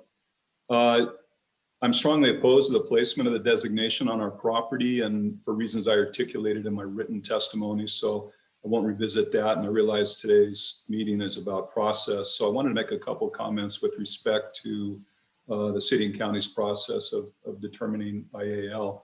I also, to my best recollection, have never received any notice from DPP or the city and county prior to receiving the April 12th letter from the Land Use Commission. I'd like to point out a couple things with the process that I think are flawed. Number one, I have no clue how the various committees that were established to assess the 9 criteria against the various properties, how they were able to make their determination without ever setting foot on the land. So, for example, I don't know how they would ever know what our soil conditions are, our water capacity, how our land's being used when nobody's visited our property. Secondly, I think the IAL designation is not applied evenly and has not been through this process. And by way of example, myself and my 3 neighbors who all live on Ag 1 land, the total land holding of actually there's 4 neighbors, is about 19 acres. We're surrounded by hundreds of acres of Ag 1 land, predominantly owned by Kamehameha Schools. Yet the land to the Mackay side of us, as well as to the west and the north side of us, none of their lands have been identified as IAL, even though our properties are. So the land immediately next to me, it's the same zoning, same land, same attributes, is not receiving an IAL designation. Can I ask you to start to summarize, please? I also would have liked to have had the opportunity to opt out if possible, and was never presented with that opportunity. So I think there are a lot of question marks with regard to process, and thank you very much for hearing me out. Thank you very much for your testimony. Questions for the witness? Siddhi? Thank you, Mr. Wright. If you're willing, can you provide us your TMK number? TMK is 1-6 1-5, parcel 21. Okay, thank you. No further questions. Office of Planning, No questions, thank you. commissioners.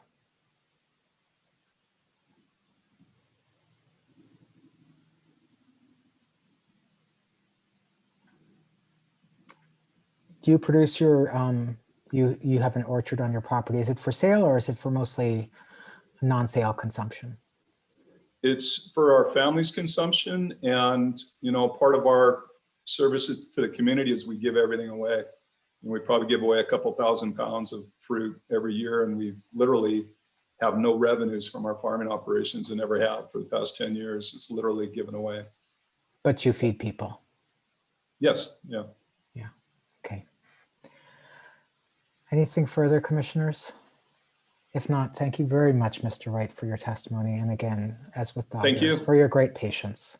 Aloha. Waiting to testify. Aloha. Gonna move you to be an attendee.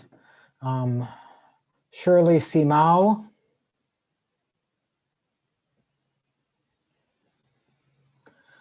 Shirley Simao, I see you. Okay. Gonna move you to be a panelist. Oh.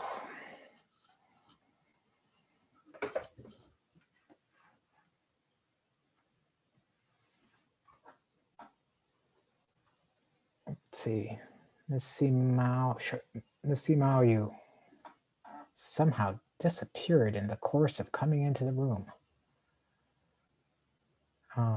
There you are. Phew. Didn't want to lose you. Okay, so the way to enable your audio and video is to, okay, I can see you.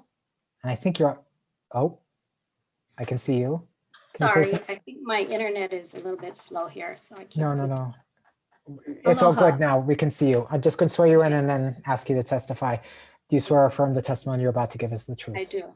Thank you. Please proceed. Okay, my name is Shirley Simao. Our family purchased 5 acres of Ag 1 property in Wailua nearly 5 years ago. The letter that we received dated April 12th from the LUC was the first that we heard of the proposed IAL designation. After reading through the city's recommendation submitted to the LUC on April 21st, we believe there are problems with how the maps were compiled. HRS 20547B requires the mapping process be in consultation and cooperation with landowners, the Department of Agriculture, agricultural interest groups, etc. The city's document goes on to say that in their technical advisory committee, there was only one landowner included. We don't believe that that is fair, and we don't believe that that is a fair representation of landowners to have only one landowner on the committee. Further, in 20547C, inclusive process for public involvement, the landowner feedback that was gathered through the city's method of public involvement yielded 90% landowner dissatisfaction with the preliminary designation, and as a result, more than half of the landowner requests to be excluded were granted. By this overwhelming percentage, there should have been more widespread notification and landowner involvement in the process. 20547D, landowner notification. The city was required to take reasonable action to notify each owner. Our family did not receive any notice from the city. The first notice we received was this month from the LUC. Further problems for the properties included in the mapping are the size of the parcels, slopes on parcels, lack of infrastructure and water available to parcels, to name a few. Due to the underrepresentation of landowners in the process, these problems were not adequately addressed. We just heard in the previous docket that the state is faced with housing inventory shortages. We believe that as landowners who want to build on our property someday, this would add further restrictions to our building homes on the property. We haven't built a home yet on our property. So we strongly oppose this movement. Thank you. Exactly at 2 minutes. As if you had rehearsed it. Well done. Are there questions for this witness? City? Thank you, Ms. Simao, for your testimony. If you're willing, can you provide us your TMK number? 65001-042, Unit 1. Thank you. Office of Planning, No questions, thank you. commissioners. Commissioner Chang. Oh, good afternoon, Ms. Simao. I Hi. greatly appreciate your well thought out testimony. You hit all the right key elements, and thank you very much. I wanted to know whether you said you bought the property 5 years ago. Mm-hmm. Do you know who the previous landowner was? Well, obviously we signed documents, but I don't know her name offhand. I don't remember it. And she made no, during your transaction, she made no indication that the city was considering placing this property in an IL designation? No, she did not. And that's a good point, because normally when you buy property, the seller is required to make certain disclosures that would affect your value and so forth. And yes, we did not receive any such notification from the seller. Okay. And the first notification you received regarding this IAL designation by the city was from the Land Use Commission on the April 12th, 2021 letter? Yes, that is correct. We received no prior notification from the city.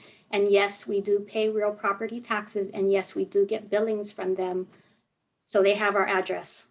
Okay, very good. Thank you so very much. You're welcome. Thank you. Are there further questions for Ms. Simao? Oh, sorry. Yeah, no, you're ready to get back to work, right? So I think that's it. Thank you very much for your testimony. We really appreciate it. Thank you. Okay. We have 4 more pieces of written testimony that have been submitted, and then I can go to people who are just submitting oral testimony. 174 Power Global. The signatory of 174 Power Global, there is no name. So I'm not sure how I'm going to know.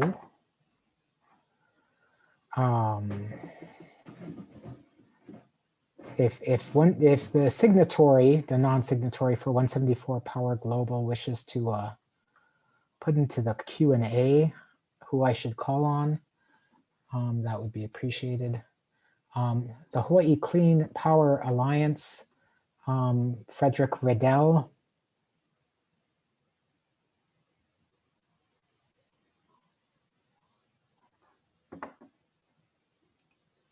The Hawaii Clean Power Alliance. Marissa McKnight.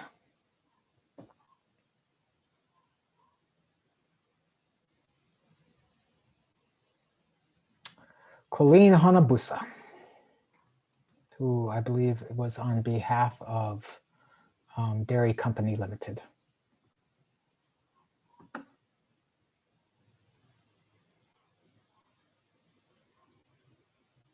Okay. Was there anyone who submitted written testimony who I've called their name, but I have not called on you and you wish to testify orally?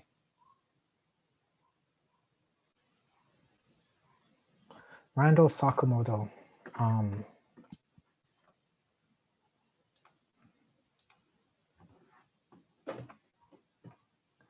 Promoting you to be a panelist, Mr. Sakamoto.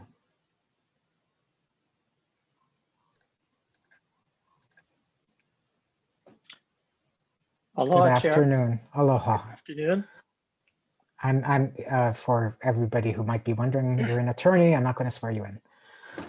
Yes, thank you. I'm actually here on behalf of a client. And, I appreciate everybody's patience. This has been a long day, but I'll try to make it brief. Okay, are you going to disclose the name of your client? If it's not necessary, I prefer not to. They didn't give me that authority to do that. I think the testimony I have is in a letter. I'm not sure why it didn't show up. in your list of written testimonies, but I did submit a letter on the 23rd. I've seen and read the letter. I will follow up with the staff on why it was not posted as a testimony on this Okay. matter. In any case, it's very short what I have to say, and it is procedural, but it doesn't relate to the city's procedures, but it does relate to a matter related to the commission's agenda that was posted for today's meeting. Agenda Roman numeral 5 indicates that the lands recommended for designation are listed in Appendix H of the city and county's IAL petition. And, with all due respect to the commission staff and all the hard work they put in to prepare for these meetings, I believe, as I indicated in the letter I submitted, the reference to Appendix H was an error, and that the land that the city actually recommended for IAL designation are the lands listed in the City Council Resolution 18-233 CD1 FD1. The short history behind this is, I'm sure the city will explain it at their presentation. Appendix H was the initial list of properties being recommended by the DPP to the City Council. I think it was back in 2018. In contrast, the list of properties that the City Council ultimately approved for being recommended for IAL designation was the one attached to Resolution 18-233 CD1 FD1. So there's a difference between those two lists. And I raised this as a matter of the Sunshine Law. I don't need to tell the commissioners this, you're painfully aware, the agendas have to be sufficiently detailed to provide the public with adequate notice of the matters that the commission is going to consider, so the public can, decide whether they want to participate in these meetings or not. And if you do participate or if you do proceed and the agenda doesn't provide that descriptive, doesn't meet the description requirement, actions taken by the commission could be voidable. So in the interest of efficiency, due process, and to try to, not have to redo the process, my thought is the appropriate course of action is to continue this matter, publish the correct agenda, which actually refers to the properties listed in Resolution 18-233 CD1 FD1. And that's all I have to say. Thank you, Mr. Sakamoto. City and County. No questions. Thank you. OP. No questions, thank you. Commissioners. As an initial matter, Mr. Sakamoto, while I appreciate very much your keeping an eye out for our procedural integrity, the notices that we sent out were from the broadest possible list of people affected by this property. So if we cast the net maybe wider, who is harmed? Well, I think if you read the agenda and it said the properties being considered are the ones in Appendix H, and if I'm an owner and I'm not on Appendix H, I'm thinking I'm in the clear, so I'm not attending today's meeting. So you're suggesting that there's properties that were included after, not just excluded? I don't know. All I'm saying is that there was a process that the city went through for 1 year, such that that list has evolved, because as you heard earlier, people did object and tried to take their names and properties off the list. Understood. But my question is, so if the list that we gave included everybody who was on the final list, and in addition, some people who perhaps had been removed, but we want to err on the side of giving full notice, how is anybody harmed? Yeah, I can't say, how that would happen. In my view, as long as the commission does consider the correct list, which is the one attached to the resolution, I think that from my standpoint, I'm good. I just want to be sure that that's what's being considered and that the fact that the agenda was written the way it was doesn't cause some type of basis to challenge the action later on. Okay, thank you for your comments. Are there any comments or questions from the commissioners? Thank you very much, Mr. Sakamoto. We very much appreciate it, and we'll make sure that your letter is posted on the website if it's not been so already. Thank you, Chair. The error of not calling on you could be entirely my blurry eyes. No problem. No problem. Thank you. Okay. Going to move you to be an attendee. Okay, it is 2:38. Let's see how many people we can get through that before we need another break, who did not sign up for written testimony but are orally. And the list of people who've raised their hands has maintained itself in my screen. So I'm going to first call Anna Marie and admit you to be an attendee. Promoting you to be a panelist. Again, when you come in, please.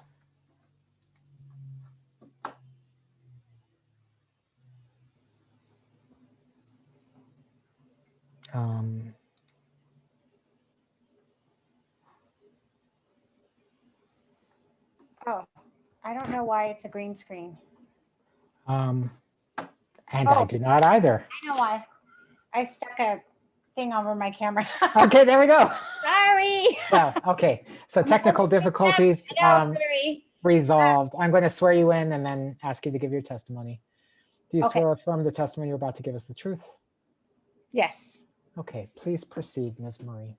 Okay, my only real comments are echoing other people's, and I ended up sending a little note about this, is that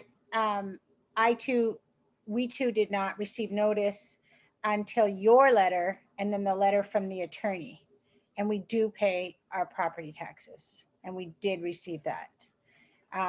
My only other comment, which has been made before, is we purchased the property in 2016 and have heard nothing about this, and we're really caught off guard. One of the earliest testimony people is our neighbor, and she was quite upset when she came to talk to us about it the other day. And then I was like, wait, what?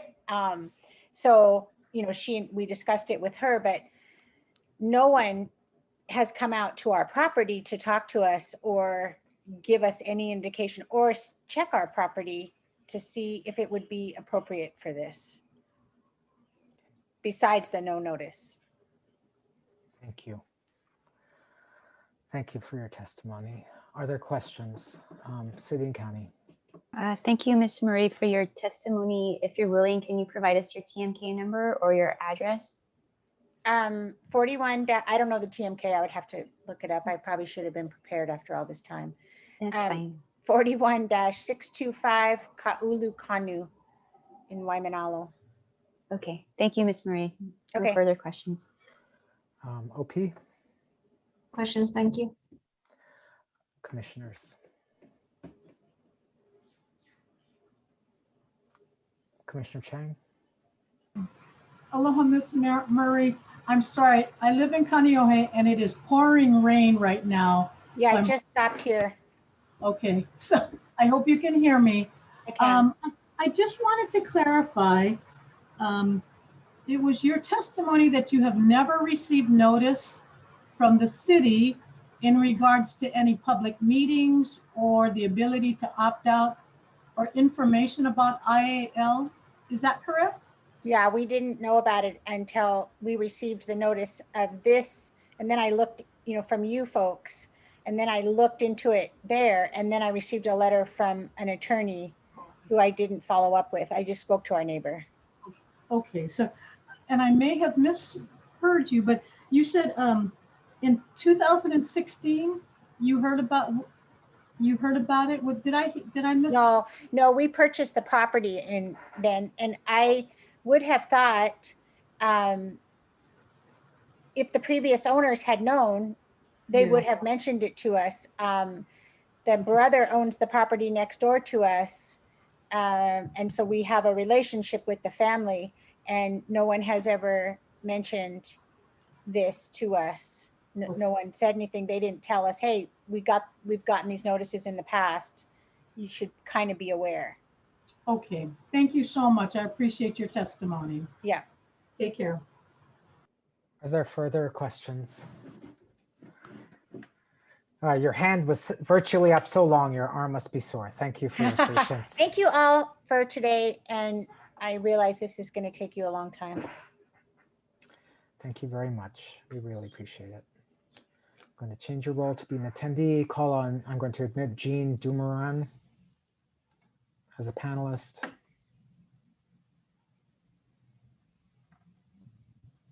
Followed by Raquel Achu.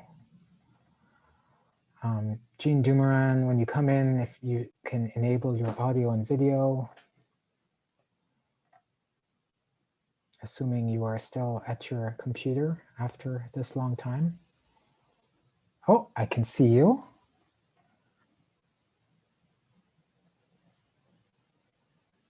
And there should be a little microphone icon at the bottom there where you enabled your video that will enable your audio. Okay, there.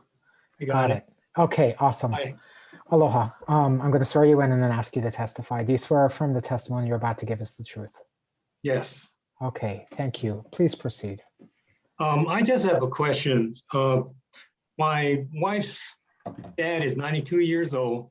He retired in Waianae as a farmer, and he's no longer farming. And his son isn't farming either, who lives in the house. Now, with this IAL designation, what's going to happen to him? He's not farming. Are they going to be kicked out or what? And that's my only question. Thank you. So again, I guess in response to your question, the city and county has come to us with their proposal for designation, right? And right now we're just considering procedurally whether or not they've followed the process. We certainly will hope that the city, when we're done with public testimony and they present to us, they will directly answer that question as the proposer of the action. Okay, thank you. Are there questions for this witness from the city? Mr. Dumoulin, if you are willing, can you provide the address or TMK of your father's home? Yes, the TMK is 870-1005, Waianae. Okay, thank you very much. You're welcome. OP, Office of Planning? No questions, thank you. Commissioners? If not, thank you for your great patience in waiting to testify and ask your question today. We really appreciate it. Thank you. Okay, I'm going to move you to be an attendee. I'm going to bring in Raquel Achu, followed by Ron Tubbs.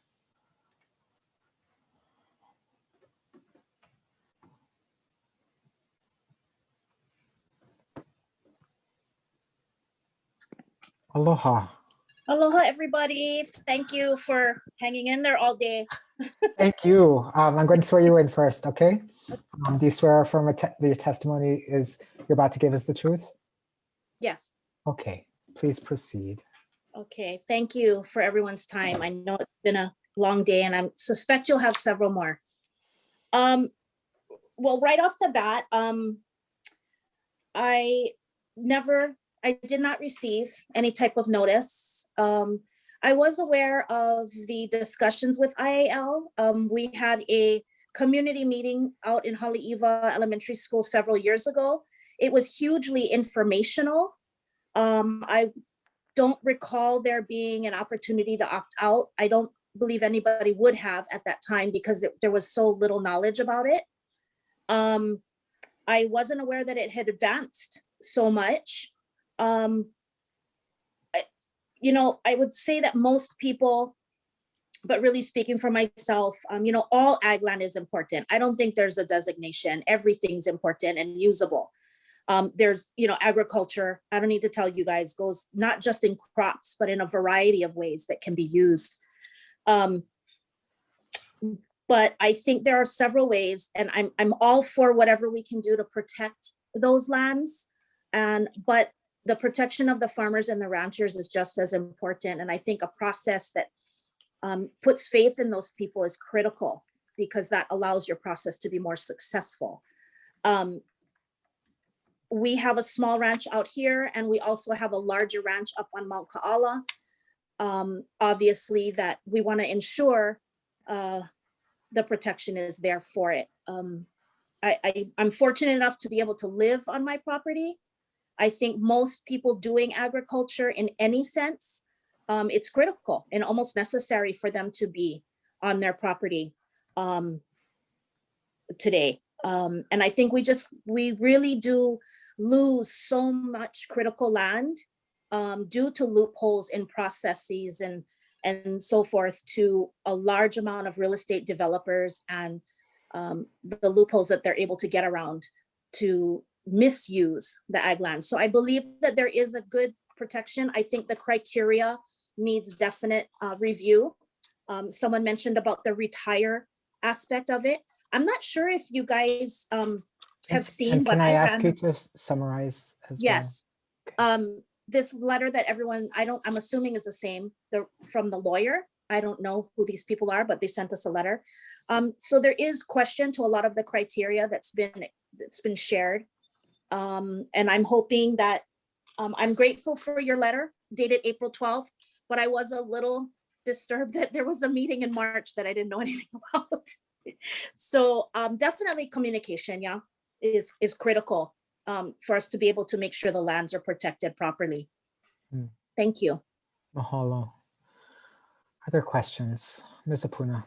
Yes, Ms. Chu, thank you for your testimony. If you're willing, can you provide us your TMK or address? Yes, TMK 66029011. Thank you. You're welcome. OP. No questions, thank you. Commissioner Chang. Aloha, Ms. Achu. Aloha. Thank you for hanging in there with us. And I mean, you've been here as long as we have. So thank you so very much for your testimony. I just want to ask you a couple of things. Sure. What I heard you say is you've never received a notice from the county regarding the IAL designation. Is that correct? Yes. Okay. But you recall attending a community meeting in Haleiwa? Yes. Okay. And how did you hear about that meeting? North Shore, everything's coconut wireless. Yeah. No, I get it. I get it. I'm heavily involved within the community and the neighborhood, and when word got out, obviously, it was shared with all the right people. Very good.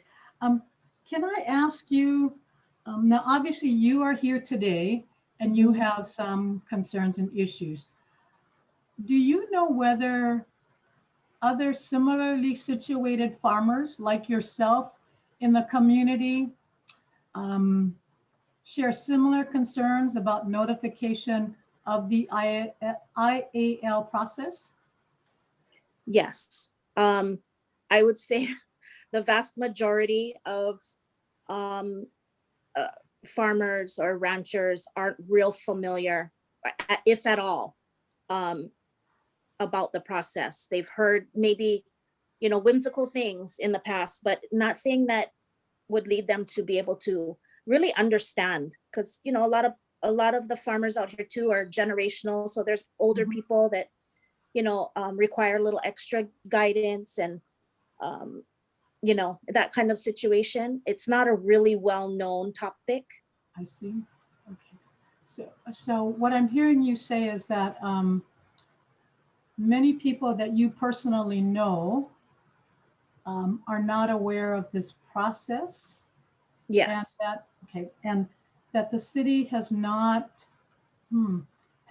effectively communicated in ways that, like you said, these local farmers or ranchers can understand. Yes. Okay. Because maybe this is a good thing, but they don't understand enough to make a good decision. Is that what you're saying? Yes. Okay. Too, when you're out here, when we bought our property even, there's a lot that is not disclosed when you buy agricultural land. you know, I had to really kind of dig my feet in the ground and kind of learn on my own. And fortunately, I'm heavily involved within the community and things that go on. So I have access to be able to research, but there is quite a bit of information when you purchase ag land. I wasn't even aware that I had to dedicate my land, which was already in a dedication when I purchased it. So those types of things kind of hurt when you don't know it. And then it comes to bite you later and your property tax went up. Yeah, no, I get it. Thank you so much. I really appreciate you taking the time and your testimony. Thank you very, very much. Thank you. Thank you so much. Okay. Anything further? If not, mahalo nui for your testimony. We really appreciate Mahalo. it. Okay, aloha. Okay, it is 2:54. We've been gone another full hour. We have 12 more people. I believe 1, 2, 3, 4, 5, 6, 7, 8, 9, 10, 11, 12 people signed who have their hands raised to give testimony. I believe we're going to lose one more commissioner at 3:30. I just want to do a quorum check with Mr. Ordenker or Ms. China to continue to accept testimony. How many do we need? 5. So we would have 1, 2, 3, 4. We would just have 5. Okay. It is 2:54. We need to take a break. There are biological and other needs. We will go into recess until 3. It's 2:55. We'll go into recess till 3:05. And parties.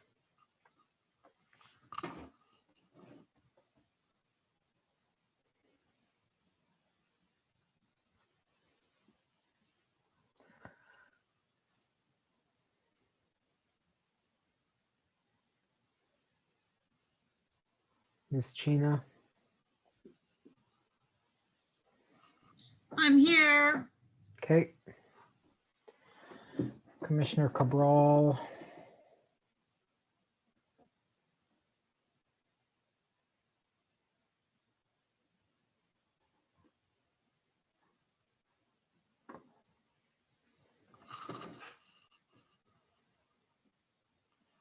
It's 3:05.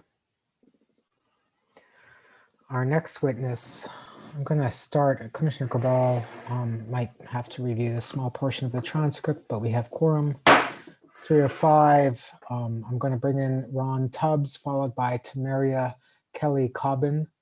I realize everybody who's been waiting has been super patient to try and testify. I'm going to ask people to try and summarize their testimony as much as possible, because I would really like to give everybody whose hand is raised the opportunity to testify today before we have to end, certainly no later than 4:30.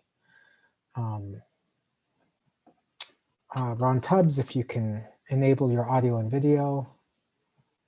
Okay, I can see you.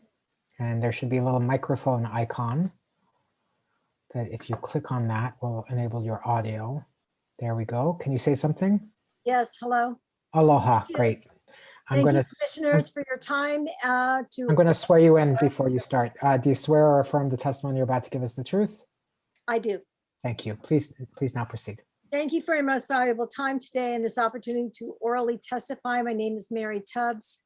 I've lived on our property parcel of land in Waimanalo, designated as country zoning for 20 years. We did receive proper notice, of the meetings, etc. And at the time in late 2016, we did subsequently follow the directions and submit a request for exemption, which was denied. Today's focus on the criteria, or excuse me, on whether the procedures were followed or not. So technically on the surface, it looks like it was, but for those of us in country, I still, in the country zoning, I still think that the procedures were not that good. The city and county did explain in their letter that IAL lands for the city and county were to meet 3 criteria: availability of water, good soil quality, and in agricultural use. Now, as I said before, we're country zoned. We are not Ag 1, Ag 2. In fact, it wasn't until a few minutes ago I was saying, how can this be? And I guess I'm in an agricultural district. Nonetheless, we did go to the meetings and submit a request for exemption. I pay taxes on this at a higher rate. My parcel is very small, relatively small, 0.735 acres. The tax rate is nearly double of what my neighbors pay. And so I assume that we're in a different area because we are located along a stream, which looks like the only criteria that they paid any attention to, even though the availability of water is there. There is city and county has an easement to use that water at their leisure, whenever they want. Can I ask you to summarize, please? Yes, they did not come out and look at the soil. A lot of it is clay. We are at a very steep side valley of the stream, and with very little land to farm anything on. As far as being an agricultural use, when I pay my taxes, it does not say I'm ag. It says I'm residential. I pay at a higher rate than my neighbors. I know across the street is ag, and up and down across the stream are housing or houses. So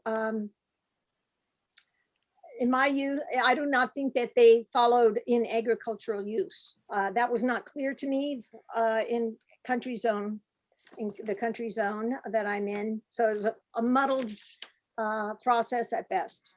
Thank you very much. Questions for the witness? Thank you, Ms. Tubbs. Can you provide us your address or TMK? Yes, the TMK is 4101001800. Okay, thank you. Yes. Office of Planning, No questions, thank you. commissioners. Commissioner Cabral. Yes, thank you very much for coming forth. You indicated that you did receive notice, but you also indicated that you asked to be exempt, and you were, yes. Did you say you were denied that ability to be exempt from this classification? Yes, we were. We were told we were IAL lands, but no explanation of why or how, what this decision, on what basis. And you're less than 1 acre and you pay Yes. residentially, you're residential in terms of your tax base? I believe so. I mean, it says residential on it. I noticed other properties you could have a residential and ag with it. There's just the next parcel down was vacant. And then right after that, I know they had residential and ag. They had both.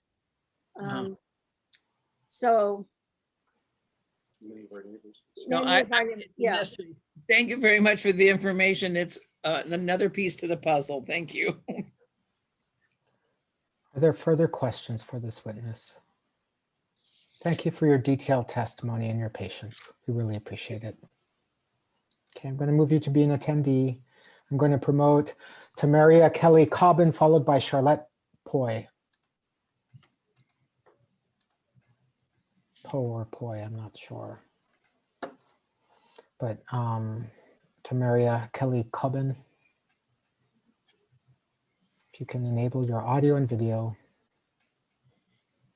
And mute, start video. Come on. I can hear you. Yeah, it's not wanting to click. You know how I do sometimes. It's being difficult. I muted that video. Unmute the video. Be nice. It doesn't want to unmute the video. Okay, that's. Can you hear me though? We can hear you, so that's fine. Okay, so that's perfect. Let me swear you in. Do you swear from the testimony you're about to give us the truth? Yes, it is. Okay, please proceed. So my TMK number is 85005010. My husband and I bought this land back in 2013. We did receive I guess it was the 2016 community letter to come out to Kapolei High School, which was a whole big mess. We didn't understand anything because they were still fighting over the land between Kapolei and Ever Beach, so they kept interrupting. I do not agree with this. That is the only letter that I received up until last week when we came home from vacation and we got the April 12th letter.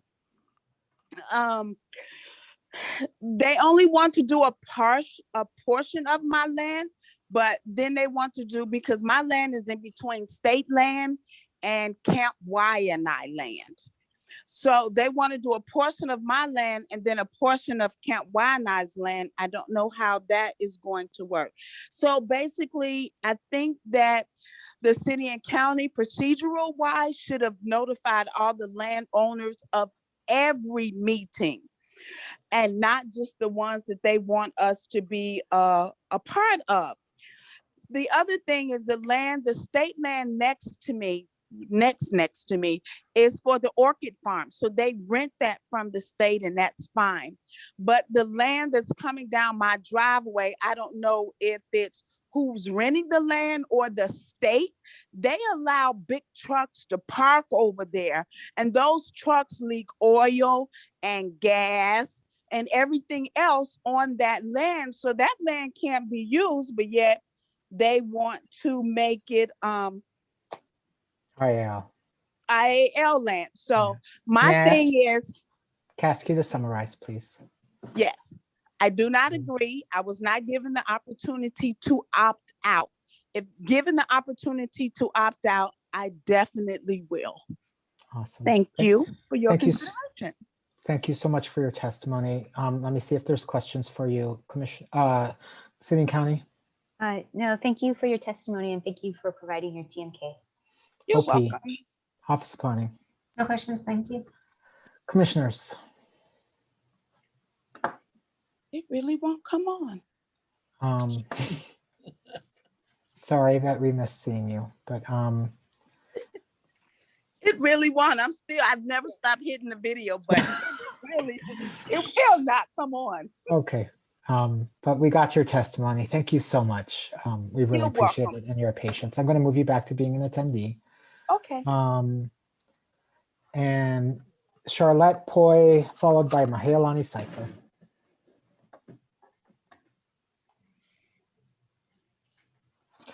I would need to admit you. Okay, promote panelist.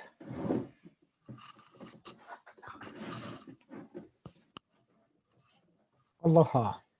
Aloha. Can you hear me good? Yes, we can. I'm going to swear you in, and then if you swear or affirm the testimony you're about to give us the truth. Aye. Mahalo. Okay. Mahalo, Chair, Commissioners, and panel. Aloha, my name is Charlotte Poi. Poi is correct. I'm from Waianae. I also chair the Waianae Coast Neighborhood Board and the Committee for the Neighborhood Board of Housing and Development. So I do not own a property that is being identified or designated for IAL potentially. However, I was contacted by a number of community members that are concerned because of your infamous April 12th letter, as well as being contacted by a law firm. So community members have been upset, scared, confused. And I do want to speak to city or DPP's process, right? The procedure they use to inform, involve, and engage community and the public. I believe it was lacking. So I've heard 2016 mentioned about an initial letter and invite to attend a meeting.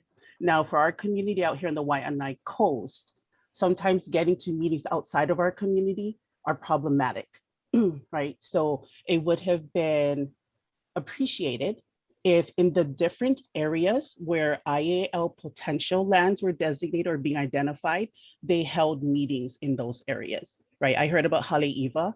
I spoke to the former chair of the Nanakuli Maili Neighborhood Board. We've never gotten a an ask or request to present at the neighborhood boards. That would have been one way to engage our communities at a more grassroots level.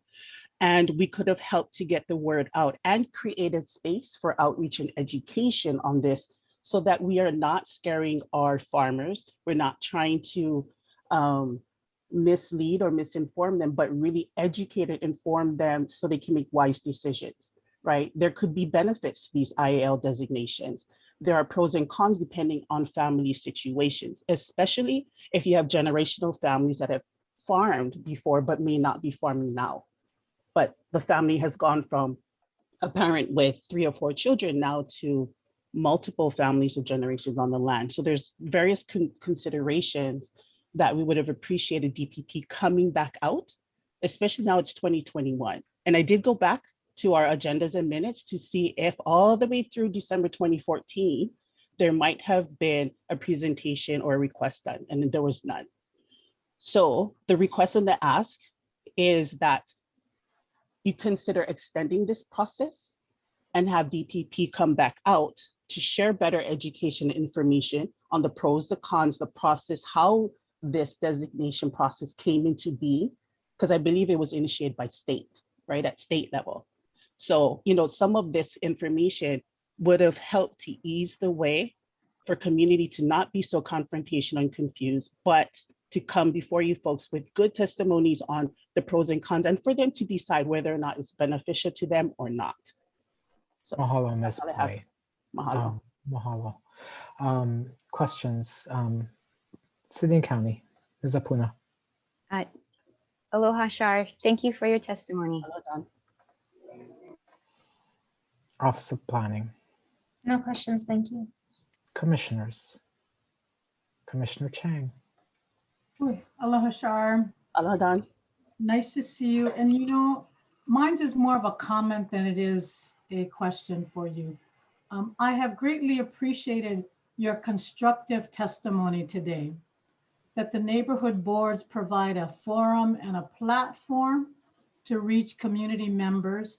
And you confirmed, mahalo for going back to all your previous minutes, but that there has not been a request to the Waianae Neighborhood Board, at least that you are aware of, because there is both the Waianae Neighborhood Board, the Nanakuli Neighborhood Board, and then the North Shore Neighborhood Boards, as well as Ko'olaulua. So thank you again for your testimony, as it is constructive, and mahalo for being an advocate for your community, because I appreciated that you coming forward, taking the time to express your community's concerns, but also to provide the city a constructive way to use the neighborhood boards to get information out. So mahalo to you and all your good work. Aloha. Mahalo. Aloha. Is there further questions, commissioners? I just echo Commissioner Chang, mahalo for your work on the neighborhood board. It's so important. Really appreciate it. Mahalo nui. Mahalo. Have a good day. Okay, aloha. I'm going to admit we have 13 people with their hands raised now. Mahealani Cipher, followed by John McCausland.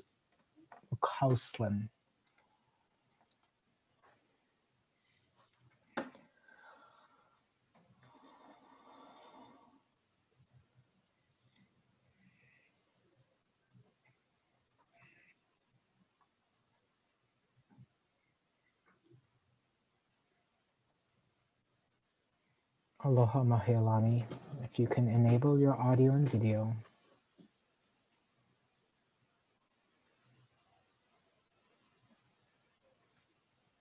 There you go. There Sorry. you are. No, I caught you. I want to thank all of you for being so patient.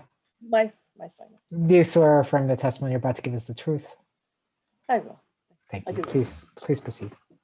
Thank you all for waiting so long to hear some of our redundant testimony, but I do want to start off by saying I am very concerned that you have so many people testifying against the IAL program, because the IAL program, which I think the idea first came up in the 70s and 80s when a lot of communities came out in support of preserving important ag lands throughout the state. And this was to provide food security for our islands, to make sure that the best lands that were actively farming or were potentially used for active farming or any kind of farming that involved food productions. That includes pasture land and poultry and piggeries and, you know, and I want to also advocate for traditional Hawaiian lands. And there was somebody earlier who testified about Ko'olapoko. In the 11 Aupua of Ko'olapoko, there is agricultural work going on in every single Aupua. And in the city's maps, there's only like 1 or 2 that show very much activity. And that's very, very disturbing and troubling to us. So we think the city's process was incomplete. I think you should send this back to the city to work on it some more. And even the criteria needs to be updated, because there's a lot of activity going on right now, a lot of farming, and it's all to support food sustainability for our island. And when you allow people to take themselves out of this important agricultural lands criteria, this category, if they want to upzone their lands, that means that much less land can be used for farming. And that troubles me. I also want them to also consider fish ponds. The fish ponds can provide a lot of food too, and that doesn't seem to be addressed. So in the 2 criteria that apply would be other important ag lands or unique ag lands, which would cover traditional food production activities by Native Hawaiians or others. So I want to urge you guys to consider sending this matter back to the city and asking the city to revisit the program, because the IAL is an important program. We started it in the 70s and 80s, and I would hate to see it, you know, kind of diminished by so many people opting out. A lot of people opt out because they want to upzone their land and sell it for more money than they bought it. So I just kind of worry about that, because we need the ag lands. Thank you. Mahalo, Mahealani. Questions for the witness? Ms. Apuna? No questions, thank you. Ms. Kato? No questions, thank you. Commissioners? Thank you for your extreme patience. And thank you for also bringing the conversation and partially back to the constitutional amendment that is the generator of this effort to actually protect lands that feed us. So, is there anything further for this witness? If not, mahalo nui, Mahealani. We really appreciate it. Okay. Aloha. I'm going to promote Jeff Bloom, followed by Samuel Campbell.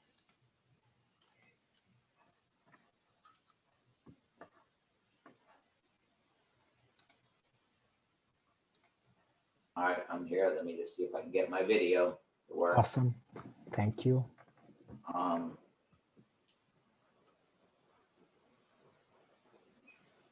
You should be able to click the little video icon that's at the bottom of the screen next to where you enabled audio. All right, let's see if that works. You see a screenshot now. All right. Ah, there you are. There I am. Suddenly you popped into view. Okay, I'm going to swear you in. All right, thank you very much. Do you swear from the testimony that you're about to give us the truth? Yes, I did. Okay, please proceed. First of all, I have never received the notices, as most people have said as well. It's possible I could have 2 or 3 years ago, but in my recollections, I don't. Through the neighborhood I live in Waimanalo. I belong to the Waimanalo Agriculture Association, a lot of small farmers. I'm not speaking on behalf of the association or any other farmer, just for myself. I've asked them if they weren't giving testimony, but obviously it doesn't seem like they are. Maybe they're not even aware of it. So I just want to say that again, I think the process is flawed. I'm not sure I agree or disagree. I just don't know enough about it. As other people have said, I received a letter from both the commission as well as the law firm on the same day. And when I got the letter from the commission, I appreciate all your efforts and everybody being a volunteer. But it was a little frustrating to see that I missed a meeting in March when the letter was dated April 12th and I received it on April 15th. Maybe that was just a typo. But again, I've lived here in Waimanalo for over 30 years. I have children and grandchildren who were born and raised here. I would love to give my property to my children. Everybody's worried about their property values going up or down. I'm worried about taxes when I have to give it to my children when I die and they're going to pay inheritance tax, and no one's brought that up. So there's other issues to be discussed. I've had a number of discussions in the last week or two with other people in the community, a lot of them local Hawaiians, a lot of varying opinions on it, a lot of other things. And most people in Waimanalo at least do not grow farmers do not grow food. They grow plants for the agriculture industry that they sell to stores, they sell to the landscapers, they sell to other things. So again, I really question what the city and county's motive really is for this. I do raise crops, mostly fruit as well as flowers, but most of the people that belong to this ag association here do not. It's all for the trade. So I think there's time to go back, and I would have loved to heard from DPP for the beginning instead of the end, because I've sat here all day, my wife and I, since 8 o'clock this morning. But would be interested, and I would love to at least participate in any discussion if it comes forward, and I certainly will bring it up at the meeting next week with the Waimanalo Ag Association to make sure at least those 40 farmers are aware of it. That's all I have to say. Mahalo for your testimony. Questions for the witness, Ms. Apuna? Thank you, Mr. Bloom. If you're willing, can you provide your TMK or address? Yep, TMK 410-240-86. I have 2.01 acres in Waimanalo, Ag 2. Thank you. Office of Planning. No questions, thank you. Commissioners. Commissioner Chang. Aloha, Mr. Bloom. Greatly appreciate your patience and hanging in there with us and providing us testimony. My understanding is you said you also belong, besides being a farmer in Waimanalo, you belong to the Waimanalo Ag Association? Yes, that's true, but I'm not speaking on their behalf. No, that of course. And but I'd like to know, since you have a reach of, similar voices or people who are doing similar things in Waimanalo, farming or growing nursery plants, have these members, your neighbors or other farmers, expressed similar concerns that you have? Only the ones that I've talked to, and again, they're various concerns, I guess I would say. There's not one thing. Let me ask you this. They have not brought up their meetings that I've attended. Okay. All right. Has anyone that you've spoken to expressed that they have been informed of the IAL and that they understand the process? Anyone that you've spoken to? I'm not sure they understand the process, but yes, I did talk to one of my friends last night. I called a few people I knew who are very local in the community, been here their entire, 3 or 4 generations, and they were aware of it. Told me, one of my friends told me he went 3 years ago or something and never heard anything since. But again, he's on ag land, it's all legal, everything else. And he had a lot of other concerns. He gave me an earful for about an hour last night, but again, he's not here. He has a business to run. I can understand that he has a farm, and people just can't sit there for a day, but hopefully if it's at night or on weekends and people can spend time, maybe we'll get more. I just think the process needs to be reach out to the real farmers whose land is affected, not people that have property that just trying to, as someone else brought up earlier, develop and so. I appreciate that. Did you indicate that you did participate or you attended a meeting several years ago? No, I have no notice whatsoever, but I had heard about it. I'm not sure whether, again, Coconut Wireless, some meeting, I participate in the community in a lot of good things. So I heard about it, but that's all I heard. I figured I would receive the same type of thing, an official notice or something else, the ability. When I got these 2 letters last week, obviously I made some phone calls and started digging into it, but that's the first time. When you heard about it, was the meeting in the evening, the afternoon, or in the middle of the day? Oh, I don't know. My friend told me he went a few years ago. I'm just saying, I only got these 2 letters, both, believe it or not, they were both dated April 12th. Okay. Came in the same day. One from a law firm and one from the Land Use Commission. All right. Thank you again for your testimony. Appreciate it. Mahalo. Anything further?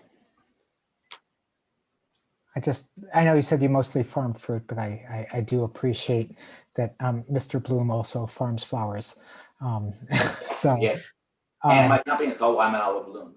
Oh, nice. And I appreciate greatly your patience in attending our meeting today and waiting to give testimony. Thank you so much. Okay, thank you. Okay. I'm going to move Mr. Bloom to be an attendee. I'm going to admit Samuel Campbell, followed by Michael Peach.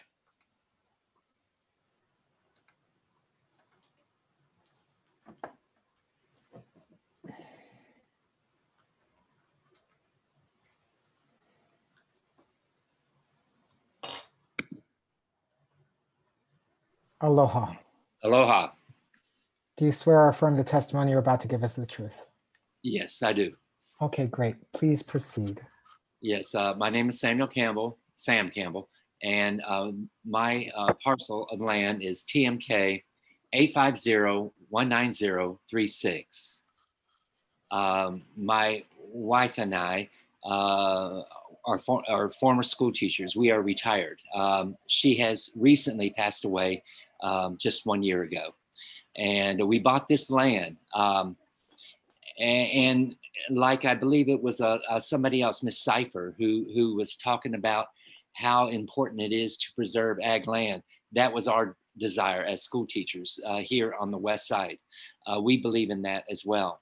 The land originally, we bought it from the bank, but the owner before that turned this into like an industrial park, so that there was contractors' trucks that were parked here on the land. He put in a lot of fill dirt and rocks in order to make a parking lot for these semi trucks and heavy equipment things for construction. And so the land is totally unusable. We bought it to preserve the land and to hopefully develop self-sustaining farmer and be a model for our community. That is our goal as educators. We would love to do that. I'm fulfilling my wife's and my dream. I love this land. I love Hawaii. I really want to work this, but you know, it's self-sustaining farming. It's not an agricultural business. The land, I had to bring in soil in order to have my garden and get a backhoe in order to dig holes so I can plant fruit trees and get good soil in there. It's very, very difficult. I'm doing the best that I can, but it's not an agricultural business, and I'm retired. I don't want to lose my home. Thank you. And I was never contacted, by the way, never ever contacted until April 12th letter in the law firm, like everybody else. Okay. Thank you, everybody. Thank you so much for your testimony. City and County. No questions, but thank you for your testimony, Mr. Campbell. Thank you. OP. No questions, thank you. Commissioners. Thank you.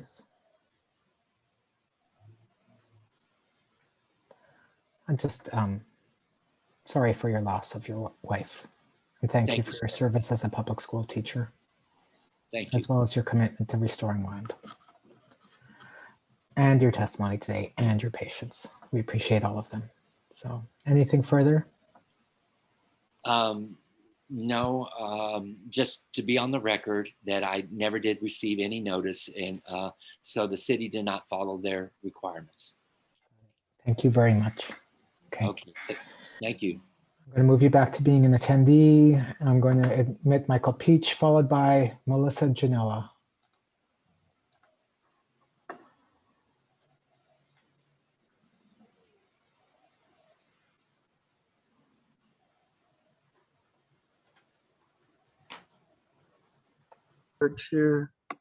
Can hear you now. Yeah, can you hear me? Perfect. And now we can see you. Aloha. Aloha. Do you swear or affirm the testimony you're about to give is the truth? I do. Thank you. Please proceed. Yeah, thank you, Commission, for hearing all these testimonies. Yeah, my wife Malia and I own a property in Wailua, TMK 1-6-7-3-5 and TMK 1-6-7-3-3. And we purchased it in 2015. I've been following this process a bit, wrote a letter back in 2016 requesting that our lands not be included in the IAL. due to the topography, soil quality, sea, rocky, steep, gullies, lack of water, and not meeting the criteria. I got a letter back that just said it was denied and you'd be included in IAL with no discussion, no phone call, nothing. And I think that's really was my concern. The community really wasn't included. At least the smaller landowners, I think. The big landowners did understand how to navigate this, but the small landowners didn't, and it's difficult. So, you know, there was a petition that was created on April 17th that I want to point out to the commission that has roughly 500 signatures to date, all of who request that IAL be voluntary. And I'm in agreement with that request. And if you're looking at the rules and how, if the rules were followed or not, I want to point out the city and county of Honolulu did not contact landowners adequately to conduct agricultural economic feasibility analysis on each property. This requirement is outlined in LUC 15-15, Administrative Rules 10, 19, 19 under 15-15-125B 5D. It's the viability of existing agribusinesses. Just following these rulings to understand that is extremely difficult from a layman's terms. And I also want to point out that, you know, the large landowners did dedicate their lands, which I think was a success for IAL. But after contacting multiple law firms, the minimum cost to dedicate part of or do a petition was $50,000 to $70,000, and that's cost prohibitive of any landowner. So, yeah, that's all I have to say. Thank you very much for your testimony. Questions for the witness, Ms. Apuna? No questions, but thank you for your testimony. Office of Planning. No questions, thank you. Commissioners. Commissioner Chang? Thank you, Mr. Chair. Mr. Peach, you said there's a petition. Is that part of the record? Do you know if anybody submitted that? I submitted written testimony, and then I included a link to the petition, and I hope I had sent it to the wrong email address, so that's why it wasn't on the list. But since then, I got it correct. I sent it late last night, so sorry about that. Oh, no, thank you. So were these people, are they primarily from Wailua or, you know, any geographic area? I think primarily from the North Shore. Okay. Yeah. All right. Are you currently farming the land right now? Yeah, we have cattle on the land, and then also farmers on the land. Very good. All right. Thank you so very much for your testimony. I really appreciate that.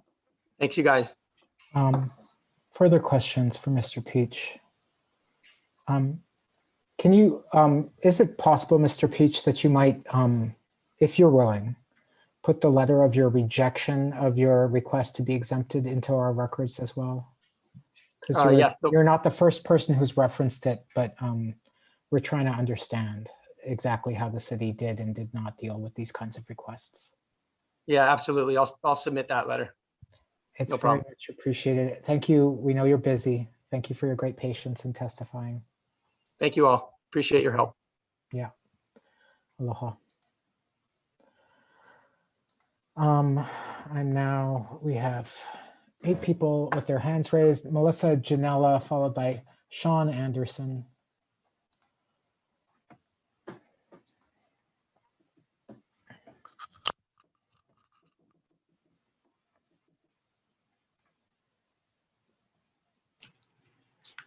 Can hear you. Oh, you can hear me? Oh, okay. Can't see. We cannot see you yet. Okay, sorry about that. Okay. There we are. Okay. Do you swear to affirm the testimony you're about to give is the truth? Aye. Okay. Please proceed.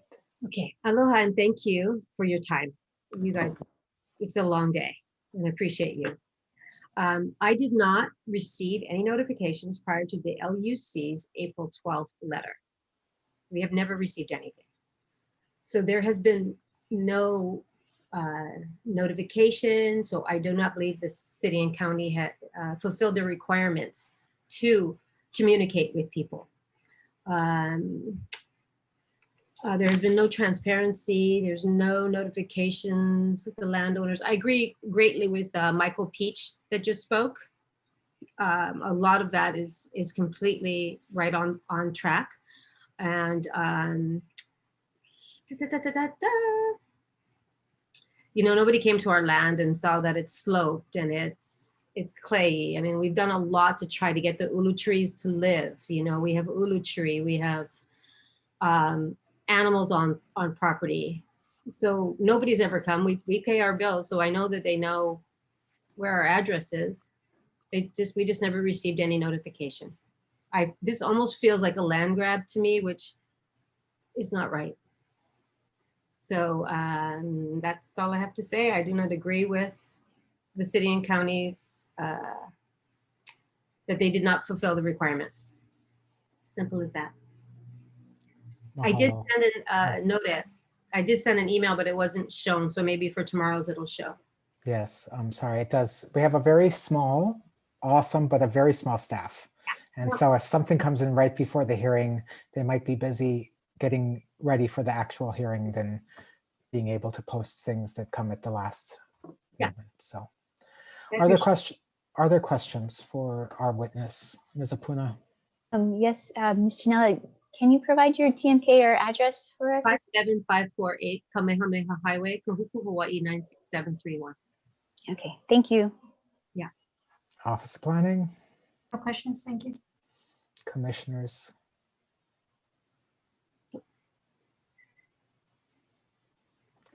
Thank you so much for your brief and direct testimony. I really appreciate it. Yeah. Mahalo. Aloha. Okay. Sean Anderson, followed by Ken Church.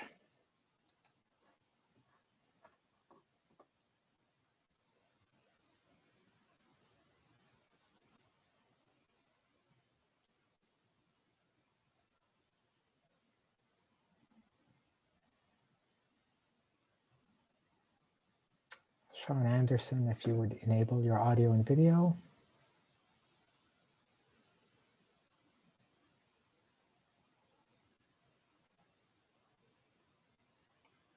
We can see you, and now I think we'll be able to hear you.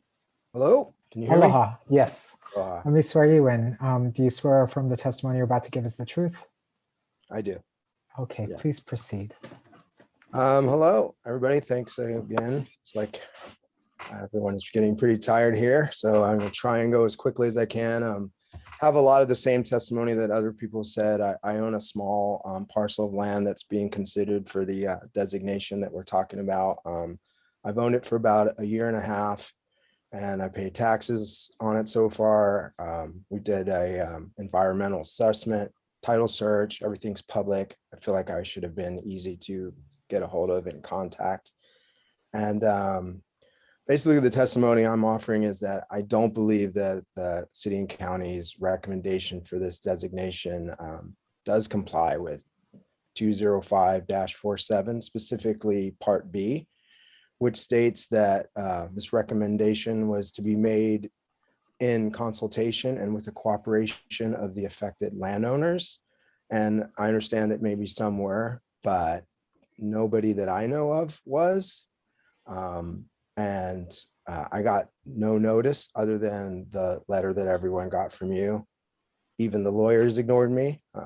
Feel left out on that one. but you know, I think that you know, I also saw that petition with, and it had over 500 signatures when I saw it. And I think the reaction is largely based on the fact that people aren't getting the proper notification. And you could see the testimony today, people didn't really even know what they were supposed to be testifying about for the most part. So you saw a lot of confusion, and I think we could have avoided a lot of this testimony and confusion if that notice was given, and if there was a larger attempt to actually do what that statute says, or that section 205 says, which is include us in it and consult with us. And I feel like there's 500 people that don't feel like that's what happened. And so that's one of my big concerns. My other concern is just I Can think— I ask you to summarize? Yeah. I was just going to finish if I could, which was just that I think that a lot of people might be for it if they understood it better.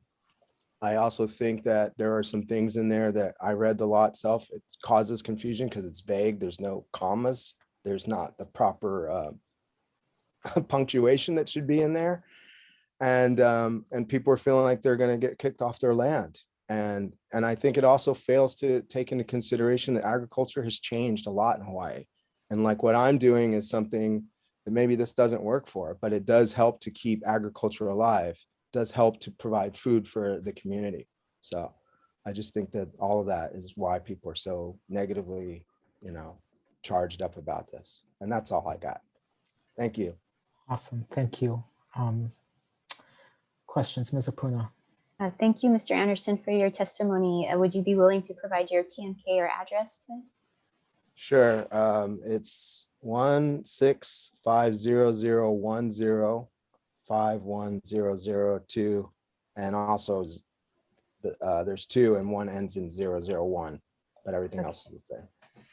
Thank you very much. You're welcome. Thank you. Office of Planning, No questions, thank you. Commissioners, Commissioner Giovanni. Anderson, when you purchased your, going through the purchase process a year and a half ago for your land, was there any disclosure made to you by any entity that There was not. Subject to IAL consideration? No, there was not. I really literally just found out when I got the letter from the commission. And Thank you. Yeah. Thank you. Further questions? Would you be willing to briefly describe the nature of the agriculture that you're doing on your property that you alluded to? Well, we've started off by growing like fruit trees, avocado and stuff like that. But what we aim to do was more of a community supported agriculture where especially for people who are low income would be able to come and participate in agriculture and learn how to grow for themselves and also take home food when they did that. So we're in the early stages of that right now. Awesome. But that's what our hope was. So we're really interested in actually the sustainability and Hawaii's ability to feed itself. And that's why this kind of concerns me, because one of the reasons our land sat vacant for decades because it couldn't scale up. We were not able to compete internationally, but we can do these smaller things. But you might want, for me, I want my uncle who's elderly to live on the farm, and I want to die and be buried on that piece of land. So, that's Thank about you. it. Thank you very much, Mr. Anderson. Thank Really you. Appreciate it. Okay. Moving Mr. Anderson to be an attendee. Ken Church followed by Allison Kiamo.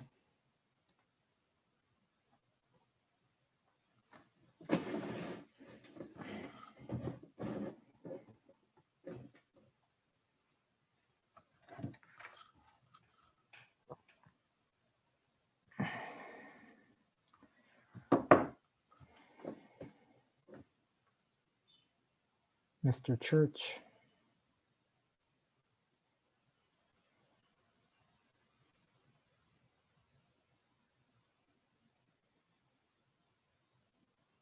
Mr. Church. If you can try and enable your audio and video at the bottom of your screen. Moving the cursor over it. Commissioner Giovanni? Chair, there's a number of interesting attachments that are showing up in the chat. Is there a way that those can be made part of our record? We will seek the staff to see if those can be added in. Thank you. Thank you. Mr. Church, I can see you, and can I hear you now? Yes. Okay. Can you hear me? Yes, we can. I'm going to swear you in, but even before that, I'm going to ask, is your testimony on the matter before us right now? Yes. Okay. Do you swear or affirm the testimony you're about to give is the truth? Yes. Okay, please proceed. I believe the land use commission processes has been flawed right from the beginning. I echo what Mr. Bloom said.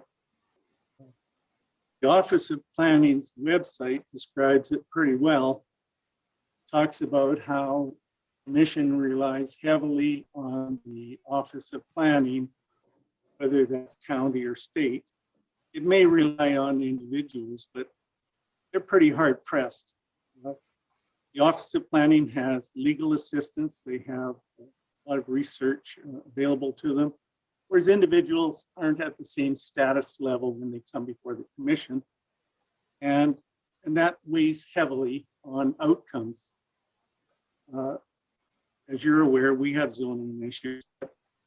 This isn't about that. This is about this process. And I want to speak to two things. After a reclassification happens, which in this case it may, reverse onus begins to apply to a petitioner who wants to say this was wrong or whatever, and they have to prove it. They have to prove that something was done wrong, and that's very, very expensive, time consuming. It's a huge process. And I sort of hearken to what Raul said on a recent Berry Trust thing. After years of this thing, she said, gee, I think I know more about that property than mine. That speaks to what I'm talking about. It takes hundreds of pages of applications and et cetera to get in front of the commission. And still things don't get resolved. And even worse, error builds on error. And I give the example of how the community development plans evolve, and they rely on existing zoning, and there's an existing zoning error. 2 minutes, Mr. So Church. that's If I pretty can much- ask you to summarize, please. That's my summary. Error builds on error. Errors are made, and then another thing evolves, and you get looped into something that is very hard to change. Okay. And that's my testimony. Thank you very much for your testimony. Questions for the witness, Ms. Apuna? And no questions, thank you. Okay. Office of Planning, No questions, thank you. commissioners? Seeing none, thank you very much, Mr. Church, for your testimony on this matter.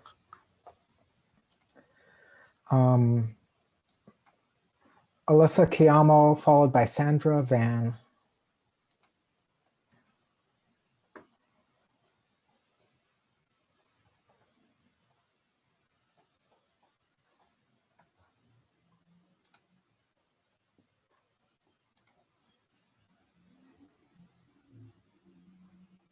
If you can enable your audio and video. Alyssa Chiamo. Hi. Aloha. Can you see me? We can see Aloha. you and hear you. Welcome. Thank you for your great patience. I'm going to swear you in and then you can testify. Do you swear or affirm that the testimony you're about to give is the truth? Yes, I swear. Okay, please proceed. Okay, so I have 4 points. So first, I just want to say that I'm speaking on behalf of my mom, Alisa Chiamo. This is for TMK 85004070, consisting of 2.41 acres of land up in Waianae Valley. Yep, so I'm speaking on behalf of my mom, and she said that we did not receive written notice. The city and county did not provide written or verbal notice about the designation of our parcel as IAL. Second, strangely, more than 5 years ago, an individual from DPP had called my mom. And now that we are educating ourselves about this whole process, we're finding out that that individual might have been doing research to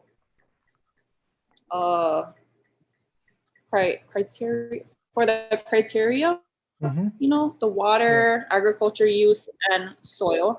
So he asked her questions about whether we use the land for agriculture use, and she felt really pressured in answering this individual. She thought that if she answered wrongly, that we would possibly lose our lands. But she does remember stating to this individual that we do use half of our property for agriculture purposes. But there was no education about the designation, or that there was even a process of designation going on. Third, since 1959, our family had moved into Waianae Valley, and they were self-sustainable, and they were farmers, and they grew their own food. But the big problem about that now is that the natural resource that they use to irrigate the crops, which was a stream that borders our property, was cut off in the 90s. So from that time on, it was really difficult to get water for our crops and our plants. And so it's kind of funny that the state wants us to use our property for agriculture purpose, but they cut off a huge resource that allowed us to do that. Also, next door to us, there's a solar farm. So we're confused because we get this notice from you guys, and we're learning about IAL literally from participating in today's meeting. But we understand that in order for a parcel to even do solar farming, they would have to also go through the rezoning process. And that's really a concern for us, because we don't know what the health risks are, and we don't know what the long-term effects will be for the environment and for anyone who surrounds that property. And so we just want it noted here that there's a huge fear if our property is deemed IAL, that there will be unforeseeable regulations as far as the city or the state or any entity determining how we utilize the agriculture property. We are definitely opposed, and we did not receive any invitation to participate in this process until now. Hello, for your testimony. Questions, Ms. Apuna? Thank you, Ms. Kiamo. If you could provide us your TMK or address, if you're willing. Okay, TMK is 85004070. Okay, thank you.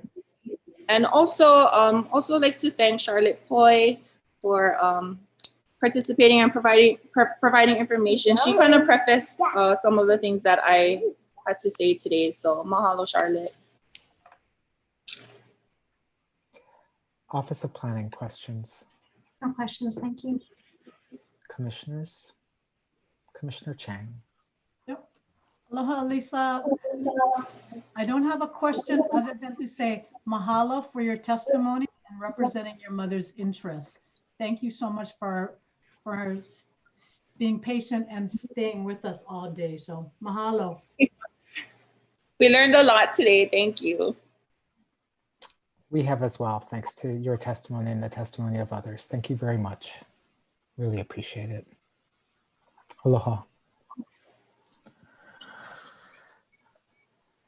Okay, we have 4 more hands raised. Sandra Van, followed by Bruce Hart.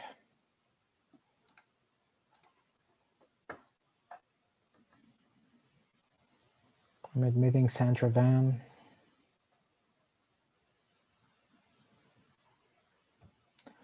The last 2 are Primrose Leong, followed by Phyllis Dudois.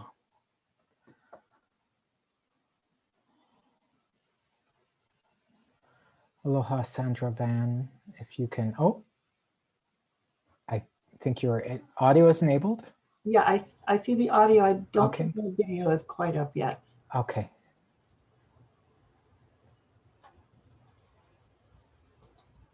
Would you like me to go ahead without that? So we'll just, you've pressed the video icon? Yes, I have. Okay, it might be a bandwidth issue. So if you're comfortable, we can proceed. I can swear you in and you can share your testimony. Okay, sure, yeah. Okay, would you swear or affirm the testimony you're about to give is the truth? Yes, I do. Okay, please, with thanks for your patience, please proceed. First of all, thank you very much, Chair, Commissioners, and panel. It's been a long day, and I feel like I have learned a lot today. My name is Sandy Van, and I own 2 small parcels here in Waianae totaling 3.1 acres. The TMKs are 8600-8023 and 8600-8024. I've lived here for more than 16 years and have received no notices of this planned action prior to the April 12 letter, nor has anyone ever visited my property to assess the soil quality or suitability for crop production.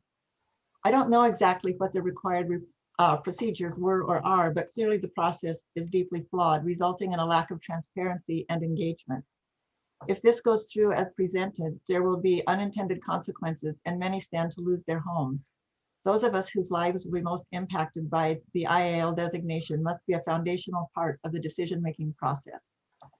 And I'm keeping it very short because I know it's been a long day for everyone. Your very direct and clear testimony, Ms. Van. Questions for Ms. Van? Ms. Apuna? No questions, thank you. Office of Planning? No questions, thank you. Commissioners? Commissioner Cabral? Hi, Sandy, are you the Sandy that also has horses? That's me. Hi, Nancy. Hi, good to see you again. Time to have a rodeo, huh? Oh, for sure. Thank you. Well, good luck. We'll see how this works out. Thanks for testifying, though. We need to know. This is very enlightening, all the information you folks have provided us. Thank you. Good to see you again, and thanks again to everyone. Okay, thank you. Anything further for Ms. Van?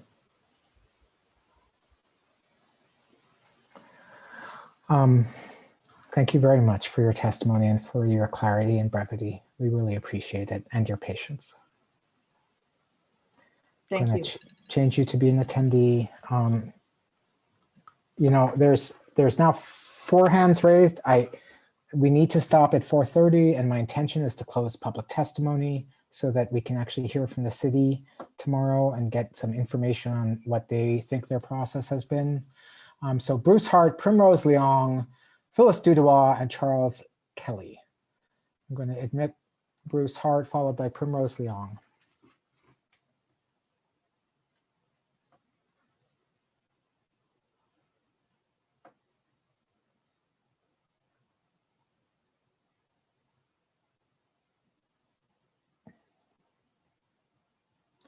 Mr. Hart, if you can enable audio and video.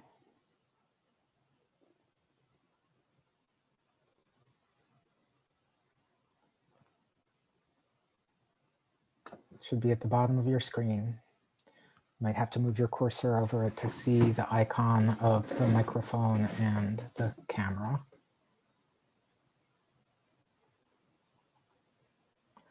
Okay, we can see you. Now, if you move the icon over your cursor over the microphone icon and click on that, we can hear you. I think we can do it now. Can you say something? Hi. Hi, great. Do you swear or affirm the testimony you're about to give is the truth? Yeah. Okay, please proceed. So I vaguely remember getting something in the mail years ago about an IL. My wife doesn't remember anything. I spoke to my neighbor and she said that she and her husband did attend a hearing at a school, but they haven't heard anything since then, which was 4 years ago, plus minus. And I haven't heard anything either this whole time. So kind of, I kind of understand the IAL and how they're trying to preserve agricultural lands, but it seems to be some of the rules might be punitive. And I know there's a lot of agricultural land that people don't do anything on it. And so they pay a higher property tax. I dedicated my land in, I think, 1990.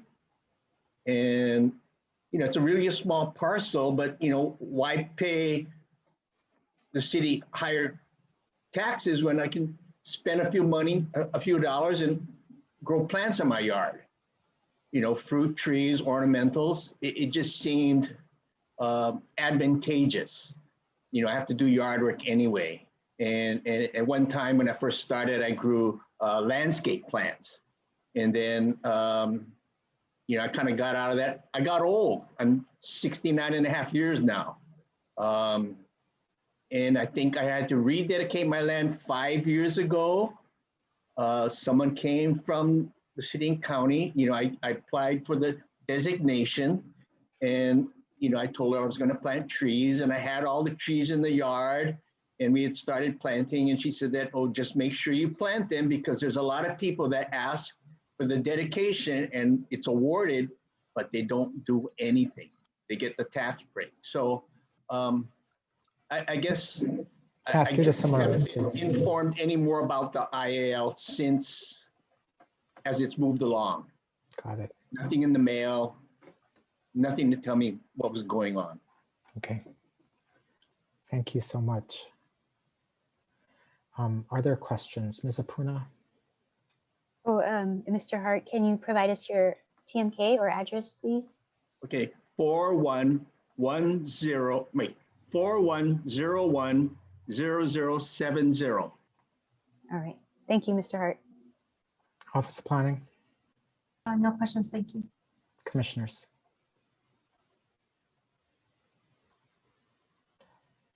You know, even though many of the points I think echo what others have said, it really, really helps us to hear from as many people as possible. Thank you so much for your patience and for your testimony today.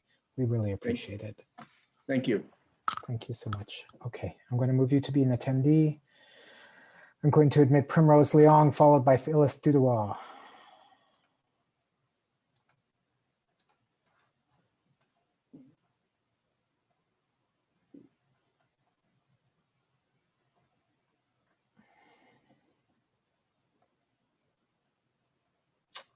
Primrose Leong, if you can enable your audio and video. Put your cursor over the... On mute. Okay. Oh, aloha. Aloha. Thank I'm going you. to swear you in, fast one.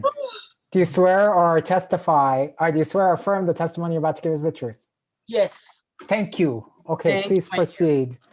Okay. My name is Primrose Leon Nakamoto. I'm the property manager for AOUO Pomoho Camp. And that camp is consisting of 66 homes with 132 homeowners on it and over 300 people living there. We're a little unique. We have 91.687 acre zone at Ag 1, restricted ag district, and we also have a variance on it. I have 3 TMKs for that. We've been paying for the taxes. We were not notified about this IAL.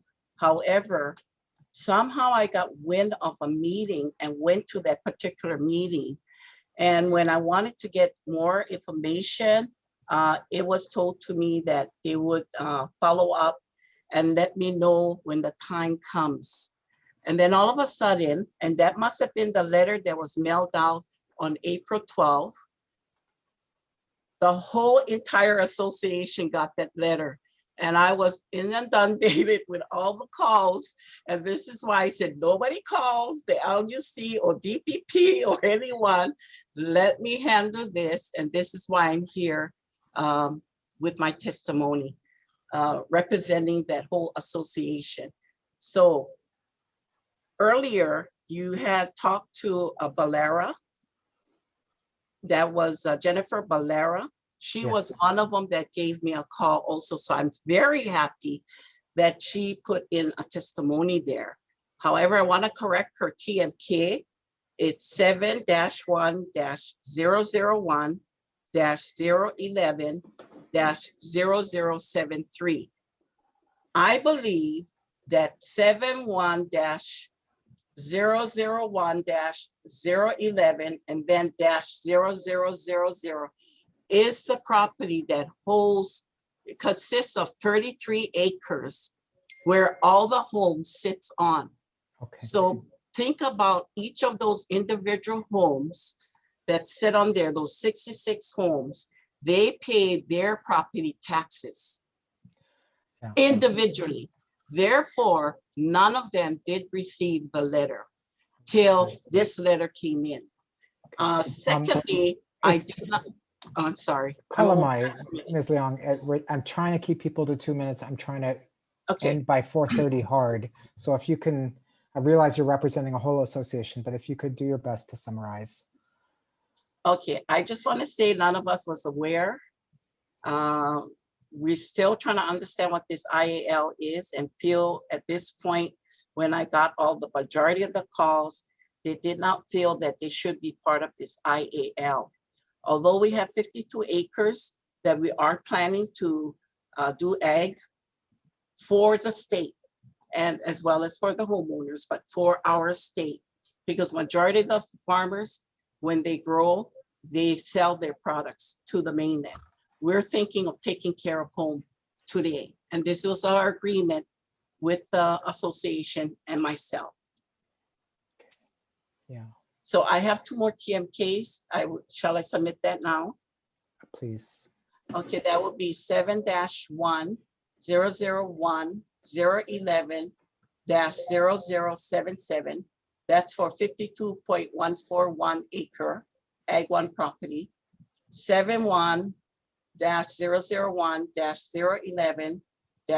7-1-001-011-0078 is 1.616 acre Ag 1 property.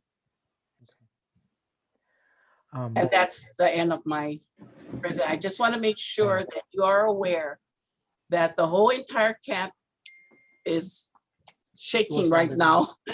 Because this camp, all the 66 home ties in to the ag property. Got it. That's why I said it's a little bit unique, because they own the ag property, all of them. Collectively, So understood. they should have gotten the notice, but they never did until this one came. Got it. Okay. Questions for the witness from Ms. Apuna? No questions, thank you. Office of Planning, No questions, thank you. Commissioners. Commissioner Cabral, I'm just going to remind everybody, we are running up against the deadline. I want to get everybody just whose wanna- hands up. Just thank you. I manage homeowners associations, so God bless you for doing the job. Thank you. Thank you.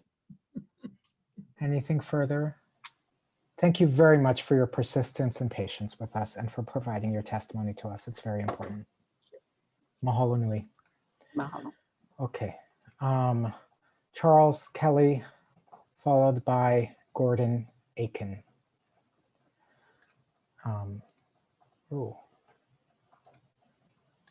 Promoting Charles Kelly to be a panelist.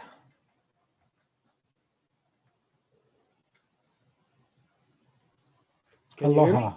I can hear you and see you. Do you swear or affirm the testimony you're about to give is the truth? Yes, I do. Okay, please proceed. Thank you. Thank you for your patience today. My name is Charles Kelly. My family owns 2 TMKs in Waialua. TMK number 67002-043 and 67002-040. When we purchased the land in 2013, we had Group 70 do an assessment for development potential. In that document, there is no notice of the IAL impending designation.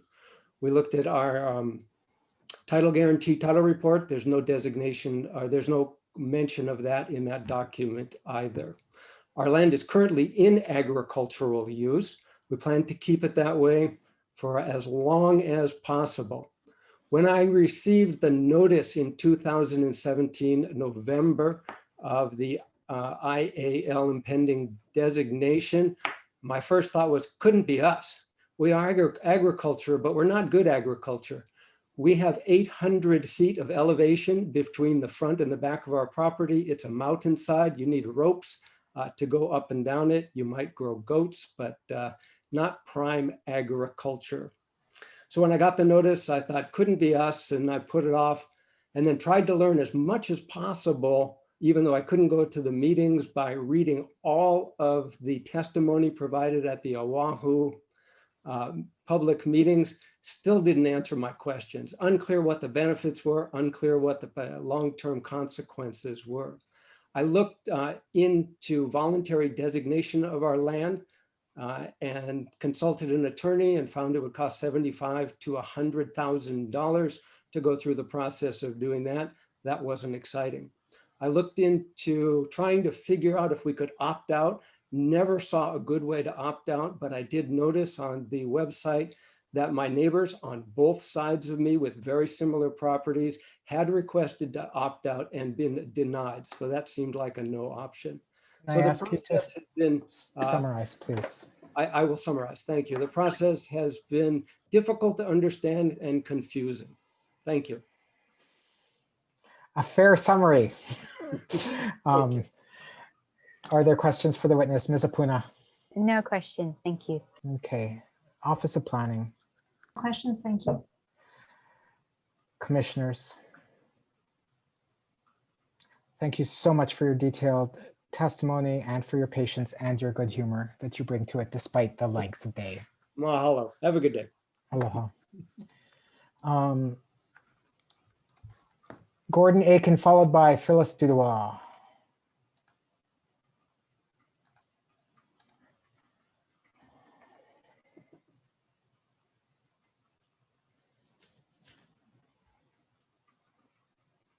And after this is the last call for testimony on this matter.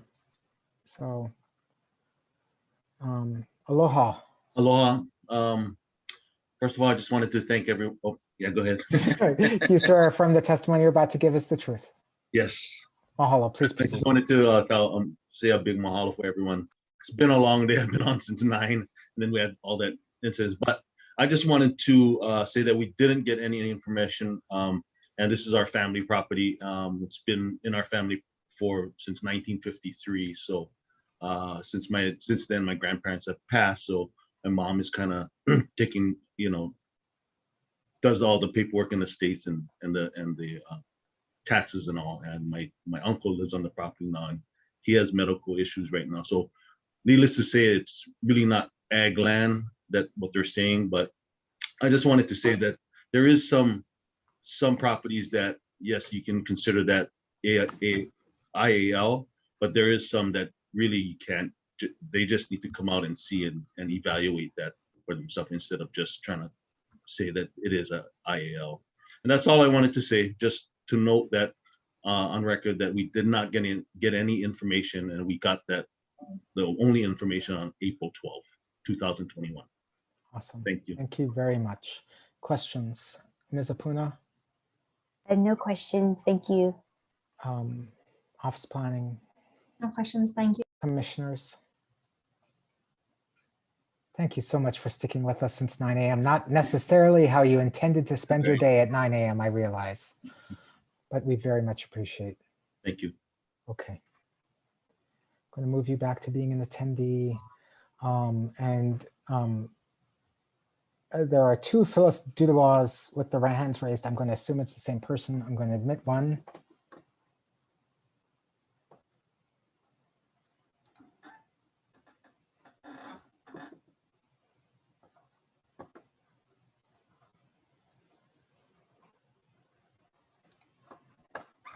Phyllis Dudois, if you can enable your audio and video.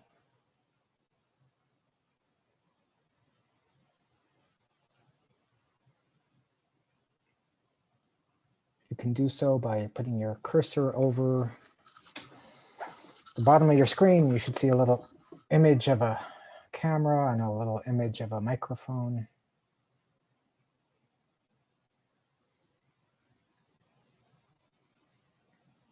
Now I will note that you are logged in twice. So I'm going to admit the other. I assume it's not 2 people with the exact same name who are wishing to testify. So I'm going to also admit the other Phyllis Dudois account.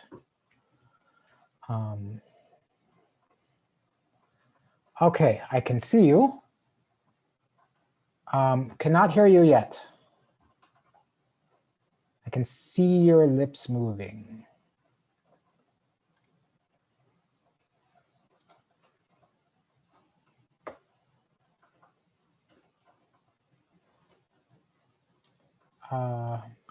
Not picking up your audio, unfortunately. You're unmuted, so I think it might be, do you have an earphone plugged in? Maybe unplug it, replug it in.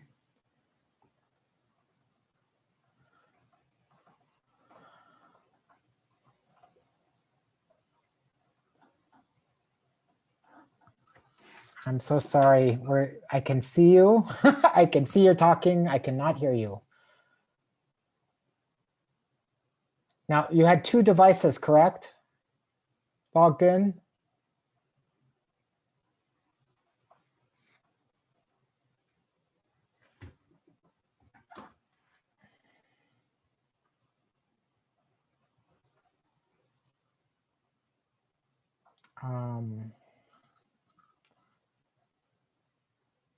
No, we cannot hear you. I'm so sorry. We're getting video, but not audio. I don't know if you still have that other account logged in. If you do, perhaps log out of that.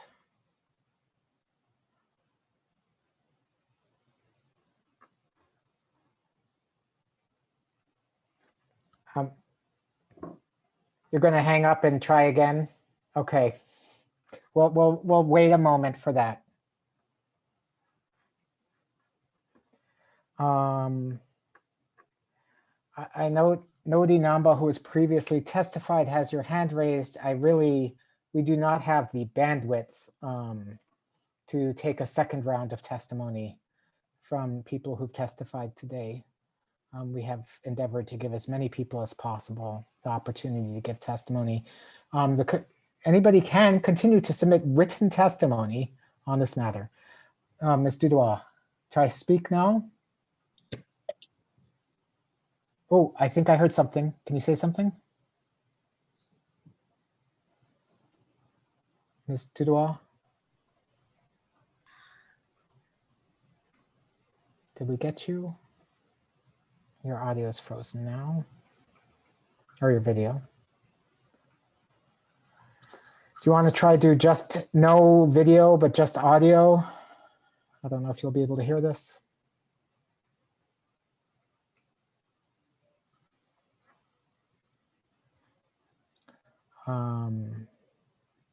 Folks, Ms. Dudois, I am very sorry.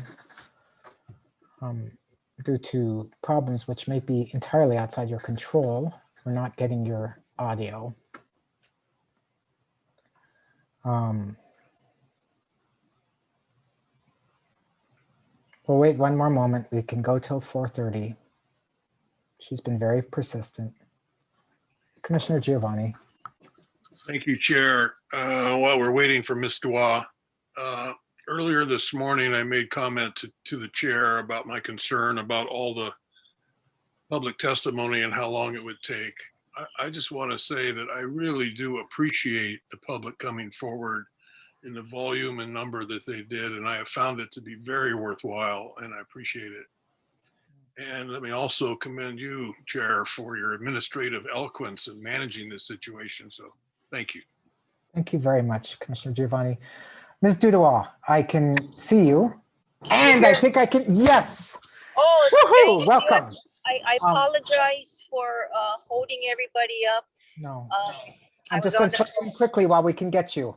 I You swear. affirm the testimony you're about to give us the truth. Great, please proceed. You are our last testifier of the day. Thank you. So I just wanted to say that the letter we received on April 12th is I guess the second notice. And I don't believe that the city adequately provided notice to all the ag owners.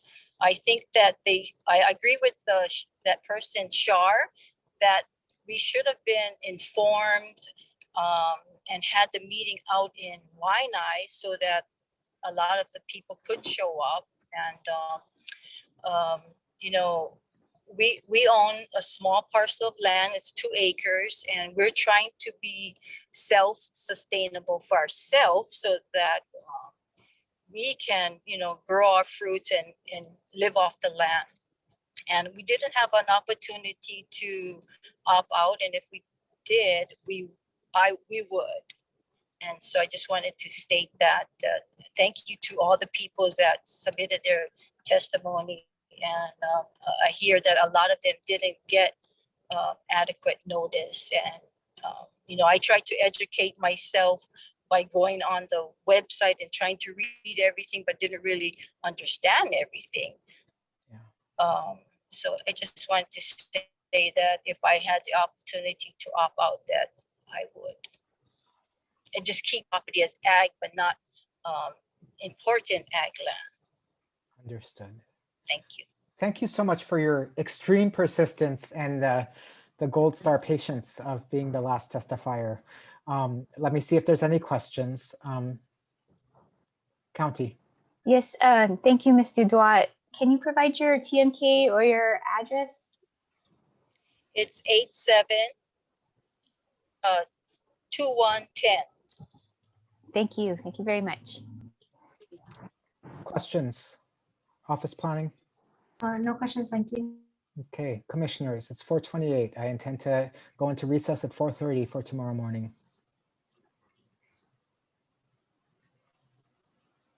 Seeing none, Ms. Dudois. Oh, Commissioner Chang. Nope, nope. It is Oh, just, okay. yeah, no, just congratulations. You did a wonderful job maintaining. Really appreciate it. And you were able to get through everybody's testimony. Thank you. I'm very appreciative to all the testifiers. We all are deeply appreciative. I'm going to close public testimony now, but let me be very clear regarding this procedural motion before us. Should the commission move on to actually consider the merits of the county's proposal, we would reopen public testimony at that time and absolutely provide any individual landowner the opportunity to present an argument against their inclusion of their property. I'm closing testimony only as regards to this procedural matter that we have. We are deeply appreciative to you, Ms. Dudois, who has closed us out, and for your patience, as well as to everybody else. It is 4:29 p.m. and I'm going to call this meeting into recess until 9 a.m. tomorrow morning, when we will begin with the presentation of the City and County of Honolulu. Thank you very much to everyone for your tremendous efforts and patience today. Aloha.